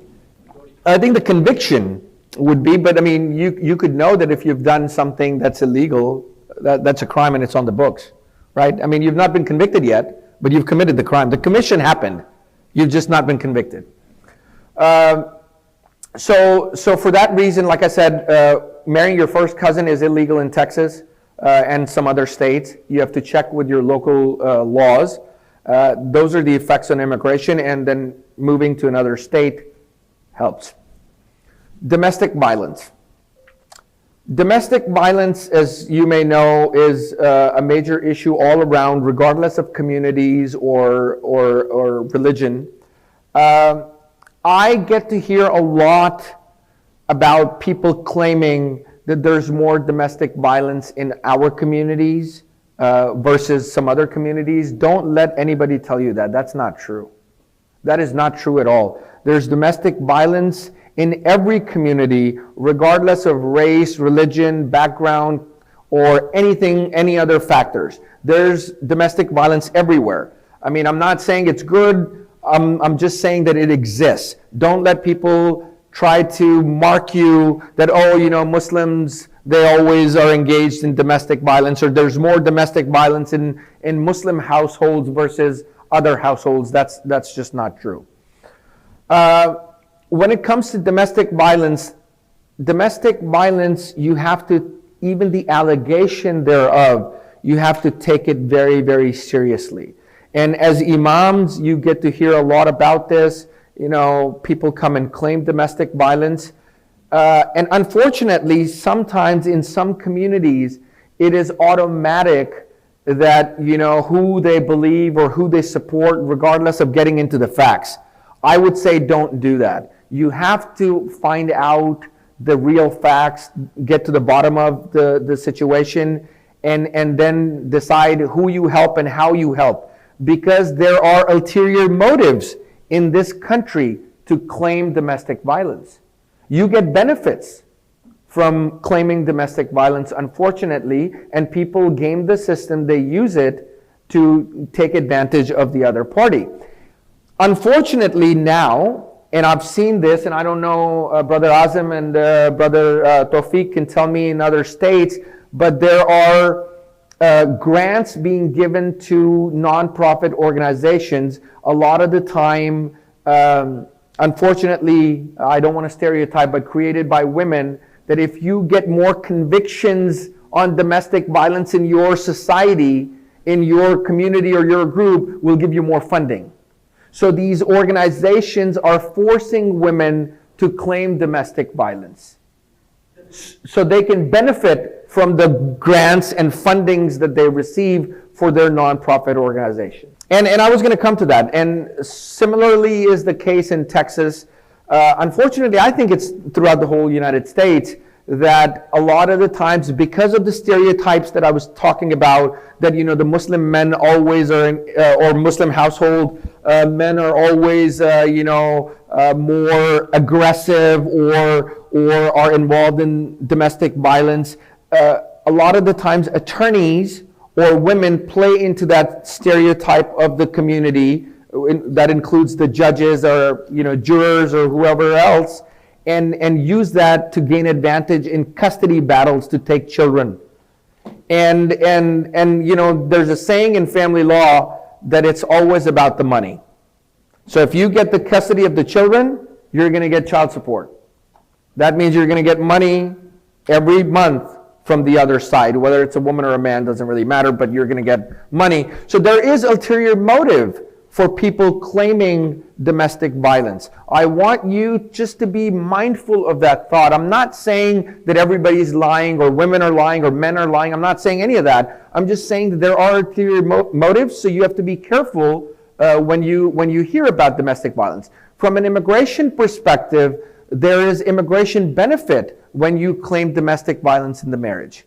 And women do that, and men do that when they are going through an immigration process, because there's a law, it's called VAWA, Violence Against Women's Act, but it also includes men, that if you have been involved in a domestic violence situation, you can get your immigration benefit through that process. Even if your marriage is ending or it's not working out, people just make up those facts and then they claim those facts to say that I have been a victim of domestic violence, so they can get immigration. So immigration is one ulterior motive. Money for child support is another, or just getting the custody or getting an advantage in the custody is another motive for people to claim domestic violence. And unfortunately, because of these reasons, the numbers, when they provide you statistics that, oh, in this community or this state or this city or, you know, this background, there's more domestic violence, you don't know if those numbers are true, because there's all these other things that are playing a part in bringing those numbers up. Well, I think every state has different definition, and that's what I was going to talk about, that criminal cases have a different definition versus family law cases. And it's basically domestic violence is if you have engaged in any, or, one party has engaged against the other in any kind of a physical manner where you've caused hurt or harm to them, and there's a relationship between the two parties, like husband and wife, or parents, or siblings, or whatever. Those are also considered family violence in Texas. And it was interesting for me to watch a case for some other litigants while I was in the court. A person got angry and upset about something. There was an argument between a husband and wife, and he was working on the computer, and he picked up the laptop and threw it on the floor. Never hit the wife. The computer didn't fly into the wife's face or anything, but because the computer belonged to the wife, that was domestic violence. Because you broke the property of the other party. So that's violence against them, because you're destroying their property. It has to be physical. Physical act, right? So he picked up and threw the computer, and that was a physical, aggression or whatever against the computer, not her, but that's domestic violence. What about emotional violence? I don't know if emotional would be considered domestic violence, but there's some statutes under some laws that emotional harm could also qualify for certain benefits, but I don't know if it would be considered domestic violence. So you have to be very, very careful. And, it's unfortunate, and I think that's why even in our community, Muslim community, the divorce rate is going so high, is because unfortunately, it may not be the best advice from an Islamic perspective, but when an Islamic couple, one of the parties come to me and they say, my spouse said something about filing a charge against domestic violence or calling the police, or it may not even be a realistic threat. It was just to scare them, or maybe they said it in the heat of the moment. I take that very seriously, and therefore my advice to the person who's seeking advice from me is that you have to be very careful. Because it's just going to take one time for a wife or a husband to call the police and make a report, even if nothing happens, and it will always follow you for the rest of your life, because these records never go away. So you have to be very, very careful. If there is domestic violence, there's effects of that. I talked about immigration. You cannot apply for certain jobs if you have been convicted of domestic violence. I had somebody who came to see me who was a private security guard, and he was carrying a gun. There was a protective order because of domestic violence, and now he couldn't carry a gun, so he got laid off from his job because he couldn't carry a gun because of that. I similarly know about a situation where a guy was a construction worker, and he had one of those automatic nail guns, right, that you use. That's considered a weapon. So you can't use that when you have a domestic violence charge against you. So he couldn't do his work as a construction worker. So there's more effects of these claims and these findings more than you can imagine. So you have to take this very, very seriously. If there really is domestic violence, there's obviously help that's available. And as imams, you can direct your community members to seek those protections. There's definitely a lot of helplines. Find out in your community what helplines are available to your community members. They offer advice and help, assistance in various different languages, regardless of what language your community members speak. You can get a protective order in Texas in two ways. Either you can go through the court system and get it through the family court, and you can ask for a protective order. Or you can, if you're not going through a divorce system, then you can ask a DA's office. DA stands for District Attorney. They're the attorneys of your government attorneys for your county, and they're the ones who are responsible for bringing charges against people when crimes are committed. They also usually have a section of getting protective orders for victims of domestic violence. At least in Texas they do. So you have to keep all of that information in your toolboxes. In Texas, we have two forms of cases that generally happen in a family law situation. One is called divorce. You're just ending your marriage, and that includes children if you're married. In a case where you're not legally married, or if you're not looking to get a divorce, you're just separating and you don't want to legally divorce, then you can apply for what's known as SAPSR. It stands for Suit Affecting Parent-Child Relationship, SAPCR. And basically, it's a case with the court where you're saying that, all we want the court to decide is if there's child support issues or if there's visitation issues or custody issues for the children. So that is something that the court decides without the divorce. We talked about the filing requirement. You have to be living in the state for at least 6 months or 3 months in the county, and 3 months in the county. If children are involved, usually those rules are waived. If the children are living in a particular county, then the court assumes jurisdiction as long as there was no previous court order for those children in another state or in another jurisdiction. Once the case is filed, usually you have to do what is known as service of process. What that means is that if I file a case on behalf of my client, I have to let the other side know that a case has been filed so they can file an answer with the court, they can go get an attorney and get legal advice if they want to, or what else they want to do to prepare for the case.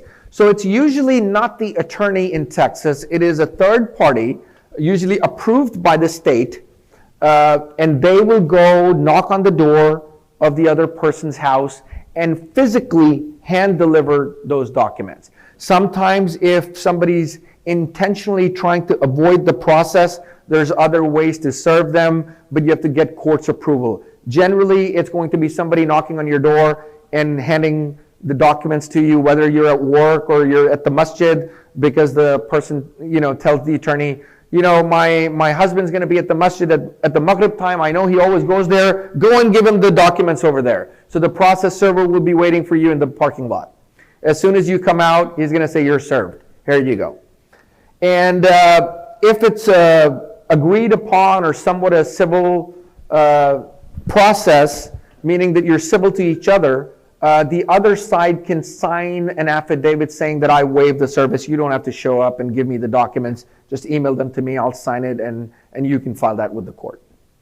Once that process is done, you've served the other side, they've filed an answer, you generally go to the court and say, while the case is going to be pending, because there's many things that are going to happen, I want the court to give me temporary orders and tell us how we're going to handle these situations, whatever they might be, children, property, house that we're living in, while the divorce is pending. So based on the circumstances and the law, the court might say, okay, the father stays with the children, and while the divorce is pending, the father and the children can live in the house that's the marital home, and the mother moves out, or vice versa. And that is the temporary orders while the divorce is pending. Most of the times, the situation that has been created up until the time of temporary orders, most of the times, I would say even 90% of the times, that is going to set the tone of what's going to happen towards the end at the final trial. Because judges have made up their mind, they know enough information about the family or what has been presented to them to kind of gauge what is going to be the case in this. Usually, the basis or the standard is what is in the best interest of the children, what's in the best interest of the child. That's the standard here in Texas, and I'm sure in a lot of other states. However, nobody knows what that really means. It's whatever the judge thinks is in the best interest of your children. So if the parents, couple, I think if they're smart, they will come to some sort of an agreement between them through mediation, be it through a masjid mediation, be it through an Islamic mediation, be it through other civil mediation, but come to an agreement on how we're going to divide our assets and how we're going to essentially divide our children. That's basically what's going to happen. If there is no agreement, or the couples cannot get to an agreement, you're going to get into a discovery phase. Discovery phase is very, very important. It is where one side can legally request the other side to turn over any documents, information that they have. So a lot of the times, we hear that, my husband, he files the tax returns, he runs the business, I don't have access to the bank accounts, I don't know where the money is, he's been transferring some money over to his brothers or the home country or whatever, and I think I'm not going to get anything. Well, this is the phase where we get all that information out. We get their bank accounts going back to several years. There's tax returns. We see if the money has been transferred to any particular person. We find out why it was transferred. If they've bought property overseas, then we generally get the other spouse to get a bigger share of property in the U.S. to set off the property that's been in their control overseas. So a lot of things can happen. And then after the discovery phase is over and everything else is settled, now you go to trial, final trial, if you do not have an agreement.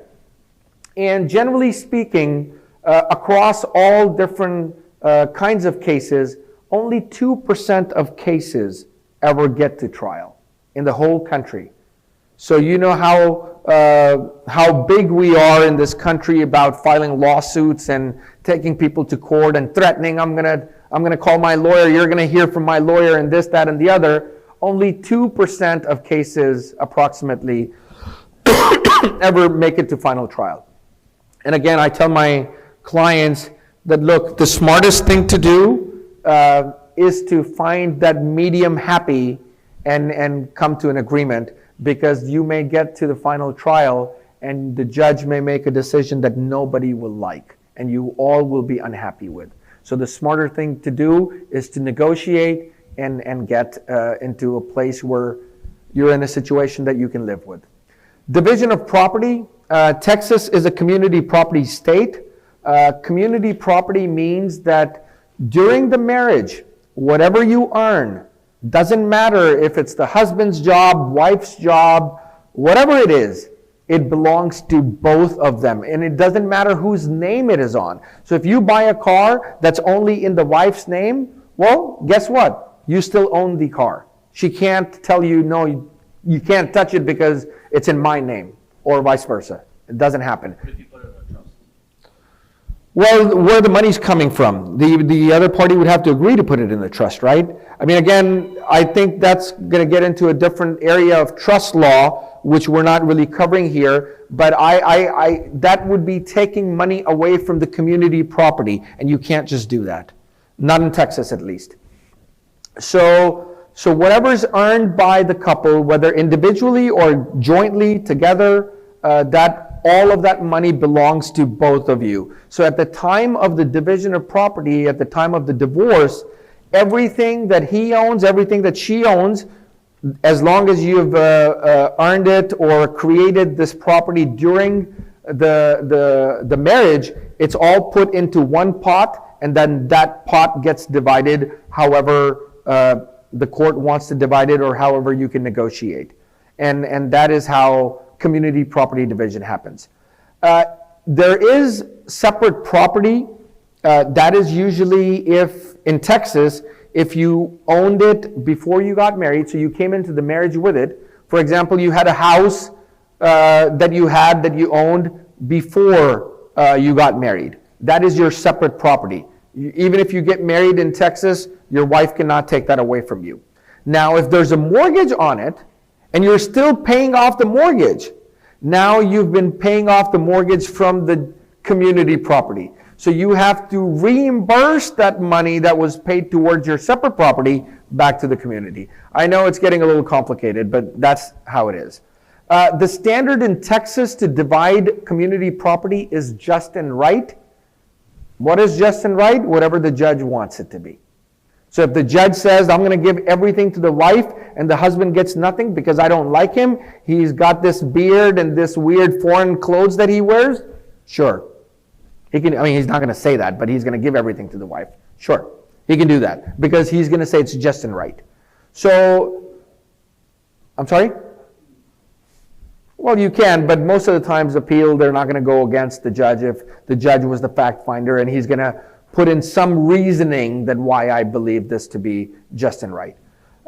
So then there comes a question about how do you decide if the parties don't agree on what the value of some property is. For example, you own a house and the husband says it's worth 1 million and the wife says no, it's worth 1.5 million. And you can't come to an agreement. So a lot of the times in Texas, the judges will assign independent valuators or people who will take care of this matter for the court, and they're called receivers. So the judge will say, there's this business that the husband was running, and the wife thinks that the business is worth more, and he's not telling the truth, and the husband's not agreeing. So why don't you go and take over their business? Now you're kicked out of your own business, right? And they're going to evaluate, they're going to find out what the business makes every month or every day or every week and what the value or true value of this business is, and then they're going to come to accept that the value the court does, and then with the permission of the court, the receiver will sell the property, whether it's a home or a business or whatever it is, and divide the money up. That's the most contentious issue when it comes to family law for a lot of people. A lot of the times, unfortunately in this country, people go bankrupt fighting for child custody because it is very, very costly, because it takes a lot of time. It's a very emotionally charged thing. Nobody's willing to give up. It's my son or my daughter. I'm not going to let the other person tell me what to do or how to do or whatever the case may be. And so this is a very, very, very serious issue when dealing with family law situations or a divorce situation. Texas has what's known as a standard custody possession, an extended standard custody possession schedule, and then you can negotiate other things.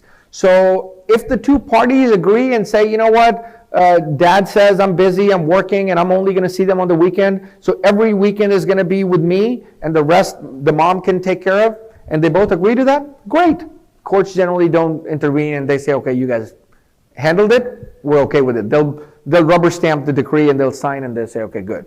But if you don't, and if there's problems, for example, domestic violence, then they're going to say, well, you can't have 50-50, or you can't have the extended standard. So usually it's that the non-custodial parent is going to see the children every first, third, and fifth weekend of the month. So some months have 5 weekends. You will see the 5th weekend. If there's only 4 weekends, then the non-custodial parent will see 1st and the 3rd weekend of the month. They will go and they'll get the kids at a designated area, usually a public place like a grocery store or the masjid or wherever there's other people, because no domestic violence can then occur because it's a public place and it's more secure and safe. So they'll go collect the kids and then they'll return them back on Sunday. Extended standard is that you get a little more time. So Friday evenings, afternoons, you pick the kids up from the school and you drop them off back to the school Monday morning. And then you get summer timings, I think about 30 days here in Texas. So during summer vacations for the 3 months, because the kids are not in school, then you get 1 month with the non-custodial parent. A lot of the times that's the father. So the father gets to keep them for 1 month during the summer. Geographical restrictions. So when you move for a marriage or when you're thinking about having a family, that's something that's very important, because what if I'm moving to a state that I don't really like? I don't really want to be there, but I am only moving there because I want to make my spouse happy. or they have a good job and we're moving for a spouse's job. Now, if you end up getting a divorce in that place, the court's going to say you can't leave this area. So if you leave this area, then you're also going to leave your children behind. Because one parent is still living there, and if the other parent wants to go, then that's going to be a problem. Now you can go and go back to the court and fight again in the court and see what the judge decides, but generally speaking, if there's a geographical restriction and one parent wants to stay there and one parent wants to leave, it's going to be a hard time getting the kids to leave with the other parent. In Texas, if there's longer distance between the two parents and the kids are living with one parent, then you get an additional amount of time during the summer, and then you get different breaks like spring break or Thanksgiving break or winter break. You get more time to make up for the time that you've lost from not seeing your children every weekend or every month or whatever the case may be. This I see a lot with parents who are immigrants from other countries.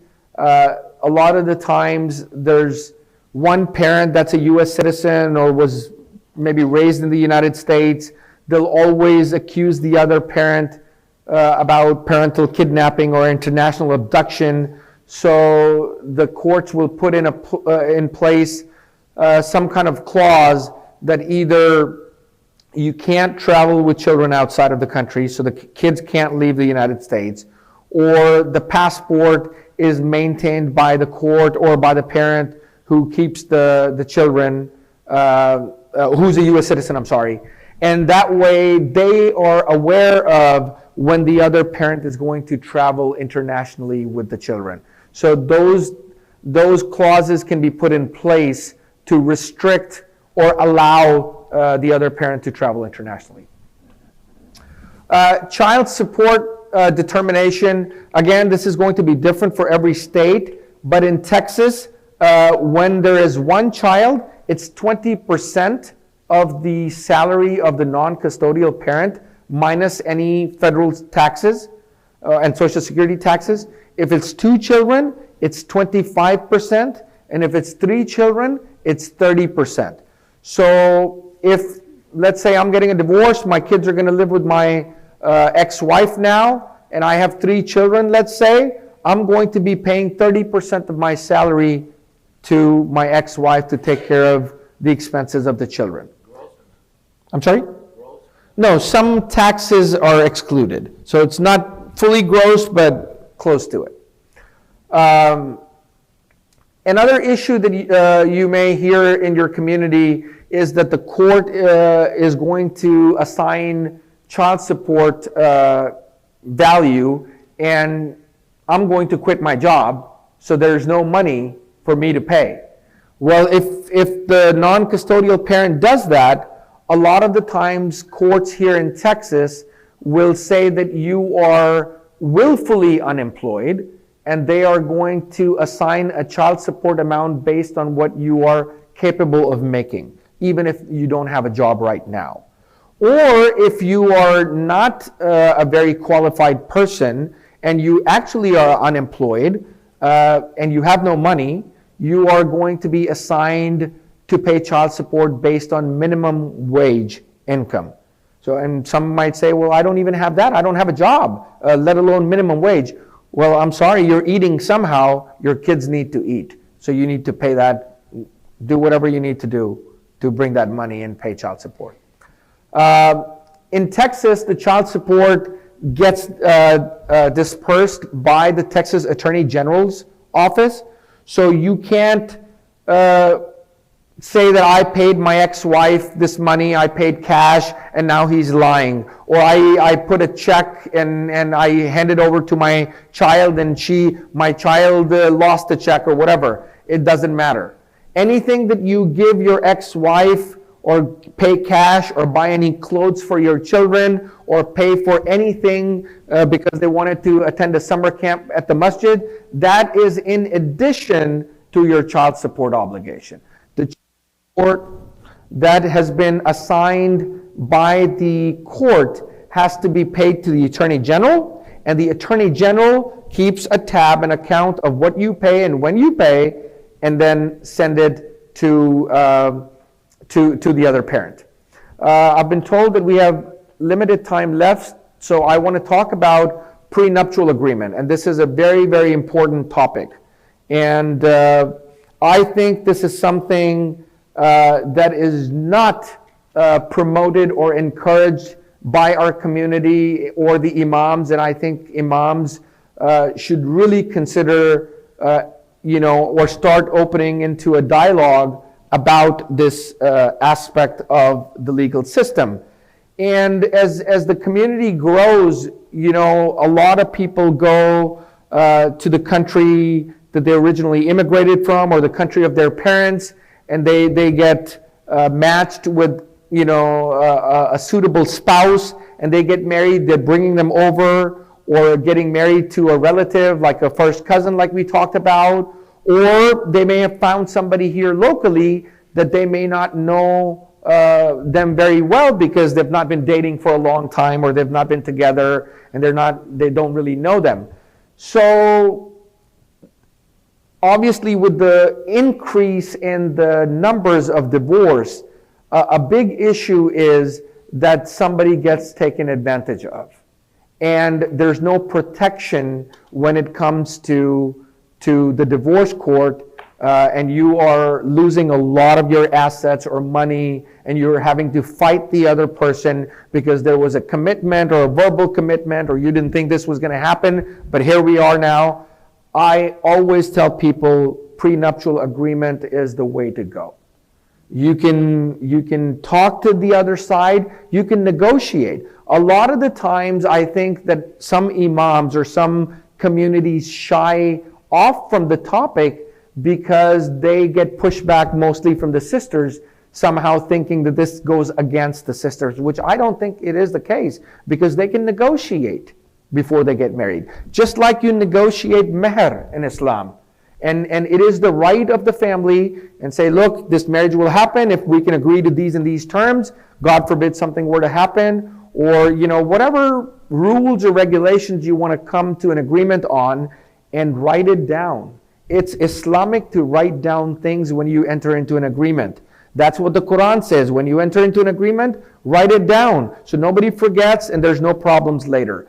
And essentially, in my opinion, and I'm not an Islamic scholar, but I think it goes to the spirit of meher in nikah. When you're getting married, you're negotiating. If there's divorce, or sometimes earlier, this is how much I'm going to pay. This is exactly that. You negotiate the terms when you get married.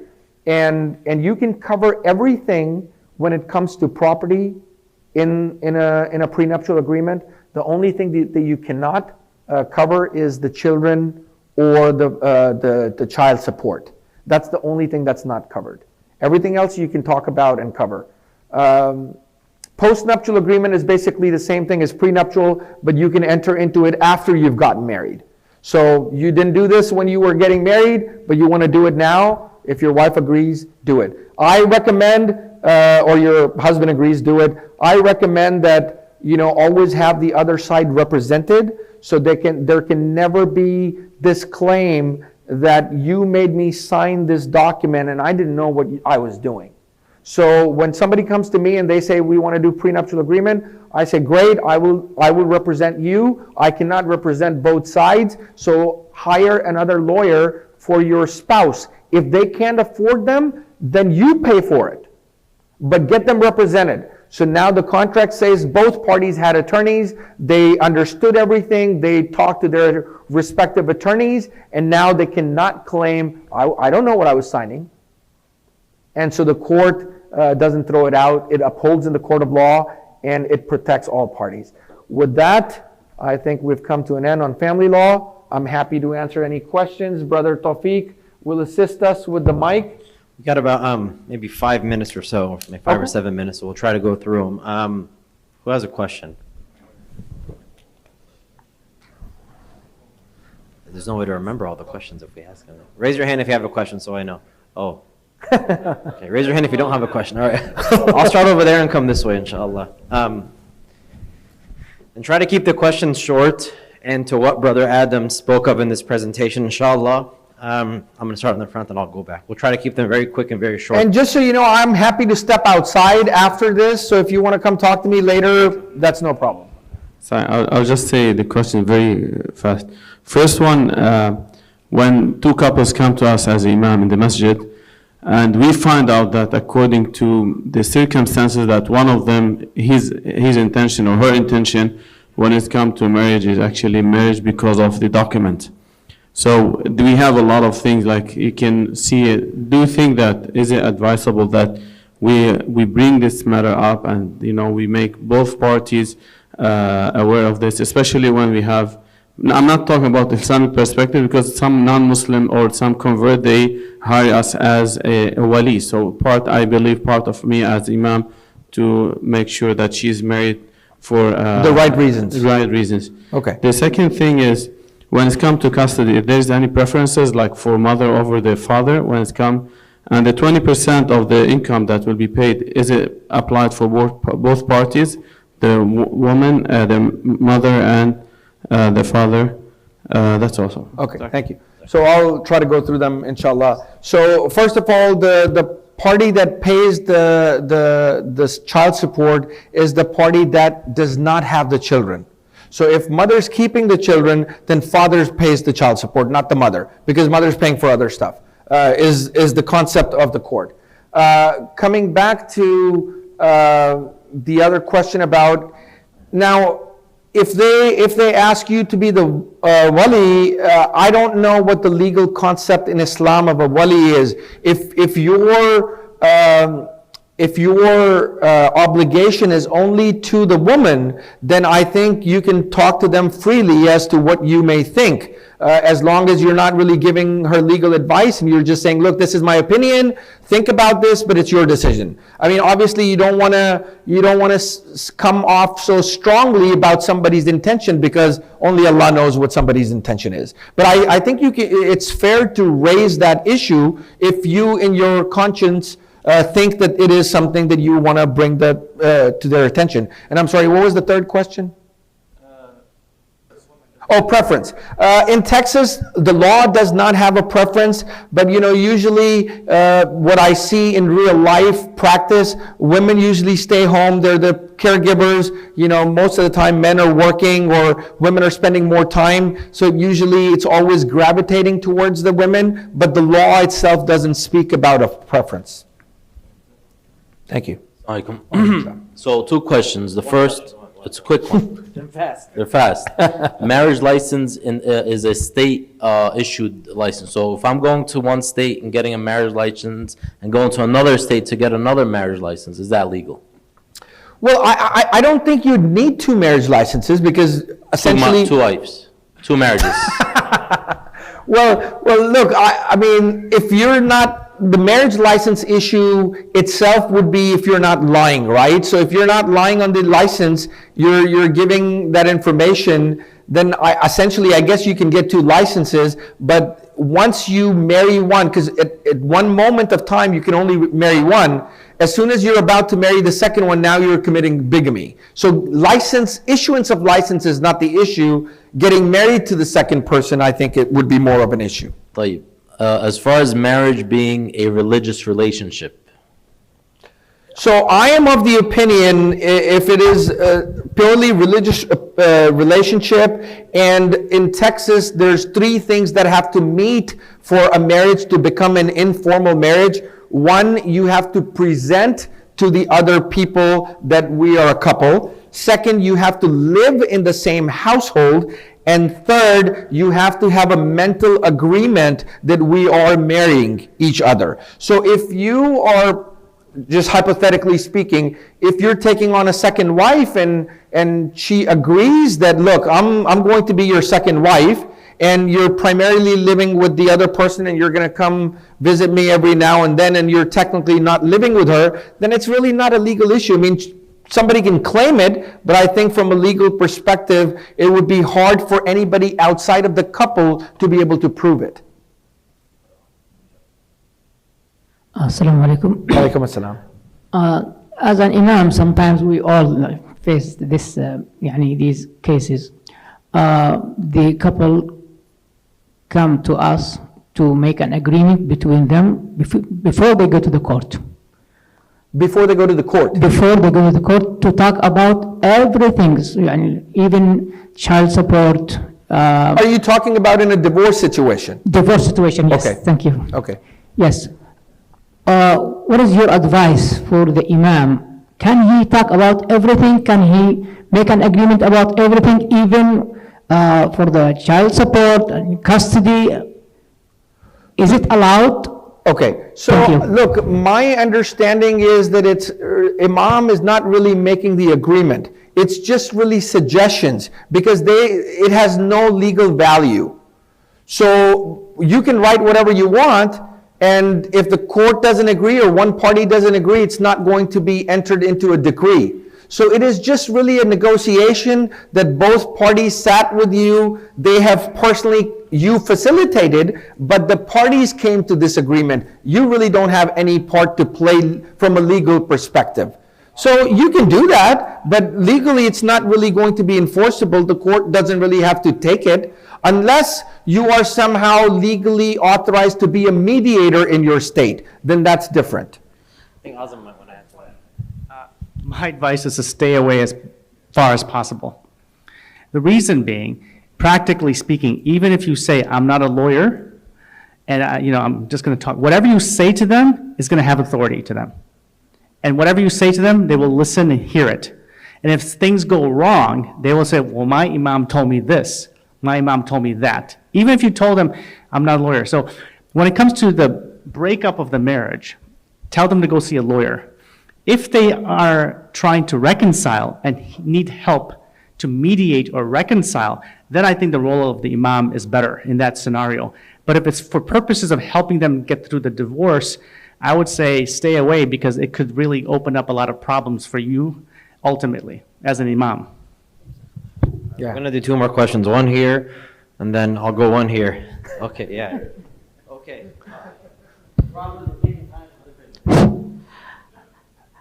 I have a quick question. I am a Texas resident, and me and my wife both are citizens. And my wife applied for two of her sisters who married with first cousin. Is it a problematic or?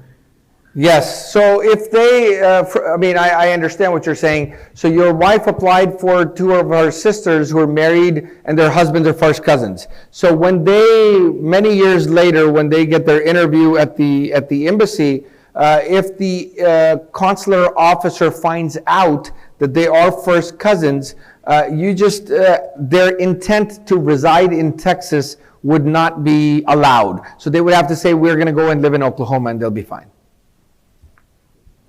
Yeah, Assalamu alaikum, shukran.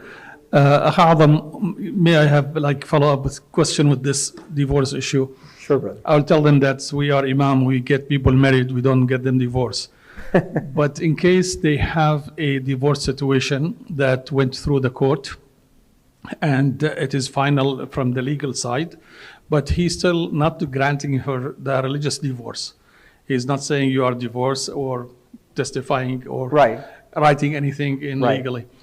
Can, after a try, once, twice, three times, and so forth, and family and so on, can we, the imam, issue a separation letter or a letter of divorce from the masjid saying that based on the court decision, those people have been, divorced legally. Now she is asking for divorce religiously or Islamically. Right. Can we produce such a document? Brother, in my understanding, and this is, I think, a complex issue. In my understanding, I once spoke to an imam, and the way they explained to me, it was that when the state issues a divorce, and because we're living in this country, and Islam says follow the rules of the land where you live, when the divorce is issued by the court, they're also Islamically divorced. That is my understanding, or has been my understanding. Now, as far as issuing a letter, I mean, if you can specifically say that, there is an Islamic process and this sister followed this process, and according to the Islamic rules that, you understand, and it's your belief that they are divorced, I personally don't think that'd be an issue, but Brother Azam can talk more about that. Yeah, I don't think it'd be a problem, but like Brother Azam said, don't mention anything that goes against the court's ruling or anything like that. I'm just interested in your practice, and then very quick question, very quick comment, but what is the biggest driving factor in divorces that you're seeing in your practice area? And secondly, I just can't overemphasize for the Imams how critical it is the prenups are, so thank you for mentioning it. I think there's a big misconception that they're either not Islamic or not enforceable. Right. And in my opinion, I'd be interested if you agree that that can actually preserve the marriage by providing security for both parties and removing a financial incentive. So for all the Imams who say we won't marry you without a legal marriage, I think it's insane not to also say we won't marry you without a legal marriage and a prenup. So just your feedback on that, and thank you again. Okay, thank you very much. Look, yes, brother, I definitely agree with that. I think it does provide more security. It also provides clarity in the marriage, so there's no false expectations from either side. Having said that, I think the reason I see most of the couples getting divorced, or a lot of the times that I see that we have very little amount of desire or willingness to work on the marriage, or how do I say this? Willingness to change ourselves in effort to work on the marriage, because now it's this mentality that this is the way it is, take it or leave it. We're not willing to compromise. The lack of the willingness of compromising in a marriage, I think, drives most of the divorces, in my opinion. And just to add to that, because in my divorce practice, I see that also it's increasing, but I think that when it comes to the issue of let me back up a little bit, on the issue of meher, in Cook County Circuit Court, which is in Chicago, they accept meher as a legitimate pre-marriage term. So they accepted that. And now in DuPage County, where I also practice, they accepted it. So I think in many jurisdictions, that's becoming more and more. What that means is that when you have the meher agreement or the nikah certificate or the kitab, that is probably a good opportunity for the imams to add terms into that agreement that the parties can agree to on general stuff, nothing too long, new, too specific. So I think this is something that the scholars and imams now had to revisit and say, should we add more things into these agreements so that they could be included, so that there's no major disputes later on? That's number one. Number two, I agree with Brother Adam on the issue of prenuptial agreements. However, it's not a panacea, because no matter what, it's just a document, and people can choose to follow it and not follow it. I think the issue of divorce is, I think there has to be education better from to our community about the sanctity of marriage, about the importance of marriage and family. That's really what has to happen much more significantly, in how you overcome differences. Like, there was a time, right, 20, 30 years ago, and I'm not talking about the abuse situation, I'm talking about in marriages, that if you had people who disagreed with you, your spouse, I mean, and they were not compatible, even if they were not compatible and you had disagreements, you still maintained the marriage and you got along.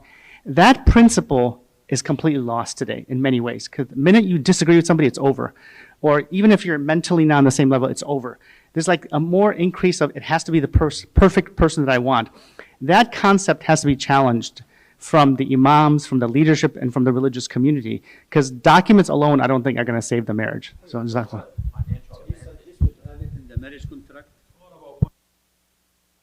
I really need to end it, because, brother, we're 25 minutes behind schedule. Inshallah, the brothers are going to be available, but in order for us to get to the material, let's do it. But we do have Q&As. Inshallah. And we have 3 more presentations. All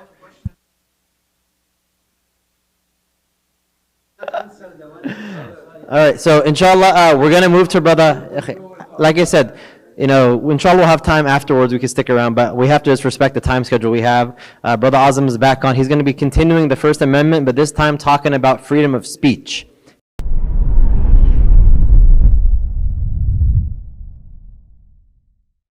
Okay, Assalamu alaikum, everybody. Alhamdulillah Rabbil Alameen wa sallallahu Sayyidina Muhammadin wa ala alihi wa sahbihi ajma'in. Amma ba'd. So I apologize. There's just a lot of material to cover, and I know you have a lot of questions, but unfortunately, we just have to get through this material. Inshallah, you guys can contact us later if you have more questions and so forth, or Brother TAWFIQ as well. So really question, I want you guys to answer this question, please. Does the chair of this conference, or TAWFIQ maybe, or anybody else, does he have the right to falsely yell fire during this meeting when there is no such fire? Does he have a right to do that? Yes or no? How many people say yes? How many people say no? Why? Cause chaos. What else? Cause serious harm. Okay. Anything else? Yeah, I mean, that's the right idea. That it would cause danger, right? So the idea of freedom of speech is not like sacred or without exceptions, right? That's basically the question. Is like, there's all kinds of exceptions to freedom of speech or what you can say and so forth. And we'll find out. This area, by the way, is almost as complicated. This is also within the First Amendment, right? It's also as complicated as the religion jurisprudence of the Free Exercise Clause or the Establishment Clause. So out of sake of time, I'm going to skip through a lot of the material because a lot of it is very technical about, certain areas, content neutral, what the kind of speech is, what does a speech contain. And again, this relates to laws that are passed regarding speech, okay? And then the second part I'll talk about is what's known as slander and defamation. So the first part is about laws that are passed to control speech or to criminalize speech. And when those laws are passed, whether they're municipal laws, meaning the city, or state laws, meaning the state, or if they're federal laws, then those will be challenged and the courts will address them. All right. So go ahead. So again, this is in the First Amendment, or the first Bill of Rights in the U.S. Constitution. Congress shall make no law abridging the freedom of speech. So this idea of free speech comes from here. Okay, this is where it comes from. All right. Okay. So as a general matter, the First Amendment means that government has no power to restrict expression because of its message, ideas, or subject matter, or content. And this is the key here.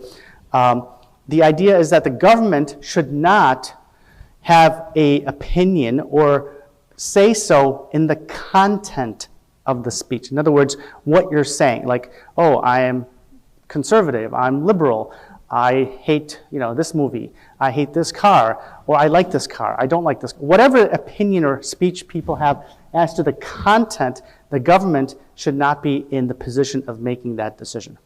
And that's where it comes from, because the idea of, be able to freely say your mind and so forth. Now, from 1791 to really as recent as 10, 15 years ago, the government, the Supreme Court, I should say, has come up with all these different exceptions to free speech. So we started with the standard. You have free speech. You have the government cannot control what you say, certainly not how you think, and things like that. However, now we get to the exceptions, okay? That includes what's called obscenity, things that are vile, defamation, fraud. So the speech cannot be fraud, for example, where you are saying things that are basic false, and people rely on that falsity and leads to their harm, and it was connected to that false statement. Incitement of illegal activity, speech that's part of a criminal conduct, or interesting one is called fighting words. Fighting words. All right? Okay?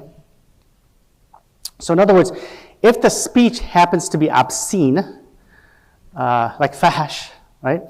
Or defamation, or fraud, illegal activity, promoting illegal conduct, criminal activity, or fighting words, that's considered to be not protected by the First Amendment.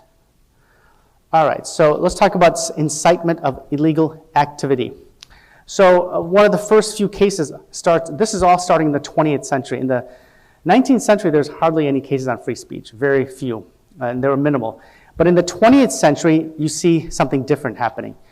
You see all these cases coming before the Supreme Court. Why? Namely for two reasons.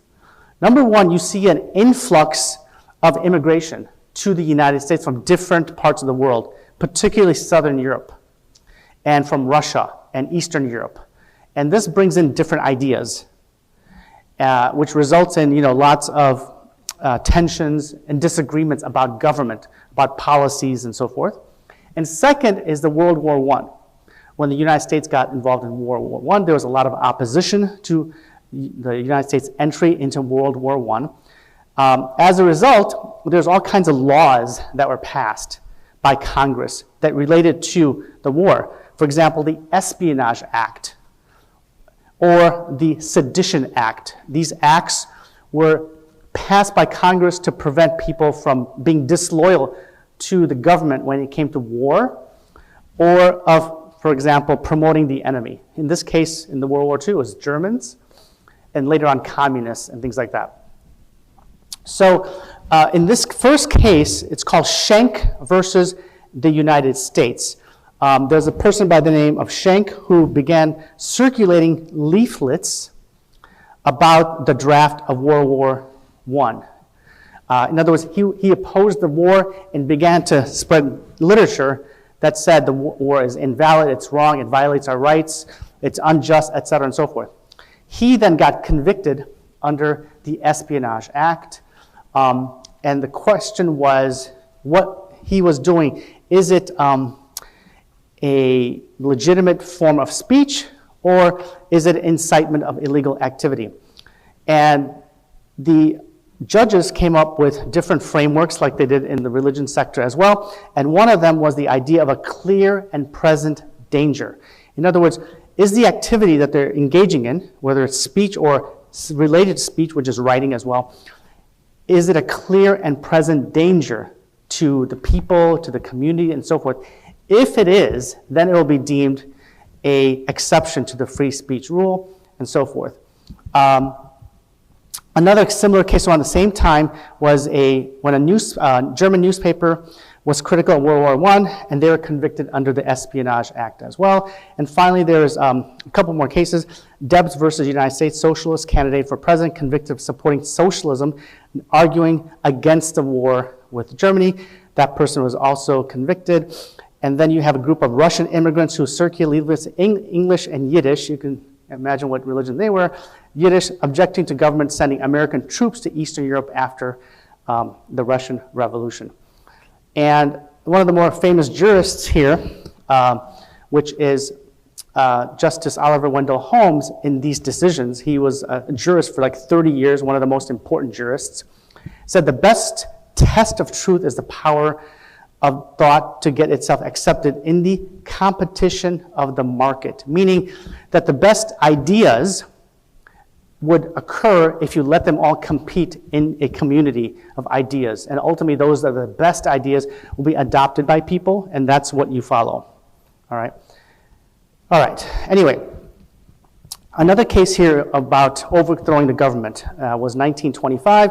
Again, Benjamin Gitlow published a left-wing manifesto, and the government convicted him of seeking to overthrow the government. The court held that the New York law prohibiting this kind of speech was reasonable and fair. And even though Oliver Wendell Holmes, who advocated the present and clear danger test, he wrote a dissenting opinion because he thought that that ruling was wrong. But nevertheless, this guy Gitlow was violated because he advocated the overthrow of the US government. All right. Then we have later in the 1930s, you have Stromberg versus California. This is a state law now, where in California, where a young communist activist displayed a red communist flag in which the children would pledge allegiance every morning. So these kids go to a camp, and the camp people made them plead allegiance to not the US flag, but the communist flag. And the California Penal Code prohibited displaying of this red flag and banner. The Supreme Court held that this law forbidding the display of this kind of red flag was unconstitutional. The government cannot deny free political discussion to the will of the people if they seek changes by lawful means, which is a fundamental principle of our Constitution. So even though in the 1930s and 40s, you'll see that one of the big issues that the government had was this anti-communism sort of fever. They're very scared of communist infiltration into the United States, and then you begin to see all these laws being passed. In fact, the Pledge of Allegiance that a lot of times you hear people give before, say, political meetings, sometimes before sports and events, this all comes out of the 1950s because of this Red Scare, the scare of communism. Did you say something? Right, exactly, because of that. It wasn't part of the 19th century, not part of the Constitution. It comes in the 1950s, mostly because of the whole communist issue and so forth. So let's see. And here the government said a statute which upon its face and has authority is construed as vague and indefinite as to permit the punishment. In other words, what they're saying is that this law said it's prohibiting red flag, banner, or badge, or any device or form in any public place or any form as a sign or symbol of opposition to organized government. So the Supreme Court said that law is very vague. In other words, you can use that law and you can prohibit any activity and you can convict anybody, right? So they said that is too vague and too permissive, and therefore they found it unconstitutional. All right, in this case, now this has another exception, known as the fighting words exception.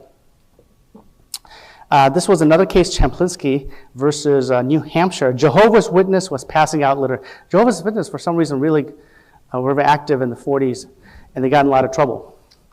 They're passing out literature, okay? And in that literature that they were passing out, they called the Catholic religion a racket, okay? And then as you can see here, the language here, it says you are a goddamn racketeer, a damn fascist, and so is the entire government of Rochester are fascists, and so forth. Okay? You hear that every day now, right? But back then, it was like shocking to so publicly say that. So that Jehovah's Witness was convicted under New Hampshire's law of what's called prohibiting, attacking other faith traditions, and so on and so forth.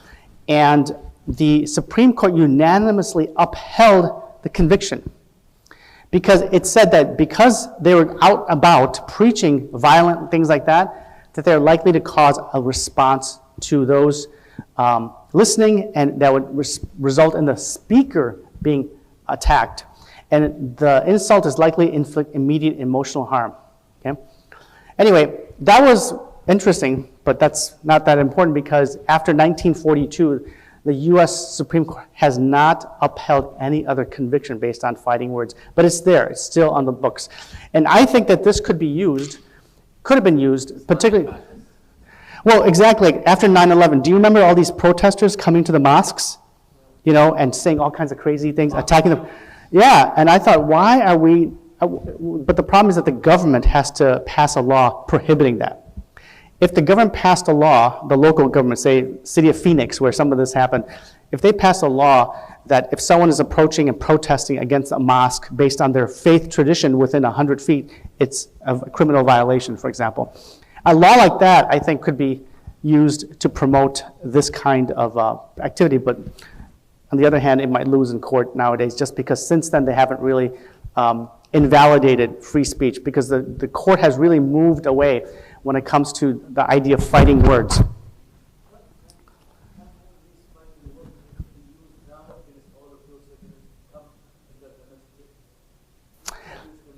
Like I said, it has to be a law that the local government passes that prohibits those activities. Well, it was in a state law in New Hampshire. So it would have to be, for example, if it happens in Texas, Texas has to pass a law like that, or Arizona or Phoenix has to pass a law like that. Okay? All right. Then we come to the 1960s, where there was a lot of turbulent activity, lots of political disputes, and of course the civil rights movement and so forth. And what was going on in 1968, of course, is you have the Vietnam War at its height when the people began protesting the Vietnam War.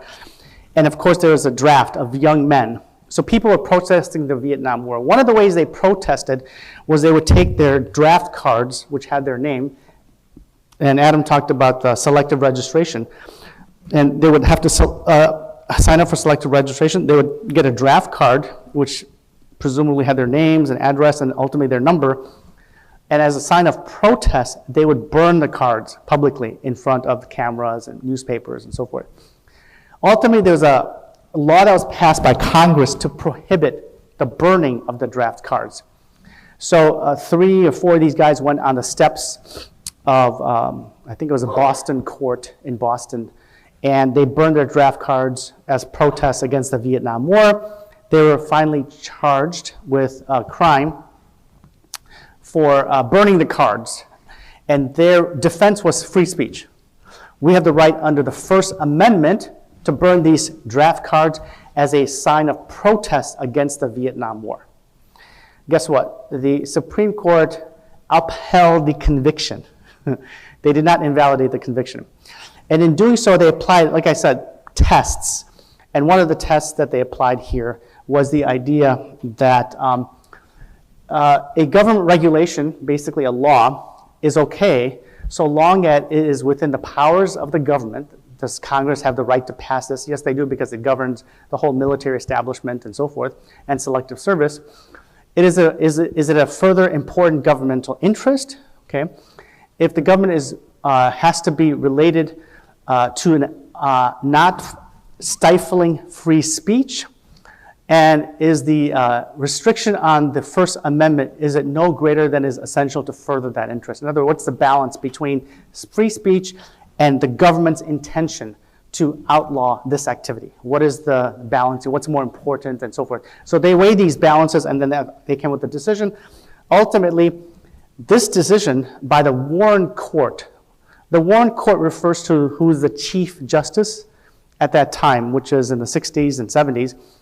Today, we call it the Roberts Court, because the Chief Justice of the United States is John Roberts. But this was considered a very liberal court. The Warren Court was considered one of the most liberal courts in history, and it voted 8-1 to uphold the conviction. Okay, and it says that basically that the registration of the card, the burning of that card, and then the ultimate invalidation of that card is consistent with the government to protect its property, its interests, and in promoting the war, and so on and so forth. Very interesting decision. And just a few more cases, and then I'll end up here too and move on to defamation. Is burning a flag free speech? Okay. It should be. What do you think? You can burn the flag. You're saying no, okay. Why do you say no?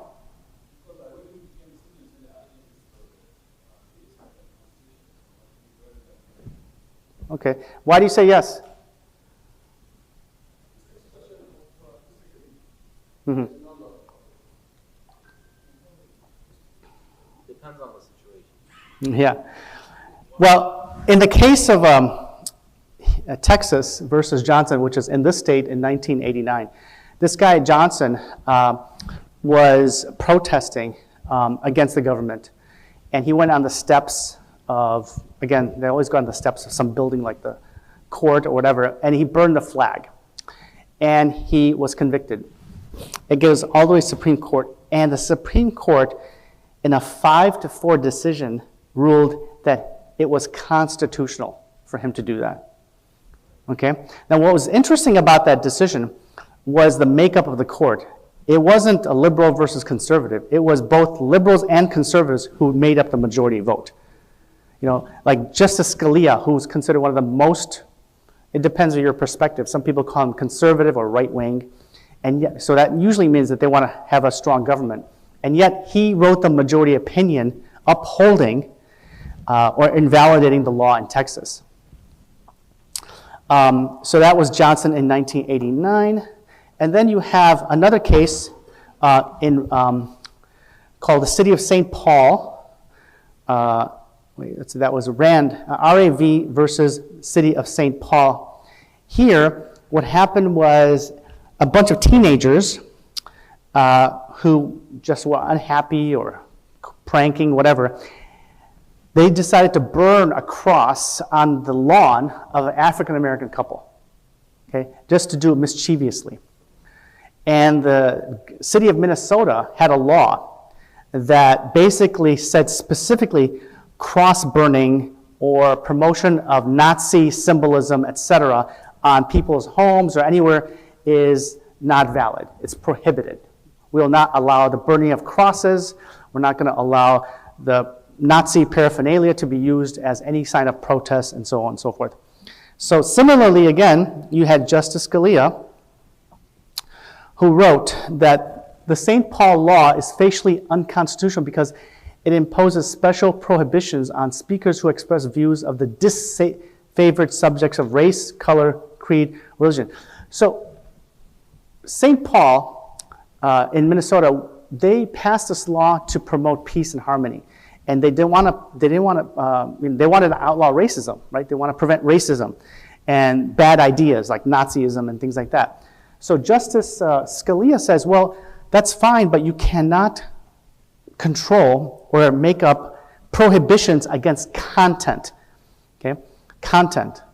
And he says, the First Amendment generally prohibits the government from proscribing, in other words, preventing speech or even expressive content because of disapproval. In other words, just because it's a disapproved idea, okay? In other words, Nazism or burning a cross, just because it's that, the government has no role in telling people how to think and do and so forth. So he too invalidated the law and upheld the constitutional right of the kid to do what he did, which is shocking. Again, conservative justice. So this goes to the issue of conservative versus liberal. Sometimes on issues they're very different, you know? All right. So that's free speech. So what does the free speech mean? It means that, you know, basically there's tremendous freedom of free speech against ideas that people may not agree with, people may not like, and so forth. And it's difficult to really control that anymore. And this, again, there's a whole other area of speech about advertising, about billboards, about certain activities and things like that, what we can go into, which we spend in law school almost, you know, several months and weeks learning, but we don't have time to do that right now. So now I'll go to speech as tortious conduct, which is defamation, slander. Sometimes it's known as false light, invasion of privacy, etc. I'm just going to talk about defamation and slander for the sake of time. This is something you may come across. In fact, I had a case in which I represented an imam in Chicago who got sued for defamation. Okay? He got sued for defamation. No, sorry, I'm mixing up. I'm mixing cases. I represented the imam, and we filed suit against this person for defamation. Why? Because this person didn't like a decision that the imam made with respect to a dispute he was having with his business partner. So they went to the imam and said, well, can you help us resolve? And the imam very strongly came out and said, no, this guy is lying, and he's the one that, you know, is the wrong party here. So that guy then goes around and starts attacking the imam publicly. He calls people on the telephone. He sends email attacking the imam and said things like, oh, this guy's crooked imam. He has business deals, etc. He ruled against all these kinds of things. So I looked at it and I thought, okay. So we went ahead and filed suit against this guy for defamation because he, in effect, he was saying false statements and he communicated to a third party. And we believe that he had damaged the imam's reputation. Ultimately, the case settled and we wound up getting some money from the guy. But this does happen, and the more, like I said to you about, you know, divorce cases and other things, this can happen with imams. In fact, someone just told me this weekend, I was having dinner with my niece, that there's a really contentious divorce case in Texas, maybe in Dallas, and there's a guy on YouTube talking about the marriage, and he was attacking all these imams. He was attacking, I think, Yasser Qadi, he was attacking Omar Suleiman and things like that. So, you know, it's not going to be it's not something that, it's something that unfortunately you may come across, is what I'm saying. So that's why you got to be careful about dealing in disputes. Alhamdulillah, people should come to you guys for disputes and you should be able to handle them. But sometimes, it can get a little tricky. Anyway, what is defamation and slander? Defamation is basically where someone makes a false statement about somebody else. But if I tell Adam, for example, I don't like him, and I say something false about him, okay? If I say, for example, Adam is a crooked person and stole all this money from somebody. If I just tell him, that's not defamation. But if I tell you about Adam, that's defamation. So it has to be to a third party, okay? Number one. Number two, it has to be a fact. It can't be an opinion. If I say, this person is crazy, if I say Adam's crazy to you, that's not really a fact. It's just, it's sort of an opinion statement and so forth, and that'll be not, accepted in court. In defamation, at least in the context of Illinois law, and again, it's state-based. This is all state law, okay? In Illinois, when we talk about defamation, we're usually referring to libel or something in writing, okay? Libel or written. And slander usually refers to something that's oral or a statement made. Now, I can tell you, generally speaking, and I don't know about Texas, but in Illinois, the standard to prove defamation is very high. It's a very high standard. It's difficult to prove because a lot of the times the courts will say, well, it's not really a fact, it's an opinion, and therefore it's not defamation. So opinions are okay. Now, there's two kinds of defamations in most state courts. Illinois has this, and so does Texas. There's something called defamation per quad, and that simply means that you have to sort of, and when you file a lawsuit, you have to explain what the defamation statements are and how they cause you harm and how did you suffer monetarily, okay? And that's usually called defamation per quad. However, there's another more dangerous defamation standard called defamation per se. And defamation per se, if you're able to prove this, you don't have to prove damages. Like, you don't have to show it caused me to lose this much money. If you're able to prove this occurred, damages are what's called automatic, okay? They're presumed. They're automatic and presumed. And then you just tell the judge how much money you want. Now, for defamation per se, they have to involve the following, typically, and these are standards very similar across state lines. They have to accuse you of committing a crime, all right? So he stole money. He's a criminal. He did this and so forth. That would be considered defamation per se, and if you can prove it, damages are presumed, and you can ask for a lot of money. Or if it's involving your profession, like if you're a doctor or lawyer, and people publicly attack you with false statements about, for example, he committed the surgery on this person and that person wound up dying, okay? If that's false, that would be defamation per se. So something involving your profession or occupation. And then finally, if someone accuses you of sexual misconduct, if someone accuses you of harassment, sexual harassment, or having an adultery, or an affair, or that you have some kind of disease, oh, he has AIDS because he's gay, and it turns out he's not really gay, and he didn't have AIDS either. To be very serious, because they have social and professional consequences. So if you allege these kinds of things, it falls into this category called defamation per se, which means damages are automatic and presumed. Where if there's defamation that doesn't include these categories, then you have to kind of prove it and explain how you're damaged. Yeah? Is defamation true or false? Oh, it has to be true. It has to be true, but what if you're warning me against it? Can you explain? He stole the money right. from people. You're warning me from him, my deal. Yeah, so I think what you mean is, what if the defamation happens to be truth? The statement that. That's what you're saying. Yeah. You're saying that defamation has to be true. No. That's what I'm confused. Yeah, so if the defamation has to be false. Okay. Yeah, it has to be false. Yeah. But Truth. Apparent on its face, meaning true on its face. The defamatory statement has to be true on its face. In other words, it has to be, you have to allege what they said is what occurred. Okay? In other words, whatever the statement that you made, that's what you have to allege in a pleading, for example. Okay? But the defense to defamation is truth. Yeah. So, for example, if I get sued because I said something to somebody, and if I say, no, that's exactly, he is a criminal because he had a criminal track record. And that's what he did. So that would be a truth, and that's not defamation. Yeah. So the two defenses are usually truth and opinion. In other words, it's an opinion, it's not a fact. Okay? Does that clear it up? Okay, sorry about the confusion. Yeah. Oh, and then finally, there's a 1-year statute of limitation. So you know what statute of limitations are? That's the time in which you can bring the case. So if on March 3rd, someone sent this email about you to all these people, okay, when that occurred, that's when you have notice of when the defamation occurred. So you have 1 year to file this case. After 1 year, it's gone forever. Okay? Yeah. So each claims and laws, they have some kind of statutory time period that you can only bring these lawsuits under.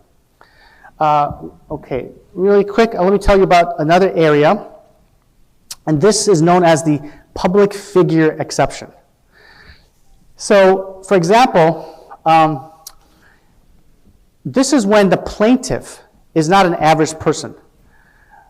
This is when the plaintiff happens to be what's known as a public figure. So if you claim that somebody defamed me, okay, and said something false, but you happen to be a public figure. What's a public figure? An elected official, a movie star, somebody on television, you know, somebody who's a famous personality. It could be an athlete, okay? Yeah, I think Omar Suleiman would constitute that, sorry. But someone who's popular, like, you know, in the public sphere, who comes on TV and so forth. If that person happens to be a public figure, they have to show a different proof to prevail. And this comes out of what's known as this very famous case called the New York Times versus Sullivan. All right? And what happened in this case was that you had a lawsuit filed by officials in Montgomery, Alabama, against the New York Times, and against people who were listed here and so forth. So this is during the civil rights movement, okay? So the New York Times printed this statement, and it's here, in its newspaper with these individuals, claiming that the activities of Southern leaders in Montgomery and other cities who were called segregationists was wrongful, and they're behaving in violating the civil rights of blacks in the South. So what they did was, in state court, they filed a defamation case against these people and the New York Times for defaming them. And they were convicted at the state court. And they appealed, they were again convicted at the appellate court. Finally, it went to the Supreme Court. And the Supreme Court basically said, hey, look, that, you know, we're going to go ahead and require a higher standard for people who are public figures. And these people were elected officials in Montgomery, okay, the commissioners who sued. And because they were public figures, they had to prove that the statements that were made by the New York Times and these people were, that they had to prove that the statements were clear and convincing, and that they knew that the statements were false. And most importantly, for the first time, they said they have to show what's called actual malice. So this is known as the actual malice standard. In other words, the defendants, the New York Times, and the civil rights leaders who said these statements, they knew that the statements that they made against these people were actually false, and they intended to harm them, okay? And that's what the commissioners had to show. They had to show that when the New York Times and these statements in that newspaper ad, that they intended with that statement with actual malice. That's a very difficult standard to prove, and as a result, the Supreme Court overturned the conviction of the commissioners in Alabama, and as well as the New York Times. So typically, this is the sort of standard. If you're a normal person and you file a defamation claim, you just have to prove that they said it, and that's it. But if you're a public figure or a public official, you have to show what's called actual malice. Okay? Yeah.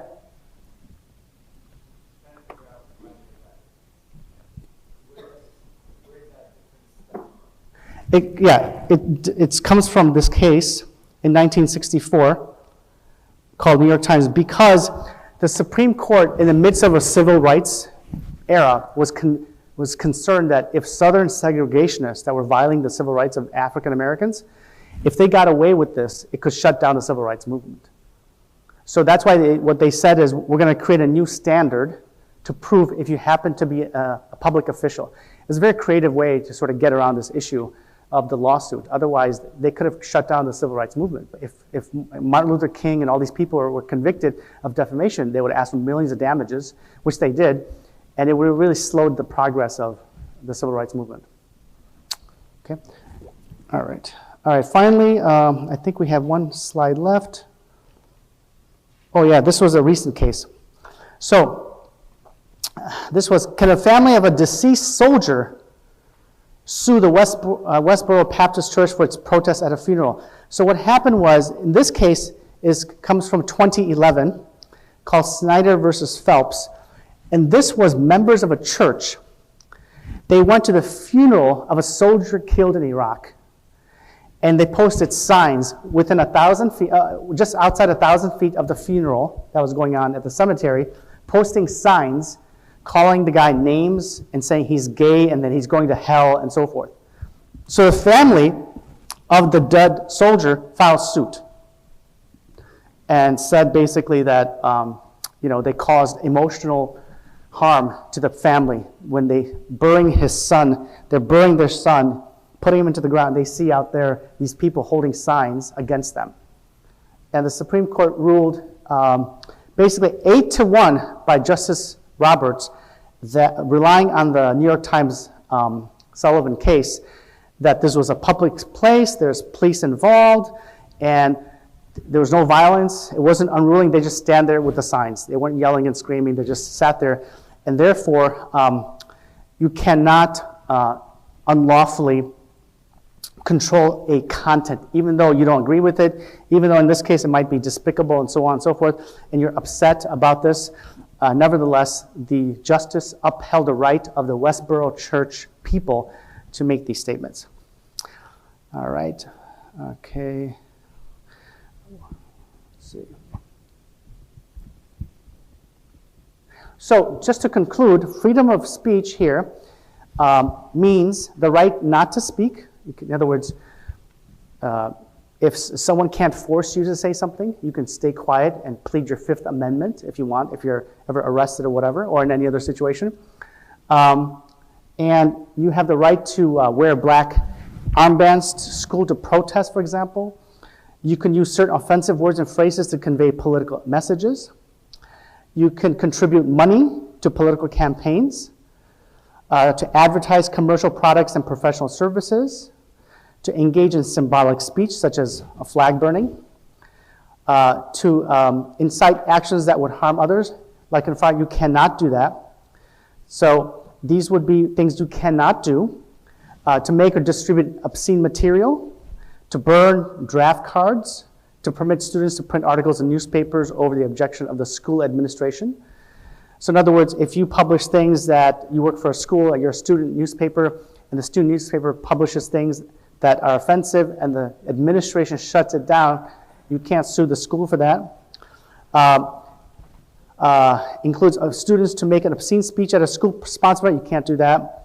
Students to advocate illegal drug use at a school-sponsored event, you can't do that either. So again, when it comes to things such as school activities and other things, the government will allow, the Supreme Court will allow the government to raise restrictions and keep those within those lines. Finally, I want to talk about something called the anti-SLAPP legislation. This is laws that were passed a few years ago, I would say about maybe 10, 15 years ago, because what wound up happening is that when people exercise their freedom of speech and protest, some states, through lobbying, these lobbyists, corporate lobbyists, would go to the states and get them to pass legislation that allowed them to sue people for protesting or speech. And that was known as strategic suits against political or public participation. In other words, if I wanted to protest against the Iraq war, or forget that, that's not the government. If I want to protest against, say, some damage that a company is causing environmental harm. So for example, there's a case in West Virginia with DuPont, the chemical company, that poisoned a lot of communities in Ohio and in West Virginia because when they were manufacturing these chemicals, some of the waste leaked into the rivers and so forth. So if I want to protest against DuPont publicly with signs or even letter writing campaign or do op-eds in newspapers, and all of a sudden DuPont wants to sue me for defamation, that would be very dangerous, and it would stifle speech and people would be scared not doing it. So this legislation called anti-SLAPP legislation was passed in many states in the past 10 to 15 years to prevent that from happening. And this was to make sure that if a company did that against you, you have the right to dismiss the lawsuit.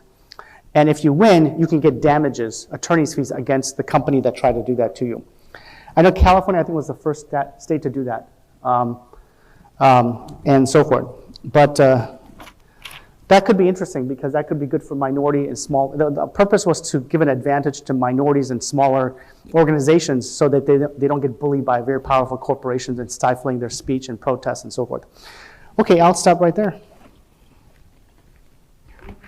One second, let me, we'll get some questions, inshallah. We did have a break scheduled for now. If anybody wants to take a bathroom break or stretch their legs, go ahead. But in the interest of time, we can do some questions during that break, maybe, if that works. Sure. Okay, so if anybody wants to take a break, we'll start the next presentation in about 8 minutes.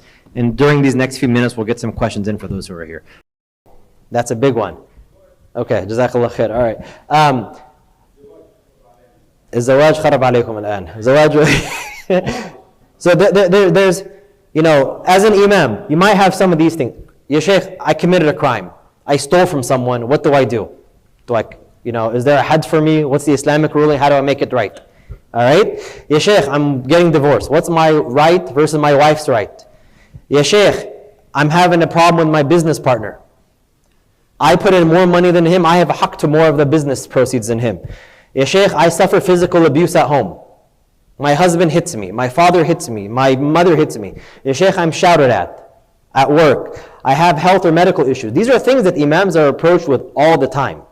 A lot of people look to you as imams as being the guidance for them. Because alhamdulillah, our deen, our religion gives a cure, gives direction and guidance with our faith. People come to you as imams for this direction.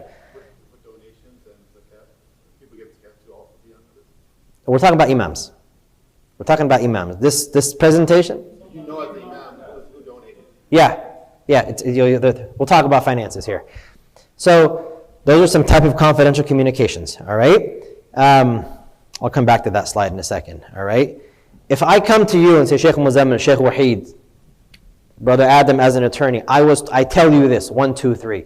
Can you share that communication? Can I go break? We call it a privilege. Clergy, there's a lot of terms we use when it comes to clergy. Yeah, it's a clergy privilege. And a note, we saw in the presentation, you guys might have seen the word church appearing many times. That's a general term because most act claims in America are done regarding to churches. If you see the word church, you see the word priest, you see the word clergy, know that it applies to religions in general. If something applies to a church, applies to a masjid, a priest applies to you as an imam. So if a member of your congregation comes to you with private information, you must keep that information private. So if I go back a slide here, I'm sure these are issues that a lot of you guys will come across if you have not come across and this is just a very small list of what you can come across. If people come to you with these things, the general rule is you have to keep it confidential. That's the general rule. There are exceptions we'll talk about in a moment, but the general rule is these are confidential communications shared with you as an imam, and to protect the confidentiality of the member of the jali or the community member that came to you, have to keep it confidential. Can you break the privilege? General rule is you cannot. Are there exceptions to that? There are a few exceptions. So, And a lot of these, remember, we talked about could be state specific. So I'm looking here in general at California, all right? Your state might be different. If I go to Sheikh Muzammil and say, Sheikh Muzammil, I'm having a problem with my wife, and I'm going to take the kid, I'm going to go back home. It's kidnapping, isn't it? Is there any other word for it? It's kidnapping. You as an imam, you keep that confidential? That's a major crime. If I'm going to go say, Ya Sheikh, so as attorneys, we always say it depends. We always say it depends. I don't want the imams to start saying it depends. Yeah.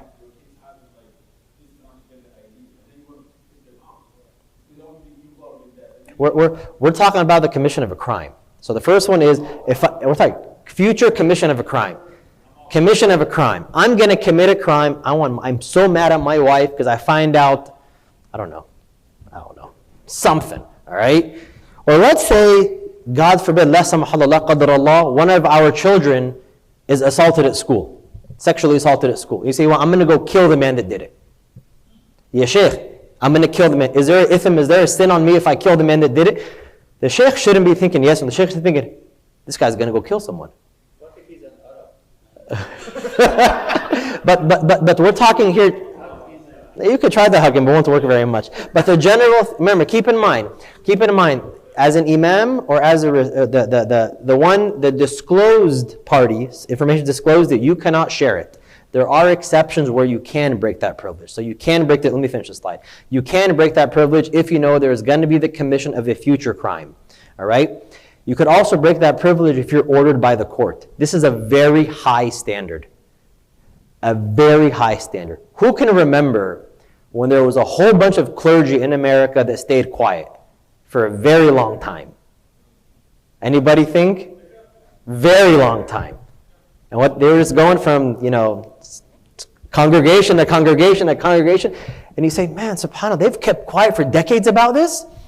They kept quiet for, it wasn't until 30 or 40, 35 years later that boom, everything exploded, media got involved, and then they said, man, this has been happening under our radar, but they did a very successful job at following this clergy privilege.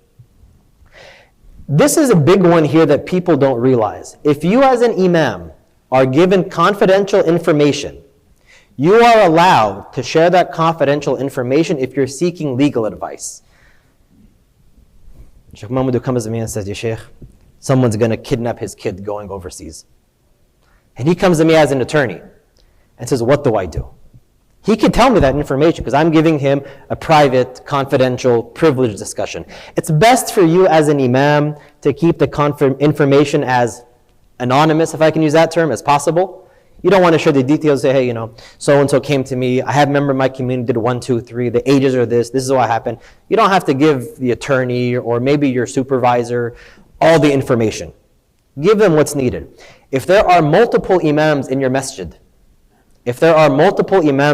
maybe like resident imam or resident scholar, and then just for lack of a better term, a junior imam or associate imam, and somebody comes to that associate imam, he can share the information generally with the supervisor. Because he might not know the answer. He might be approached and say, hey, I have a father that came to me and his son is transgender, his son is going through this transition that he believes. What in Allah's name do I do? He's not supposed to share the information generally, but he could come to you as a supervisor to get information. This is a very heavy one, mandated reporting. Does anybody know what a mandated reporter is? Yes, but what specifically is a mandated? There's laws about, if you know what it is, I want to take a show of hands. 1, 2, is that half a hand or a full? Okay, 3, all right, 4, okay, think.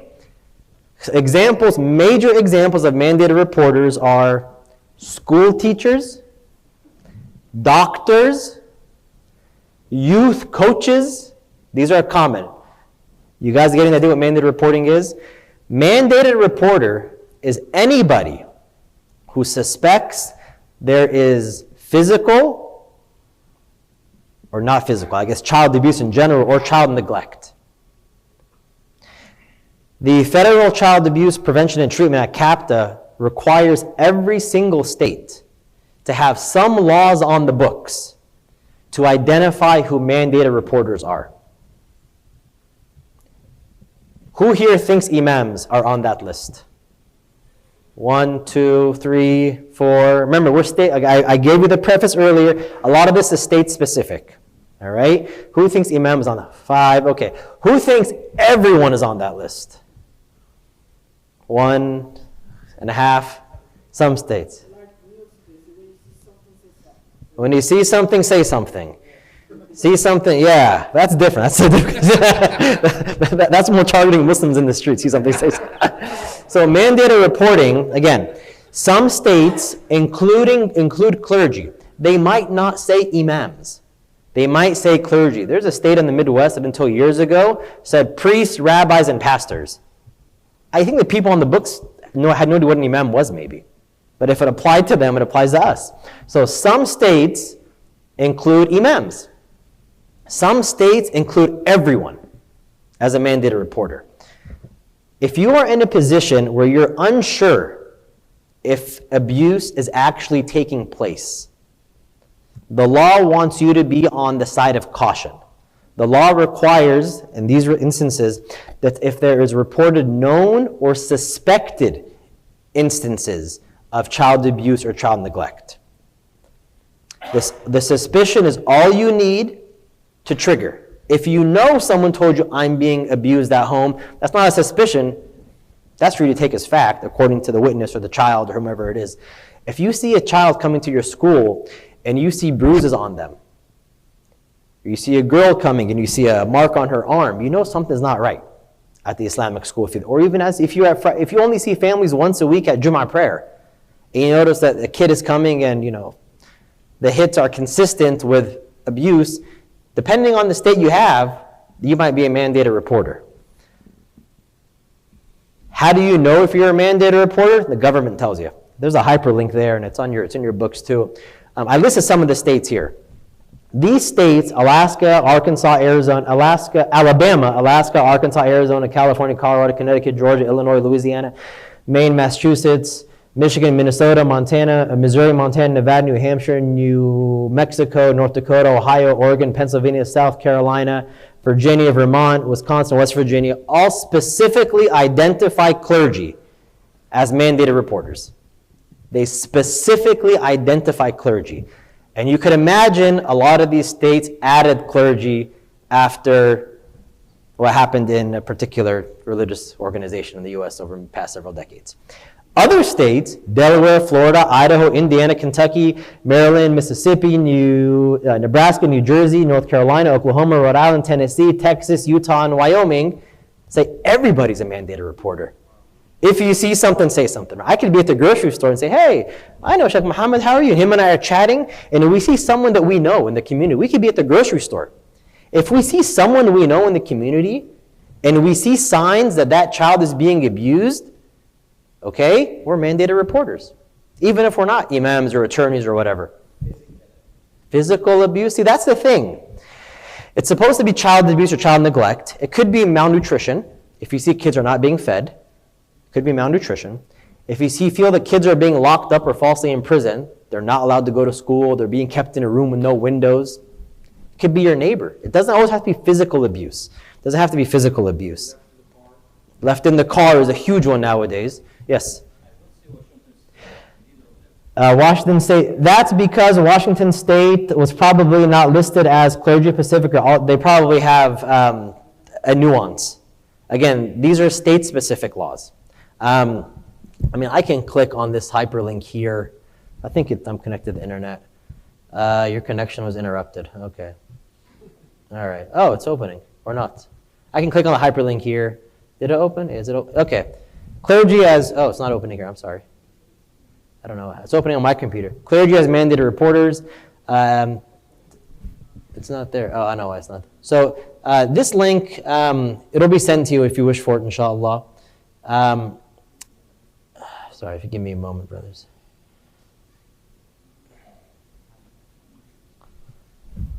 Now, do you see it? Yeah, it's there, right? So you can go to your state. I just put the two that either identify clergy or identify everyone.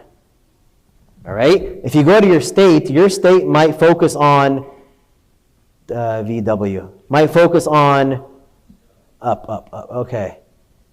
Might focus on here, this patient privilege, Washington here, information considered privileged by statute, not regular, yeah.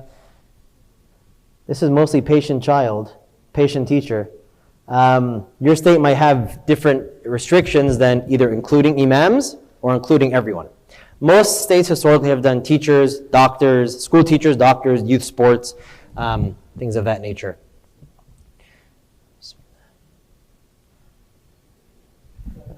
See where I left off. Sorry.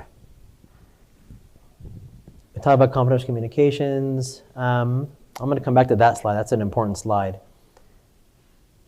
Mandated reporting. We talked about mandated reporters. All right. Before I go to data security, I want to go to another slide here real fast. When can I break privilege? Now, we as imams, or you as imams, we as attorneys at times see things that are not consistent with our local laws, but might be consistent with cultural practices. Can anybody think of one? Something which is not consistent with our local law, it's not allowed in local law, but it's allowed in a religious or cultural practice. Think, okay. No, not political. We haven't talked about it so far, so I'll give you that hint.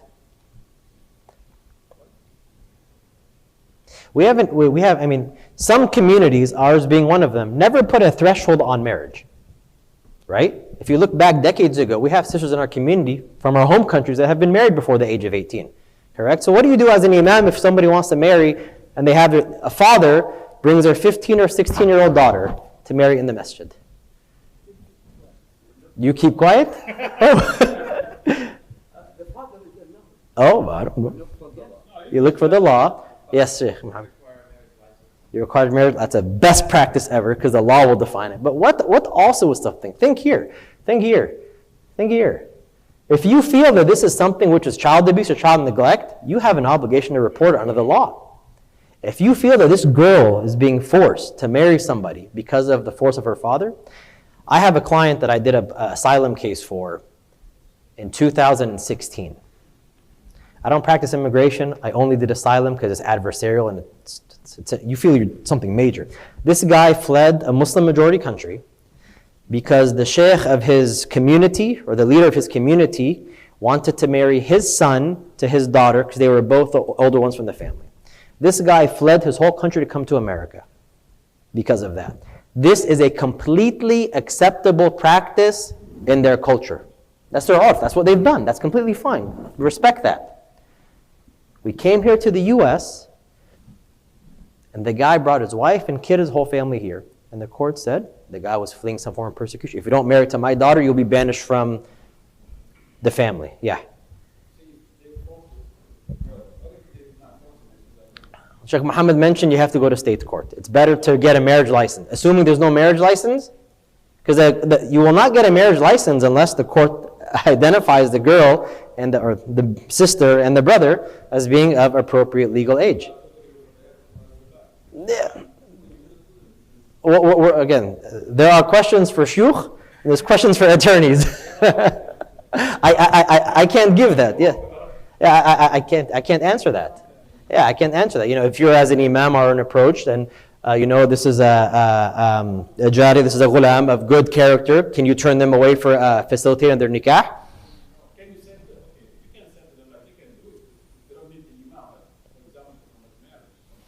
They could, you as an imam probably should not get involved at all if you suspect something like that. Because don't forget, you as an imam are an agent of who? You're not. You're an agent of your masjid. You're an agent of the masjid, correct? You're an agent. So if somebody comes, so I have a confessional here slide. I have a point on that. Is that considered? If you go. No, okay, but yeah. You had a question. What if this interaction between virtual or over the phone, especially if it's out If, so I think the question there is, yeah. Yeah. Sure. I think the question would be more is which jurisdiction, which law would you follow? Wallahu alam, my opinion as an attorney, no, I'm saying Allah knows best because Allah knows He's of all, even secular knowledge He knows. As an attorney, the right belongs to who? Who owns the private information? The one sharing it. So I call Sheikh Muhammad Faqih I say, hey, I'm having an issue with my spouse, with my child, with my father. I'm in California, you're 2,000 miles away in Tennessee, hypothetically, okay? If an issue happens between you, and you say, hey, and you go tell everybody my information, that information is my information to share. It's my information to share, not you, it belongs to me. If I call you and I say, I'm a 13-year-old child, I'm a 13-year-old minor, and I'm being physically abused by my mother or my father, it's where the recipient is. That responsibility is on you, because you are the mandated reporter. So you look at what are Tennessee's laws. I think Tennessee was here as a everybody. So if you're contacted, you say, hey, whoever you call your local law enforcement, say, hey, I had a counseling session with someone on the phone, they told me 1, 2, 3. They'll probably refer the case to that local jurisdiction in California where that girl is, because nobody in Tennessee is going to investigate something in California. So some states say that even if it's child abuse, but it's confessed in a confessional setting, then it may be protected. Michigan's a state like this. Every state has their own capital laws. Who knows what a confessional setting is?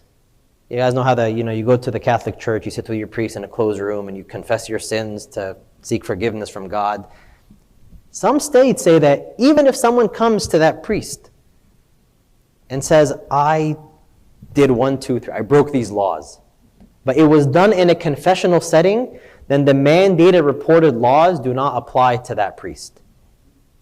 So you have to look, because remember, if you're a mandated reporter, you must share any abuse that you hear about.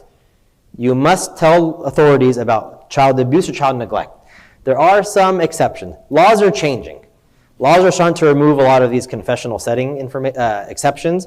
So again, you have to check with your own states, because these are overseen or regulated by the states. The federal law was that every state has to have their own. I want to go back here to a slide that I skipped over. This is a big slide. Take a second to read this, and then I'll ask you guys what you think. A community member comes to you to talk about divorce, business. They come to you, remember, in your spiritual capacity. Do you, as the imam, have the right to record that conversation? Afwan? Okay. Versus, can the community member record that conversation? Yeah. Sure. Okay. That's a good point. Okay, so if you think as the imam you can record it, raise your hand. See, you're already a lawyer without knowing, man. It depends. It depends. It depends. Yeah. Okay. If you think that what if can the community member record the information without you knowing? So we have an agency in America called the Federal Communication, the FCC, all right? Believe it or not, the FCC, the Federal Communications Commission, does not have any laws on this. They defer to the states. They say every state has their own law. So we have 3 types of laws. You have all-party consent or 2-party consent, however many parties. You have 1-party consent or you have no-party consent. What's the no-party consent? Who wants to take a stab? What is no-party? Exceptions if there's government wiretaps, they got a judge assign it. But no party consent means that you can't record anybody without their knowledge unless there's no expectation of privacy. I'm standing here sharing information with Sheikh Muhammad and I know the camera's on, I just decide to ignore the camera, it's being recorded, there's no expectation of privacy. I know the camera's on, all right? Sheikh Muhammad he can go take that tape and say, hey, it's public. He knew there was no expectation of privacy. If you go, security cameras are a big thing here. A big thing here, actually. Most masajid have security cameras. And if people are in the musalla chatting in a loud voice about what happened, which happens 5 times a day, they probably are sharing stuff that they think is private. But if they're talking with chit-chatting with their friends, or maybe with you as an imam, you should tell them, hey, if it's private, let's go somewhere more private. Now, you have, remember, 3 levels. If no party to the conversation is the one doing the recording, it's generally not allowed unless there's no expectation of privacy. You have some states that only one party, Texas is one of them, only one party to the conversation needs to know about it. So if I'm on the phone with Adam, he could record the phone call and I don't even know. That's also the federal standard, one party consent. So at least one of the parties in the conversation must be consenting or willing to be recorded. Alabama, Arizona, Colorado, New York and New Jersey are on that list, single party consent, and also Texas. And that's the federal standard. So if you have phone calls between people of different states, California, New Jersey, California, we're all in California, Tennessee, California, Illinois, California, Texas, that's a federal standard. Remember, across state lines we mentioned earlier, you go to the federal standard, only one party. There are states that require all parties to consent. California is one of them. Other examples are Connecticut, Florida, Illinois, New Hampshire, Pennsylvania. Remember, these are state-specific. They require all parties to consent. An example someone brought in the back, what if there's a sign? So I still do a lot of healthcare work in California. I have a lot of clients that are doctors, dentists, optometrists. You know what each of them have on the sign in their operating room? No, the opposite. They say all actions and all behavior in these facilities are recorded under are stored under audio and video surveillance. So when the patients, they have a big yellow sign. When the patients walk in, they know, hey, I'm going to be one-on-one with you in this room here, right? And I don't want you to come accuse me of doing something wrong. I'm telling you I'm being recorded. You're being recorded. If you intend to record at your masjid, you intend that everything you want to be recorded, and if you are in a 2-party state, all right, the other party has to know. And this is bigger than just confidential communications, right? This is bigger than just somebody coming to you as an imam. I can be calling Adam saying, hey man, my wife and I are having problems. Oh no, you're busy, you do family law. My business partner and I are having a problem, and I'm upset, 1, 2, 3, 1, 2, 3, 1, 2, 3. I could be coming to him in a completely non-attorney-client relationship. It could just be a complete casual conversation. These privacy laws still apply, all right? We're across state line, California and Texas. He could record. I should have known better than to share stuff I shouldn't have shared on the phone. So you have to look at the state that you fall under. You have to look at the state that you fall under. Yeah. So if there's 2 different jurisdictions, would it matter based on where the recording's happening then? Well, keep in mind, you have to look at the federal standard. So if there's 2 different jurisdictions, if one of the parties involved in that was okay with being recorded, as presumably the one who's doing the recording, then it's permissible. But what if the other state where the other party is... If I was in California, I expected both of us to do it. We're 2 different, you have the diversity elements. Right. They're 2 different parties, so we look at the federal standard. Now, that's a good question. Should I be having phone calls to anybody outside of California? Should I ever call anyone outside of California? Me and AZAM, we're both in Illinois. We have 2-party states. You have to have consent, yeah. So all parties require consent in these all-party states. But then if anybody's calling me in Texas... You're a 1-party state, then I don't have to worry about that. You're Yeah. A lot of time when you call places, they'll say these phone calls are being recorded for, they'll say quality assurance, but it's really just a store. Sheikh Muhammad. That's why everybody should be careful dealing with Texas. I'll come to you. One second. I'm going to do this so we don't have Q&A afterwards. I'm going to call on you for quick comments as we talk. Go ahead. Yeah. The defamation, yeah, okay, you're right, yeah. Yeah. Sure. One of them appears to have been overseas. So basically it's 2 speakers speaking, a male and a female speaker. They're speaking private conversations on a ride from the airport to the venue. Wherever they're going. So Yeah. that Okay.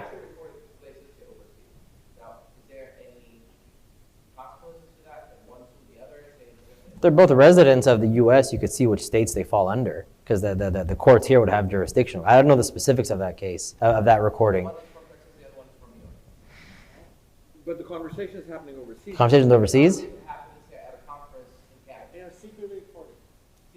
Yeah, well, Texas is a one-party state. New York's a one-party state. Even if you take federal standards, one-party state. Of the recording happened that. Yeah, it could be. I don't know. Yeah, I don't know if the international implications of it.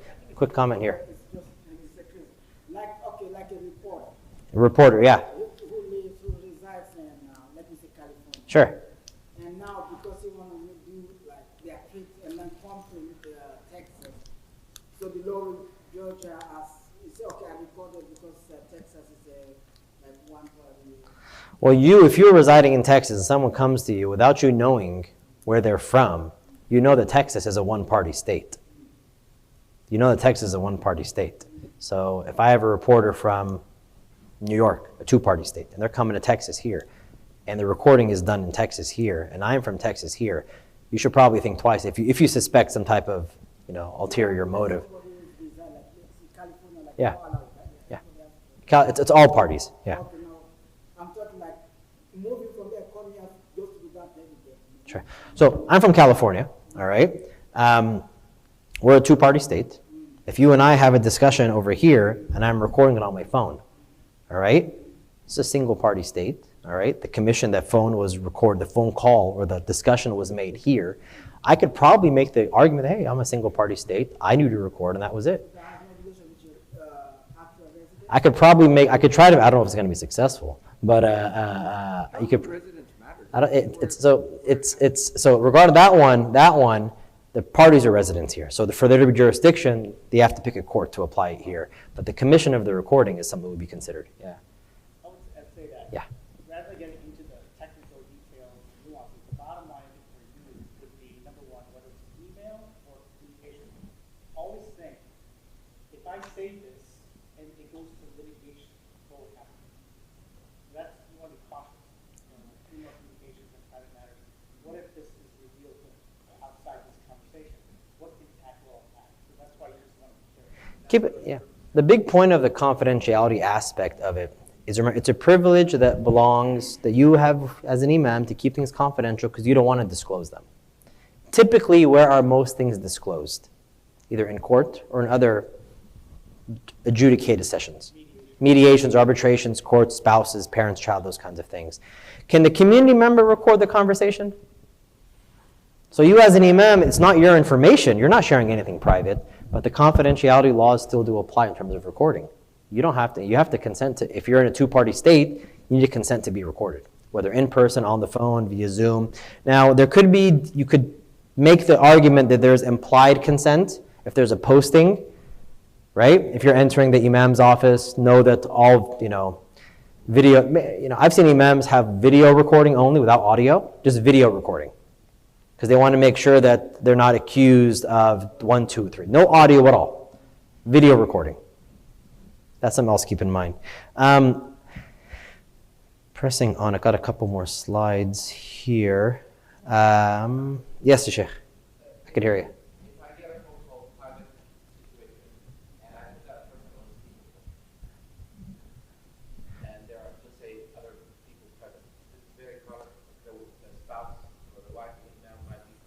Sure. So keep in mind that confidentiality. I'm sure, I understand. Good question. Good. I've had people take phone calls in the car with other people. Anytime I'm in the car and I get a client call, I say, hey, I'm in the car, I'll call you back, I have people around me. I never take business calls in the car. Even if it's on a earpiece, I will never. I'll say, hey, good to hear your voice. I got people in the car with me, let me call you once I'm somewhere private. It might be for 2 days I can't call them back if it's not a pressing issue.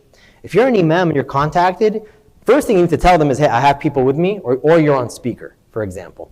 But remember, if they're coming to you with confidential information in your capacity to give them spiritual guidance, that's one of the key elements of the clergy privilege, spiritual guidance, okay? You cannot share that. And you having them on speakerphone with other people is you knowingly breaking that privilege. Because somebody else is going to be within earshot and hear everything, even if it's your spouse, doesn't matter. Yeah, because they're coming to you individually as the imam. Yeah.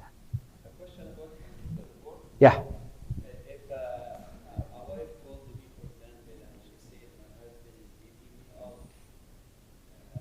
So, yeah.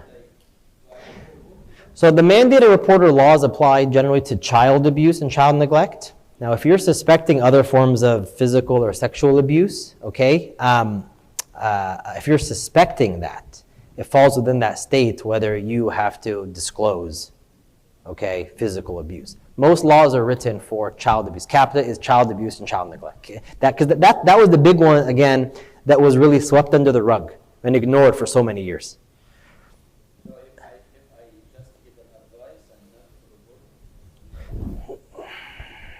I don't want to say yes, but you can probably get away with staying quiet. Actually, I think I have a note on one of my slides here.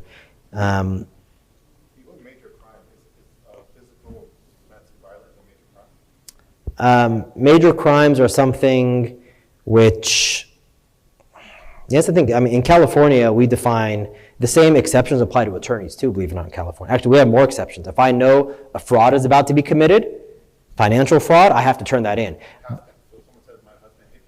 Yeah, probably not. If a husband comes to you and says, I'm going to kill the rapist of my child, that's different. Or so if he says, I'm going to go punch my wife in the face, if you legitimately feel there's a future commission of a felony or a violent crime, I would look to your state, but in California, the future commission of a violent crime is where it is. Yeah. Mostly past tense, so you keep those close to the chest. Yeah, yeah. Yes. Brother, yeah, man, yeah.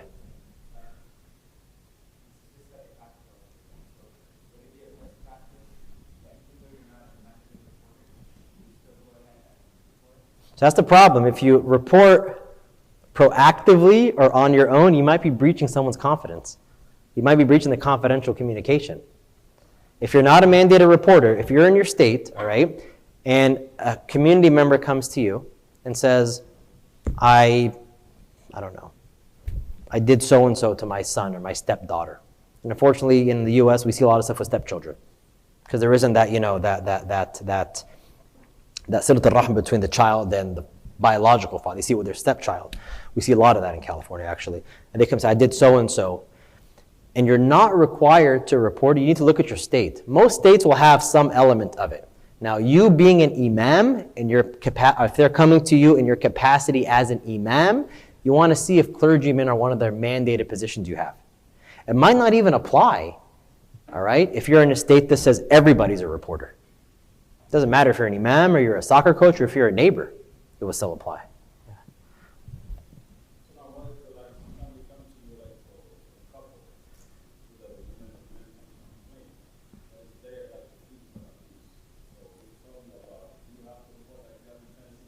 Yeah, so keep in mind, the mandated reporting applies generally to child abuse and child neglect. Child abuse and child neglect. That's where the law requires clergy to be a reporter or requires everyone to be a reporter.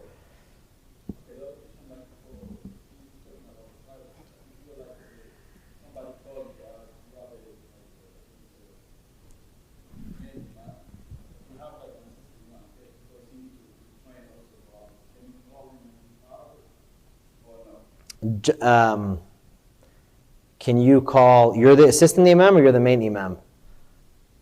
So remember, so an imam is allowed, or generally you can break that privilege to seek legal advice or seek managerial supervisor advice. All right? So if I'm a doctor, assume I'm a nurse, and I come in and I see something, or I say, hey, I just heard of this major thing going on. You're an imam. I heard this thing going on in this family. I don't know if I should report it or not. I can go, if the masjid has an attorney, you can go ask the attorney if you're mandated, if that falls under child abuse, child neglect. You can ask your superior. But remember, if there's the known or suspected child abuse, child neglect, the obligation in many states is that you report it. That's where it just start and stop. If there's known or suspected child abuse, and child neglect is very broad. And so that's the issue. The obligation, you are mandated to report it. Some people are of the opinion it's much better to be overly cautious and report it, versus other people are of an opinion say, no, I actually want to be told by the kid something happened. If you hear things on the grapevine, rumors in the community, is that really suspected abuse? If I hear, rumors, gossip, so-and-so saw their wife hitting this kid in a grocery store. If you as an imam didn't observe or didn't learn of known or suspected abuse, then you might not have to report it. Some people, again, I'm of the opinion that it's always better to err on the side of caution, because there will be liabilities on the reporter if they do not report. There could be liabilities on the reporter if they do not report. Sheikh Muhammad, then we'll move to the next slide. Oh. Yeah.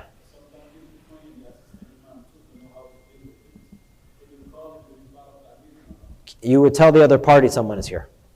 Yeah, because they're coming to you as the imam. And before you take any steps to breach that privilege, which is a privilege there that you have, I understand we're all imams. So some states don't even allow you to share privilege with other accountants in your office. Yeah. I'm going to move after this. Yeah. 3? Inshallah.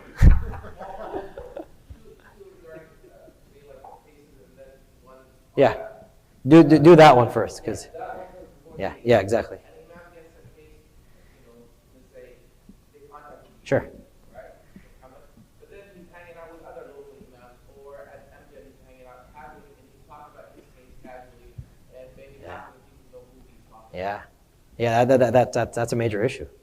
That's a violation. You could be subject to civil liability from the community member that told it to him originally.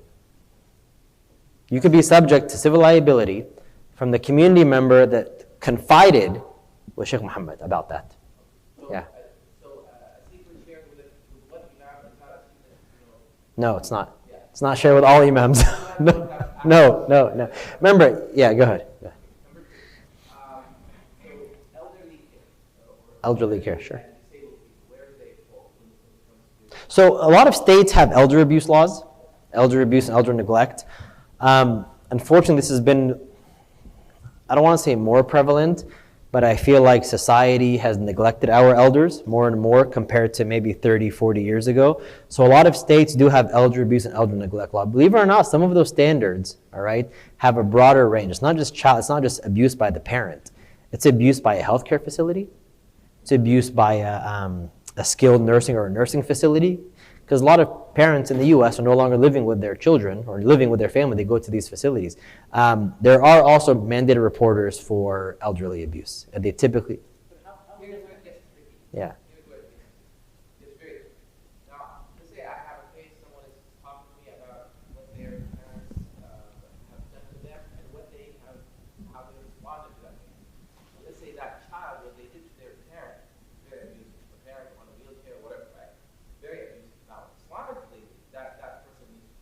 Sure. Okay. Yeah. Now, on the other hand, there's confidentiality issues. Sure. Right? So I'm caught. You see where it gets very tricky, right? So the question is, can you break the privilege? Because I feel now, principle, there's someone that needs to be helped with a check on. Mm-hmm. Because they're at the risk of being neglected or maybe dying. Yeah. Number 2, Islamically, I feel obligated to that parent needs Sure. to be helped. That child needs to be punished. But at the same time, this person is sharing this personal or private information. Remember, the general rule is all information is confidential unless it falls under an exception. All right? You want to put it on? Yeah, I was going to say that. You should maintain confidentiality as long as you can until information comes to you that there's systematic abuse. For example, if you were to see the parent, they could bring them and they have bruises or something like that.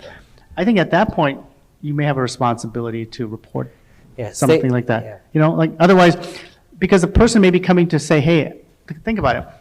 They have no one else to talk to. So they're coming to the imam to let them know, that I committed this sin and I feel bad about it and so forth. What should I do? in those kind of situations, you kind of just talk to them and leave it alone. But if you see it systematically, where you can actually see physical violence, then I think you should report that. But if I feel like this child is not fit mentally to take care of his parents. Well, that's a little bit different. It's a little different, That's yeah. a little bit different, yeah. Oh, you're still, okay, yeah. What's that? With his daughter, right? Father comes upset with his daughter, okay? Sure. And wants to, they come with their concealed weapon. Okay. Okay. They show you the gun. Yeah. They show you the gun. Sure. They tell you they feel like going and shooting that. Yeah. Do you suspect the future commission of a crime? The possibility is there. Maybe. How serious the person If you suspect the future commission of a crime, that's the kind of thing you break privilege on. If father comes to you and says, I'm so angry and I have a gun, he's not going to take the gun to go hunt ducks. He's going to take the gun to go hunt somebody. If you suspect the future commission, it can't get worse than murder, right? That's as bad as it gets when it takes. I mean, that's the one crime you cannot claim duress. I was forced to kill someone. You can't claim that as a defense. If you suspect the future commission of a crime, it's a serious violent offense, you would break that privilege. I need to continue on the slides.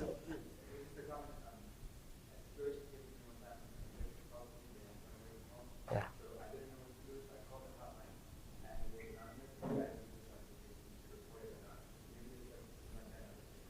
Good, yeah. There might be some hotlines that talk about reporting abuse or reporting. Jazakallah khair. So on that confidentiality element, I want to talk about data security. Data security is nothing which was really a major deal until everything went technological, right?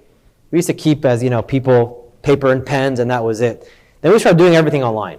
And everything online became names, addresses, meetings, who you met, why you met them, and everything. So anytime you as imams or in their offices are using any type of software, you want to make sure that all information you are using is either encrypted or password protected with some kind of multi-factor authentication.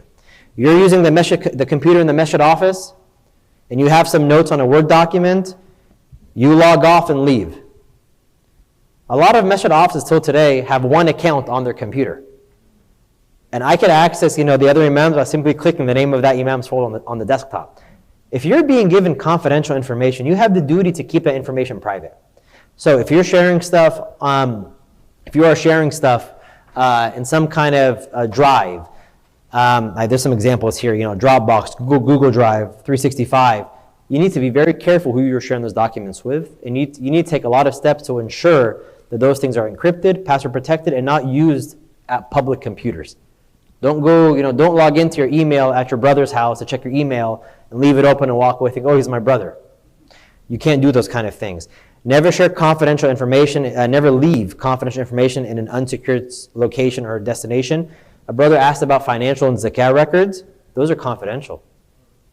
Yeah, your masjid might have a posting right here next to the bulletin board, how much money came in, what's your expense, your profit and loss of the masjid, your revenue. But your masjid should not be posting how much each person donated. That's confidential information.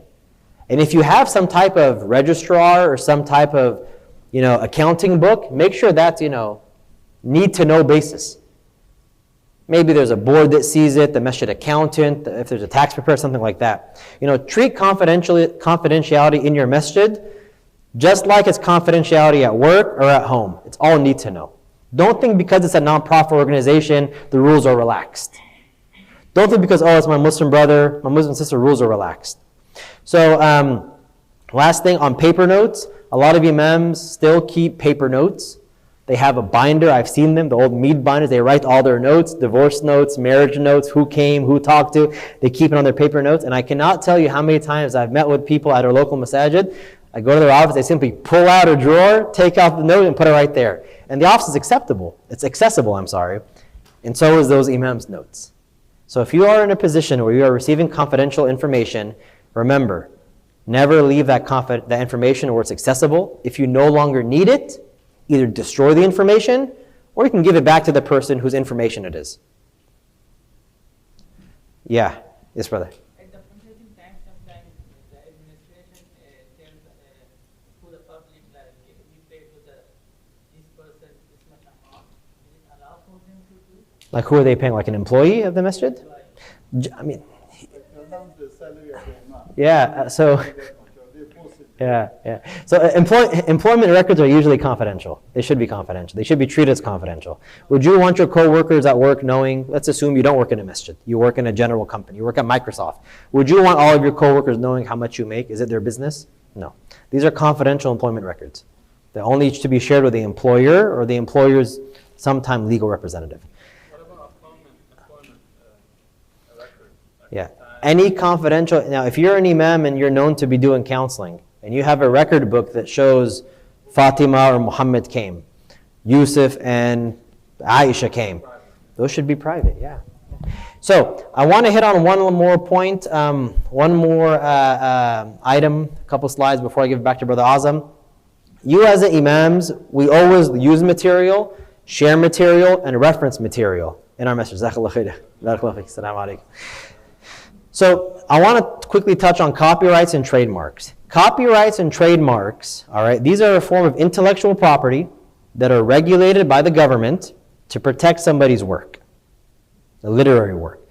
Let's say I access a copy of Tafsir al-Ahlam, Interpretation of Dreams by Sheikh Ibn Sirin, a random book, or a copy of Al-Bukhari that's printed by Dar es-Salam Publishing.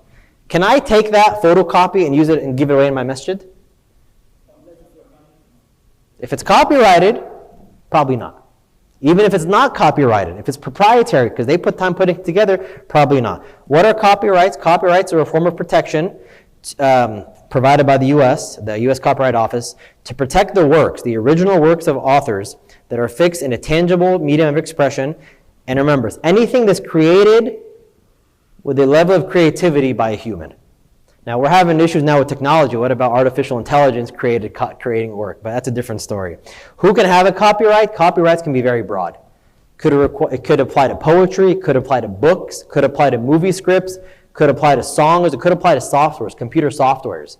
You guys, I'm sure we've heard about these things in the past. I think the big tech giants are always fighting in court now, right? Could apply to architecture, masjid design. You generally cannot take a masjid blueprint and go build the same blueprint, because that blueprint belongs either to the masjid or to the architect who drew it. Again, copyrights do not protect ideas or methods of expression. If you know that there's a general artistic design of the 5 pillars of Islam, that's a general idea. It's not a specific literary work. So that's what a copyright is. If you want to use something that's copyrighted, best practice is you obtain the material from either the original publisher or an authorized distributor. So you buy directly from the publisher or download it from an approved site that the publisher is okay with. Never, always use approved sources. Never use unauthorized or unapproved copies. If you want to reference the work in a research paper, you always have to cite them. We gave you guys the research papers for this conference. You look at the back of every paper, you'll see half a page of citations, because they're making sure that they're giving credit to the katib or the author who they use the research for. You can't take that research and pass it off like it's your own. And it also helps you provide credibility. Open source materials. What happens if you find stuff that's open online? Now, there's a new trend going of generally accessible information that's published with the intention to be free and distributed. There will be a notice that this information is intended to be freely available for use and modification. They were created by experts in the field, and they're intended to be used for collaborative learning, allowing students or members to learn from each other, share ideas. These can be photos, templates. These can be school curriculum sometimes that are printed and published and intended to be modified for your own use. Keep in mind, not everything that you see for free is an open source work. An open source work is that it was created with the intention to be free and accessible and available for you. Not everything you find on Google or online, just because you find it for free, does not mean you're allowed to use it. Does not mean it was intended to be free. I have this copy and paste like 7 or 8 times. You always want to confirm that whatever you're using is permitted to be used. Custom readers, this is something we've seen in older masajid. Universities have this. That's when they take 5 or 6 different books and they take out chapters from each book and put it into one customized book. Have you ever seen that before? In college, we call them readers. I want to take this chapter from this book, I don't want the whole book. I just want to take 20 pages and I put that together in my own book. Is that allowed? Is that allowed? Yes? No, I'm copying and pasting 20 pages from here. No, I'm not open. We're talking about readers. So I got 5 books. I have 5 books. I only want to use chapter 1 from this book, chapter 4 from this book, chapter 8 from this book, and chapter 7 from this book. So I tell my assistant, I want you to photocopy chapter 1, 4, 7, and put them all together into a customized book. That book I'm making is a part of 4 books together. All right? I'm not using the whole book from the first guy. I'm using a part of it. So I'm reproducing material that belongs to somebody else. Doesn't matter if I do it for, what if I take it and I give it away? Still not allowed. Yeah.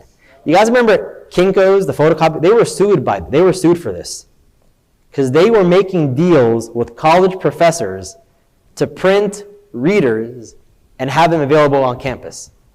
So as a masjid, if you are hosting a class and you say, oh, Tullab, we're going to use these 6 or 7 books, but I'll photocopy them and give them to you. Just the pages that were needed. You can't do that.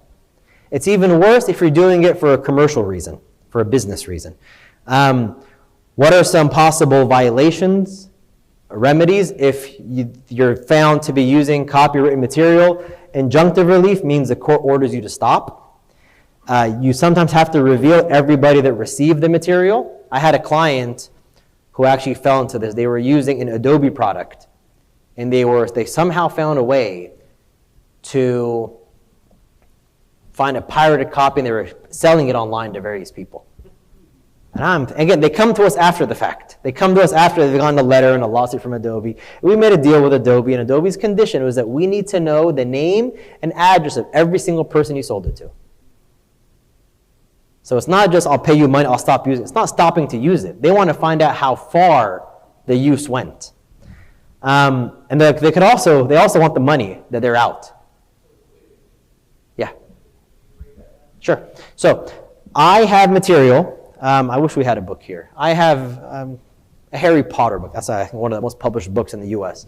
A Harry Potter book. And I want my students in my introduction to fictional literature class to read chapters 1 through 5. And instead of me telling them go buy the whole book for $20, guys, I'll photocopy this book and I'll just make copies of chapters 1 through 5 for all you guys. Is that allowed? Yeah. Oh, sure. So it doesn't always apply to books. It could apply to, remember, if I went back, I think I would go this way. What could be copywritten? It could be, where to go here? No, this is, copywritten stuff can be anything computer softwares or technology is also copywritten. Because those have codes within them, right? So I had a client come to me, came with his son. He was a Muslim client, came with his father. And the father said, my son screwed up big time. I says, what's up? Usually for what's up? What did he screw up with this time? What is it? He's like, my son was selling these pirated copies on some website of Adobe Photoshop. It was a new Photoshop that came. And he was selling those, and he was somehow reusing a network key or activation key, and Adobe caught him. They probably sent a secret shopper to buy him, right? And they found out who he was. They found his identity, and Adobe said, we need you to stop selling. We need to know who you sold it to. We need whatever money you sold, profit you made off that, whatever revenues, we ended up cutting them a check for big money. And you need to contact everybody else also and tell them that you sold them an unapproved source, unapproved site. Again, being a nonprofit organization doesn't protect you. Just because you're not having a financial gain from this does not protect you. It's the unauthorized use of intellectual property. One last thing real fast. Trademarks, what are trademarks? Copyrights are literary works, all right? Songs, anything that could be written, put together. What's a trademark? A trademark could just be a symbol. It could be an art drawing, right? A trademark is anything that's used to identify a good or service. Just Do It is owned by Nike until today. Too Much Good Stuff, owned by Atlantic Richfield Company, better known as Arco. There was a masjid in California that decided to have a youth entrepreneur program. And what did they decide to call it? Just Do It? No, what's the famous entrepreneur show on TV? Oh, Shark Tank? It says Shark Tank in your masjid. And they were blasting it online. I'm just sitting back waiting and waiting and waiting and waiting and waiting and waiting. They ended up changing the event, all right, to another, I think they said a random name. But they probably got a letter from somebody because they were blasting it everywhere. Shark Tank, you can't use those things. Those are trademarks. Those are registered names which are used to identify a good or a service. In that case, maybe ABC or CNBC, whoever owns that. So again, a trademark as defined by the USPTO, U.S. Patent and Trademark Office, is it's a word, any word, phrase, symbol, design, or combination that identifies your goods and services, and it's how customers recognize you and the service that you offer and distinguish you from your competitor. So you cannot have a basketball, you cannot say, just do it, ... come to the masjid. If that could be confused somehow with a Nike t-shirt. There was a shirt we used to see of a Nike swoosh and people lying down on it, right? In my opinion, that could be a trademark violation. It could be, because Nike's trademark says, just do it. Next to it, it says a photo of a swoosh, with this level and a small linear advantage later. That's all I got. Yes? Can you use, let's say, sometimes we try to get very creative with the title of our lectures or programs. Yeah. So can you use, let's say, famous, like, sitcom or whatever, popular movie or something as the name or the title of the event? For instance, Saturday Night Live. Saturday Night Live, yeah.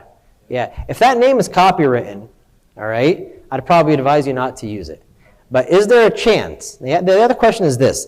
Is there a likelihood of confusion? Will the person who attends your event at your masjid really think that they're going to Saturday Night Live in New York City? I mean, they might. I don't know. If you're on the stage, they might.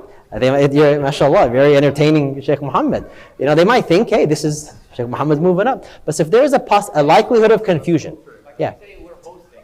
Yeah. You could have someone who is, let's say, not that, Yeah. We're hosting.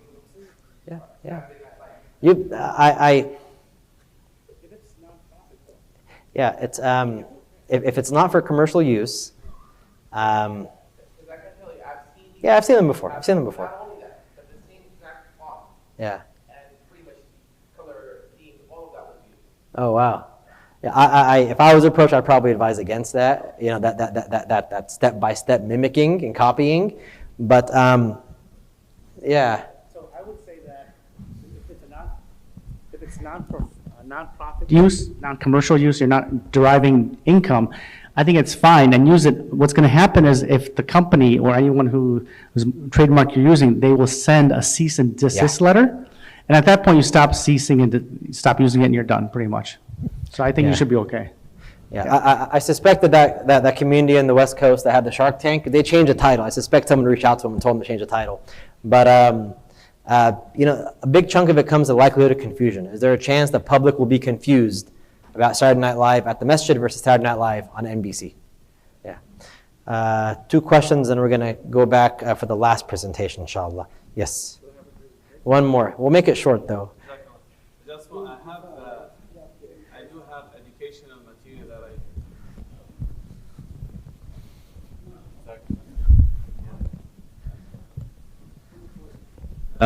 the question is, this has happened a few days ago. I do have educational material that I teach for a specific subject. And in this conference, I found that there is a book published, also the same subject. When I was going through the book that was published, I found that almost the same examples that I use in my educational material is used there, exactly almost the same. The material that you created? I created, but I didn't register it as a copyright, but I'm 80% sure that they follow the same method, the same example. They change a little bit here and there. Do you think this is... So it doesn't always have to be filed with the U.S. Copyright Office to be an infringement. There are stories we've read and we've probably heard. People go to movie studios or they go to book publishing companies and they pitch or they try to present an idea. Hey, I have a great movie I want to show you. Here's my script. I want to write a book. Here's a draft of it. And they say, no, we don't want it. And then they'll make tweaks and they'll go do it themselves.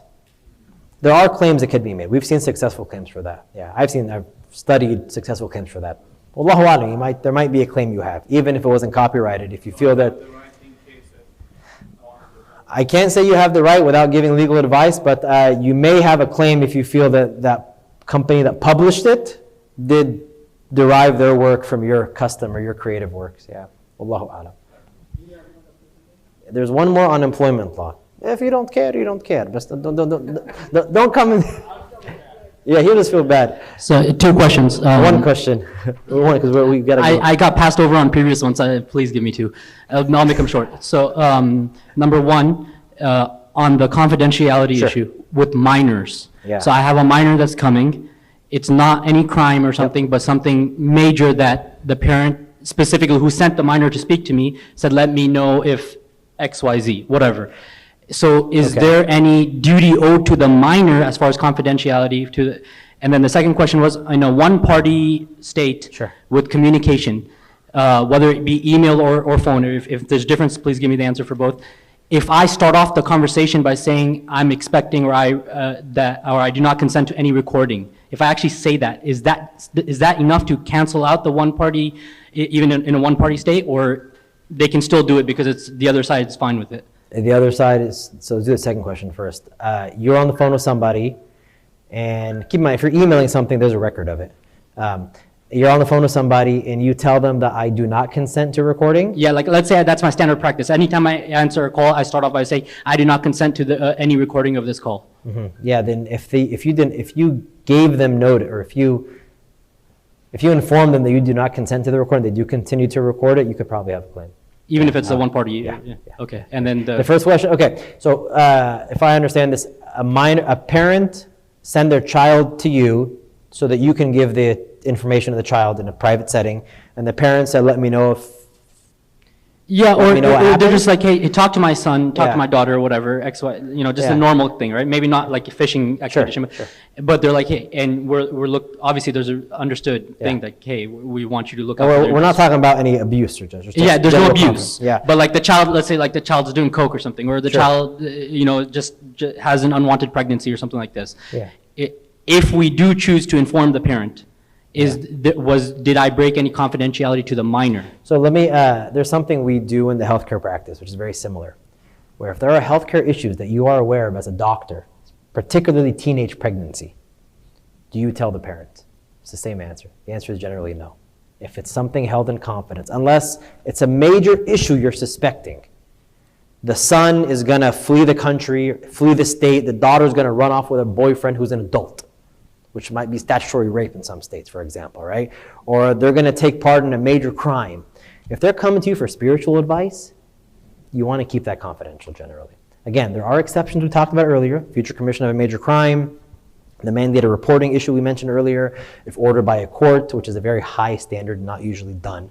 But generally you wanna keep it confidential. Yeah.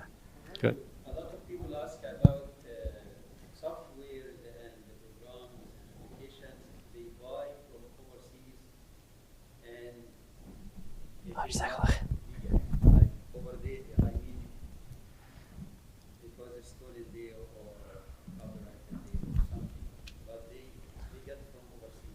So they got software from overseas that they're not supposed to have, and they're using it here? Yeah. So the U.S. does have treaties, copyright treaties with many countries. And if that country falls under the treaty and it's learned here, you'd be accessible. You could be potentially liable to whoever owns that material. If I buy software, Quran software that was developed in Egypt, for example, all right, and I'm selling it here in America for free. People used to burn CDs. Remember, you make the copies of CDs. Imagine there's an audio copy I'm making. No, even though it's not in the U.S., somebody owns that over there. Somebody owns that overseas. They could still come here. I would argue that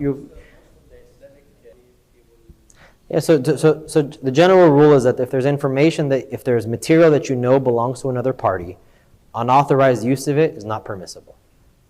Unauthorized copying, dissemination, distribution is not permissible.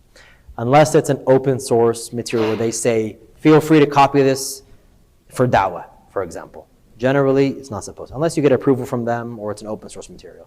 Yeah. Okay. Jazakumullah khair. I think that answers my questions. I'm going to put up Brother Azam's presentation on employment issues. His is a short one, inshallah. And Jazakallah khair.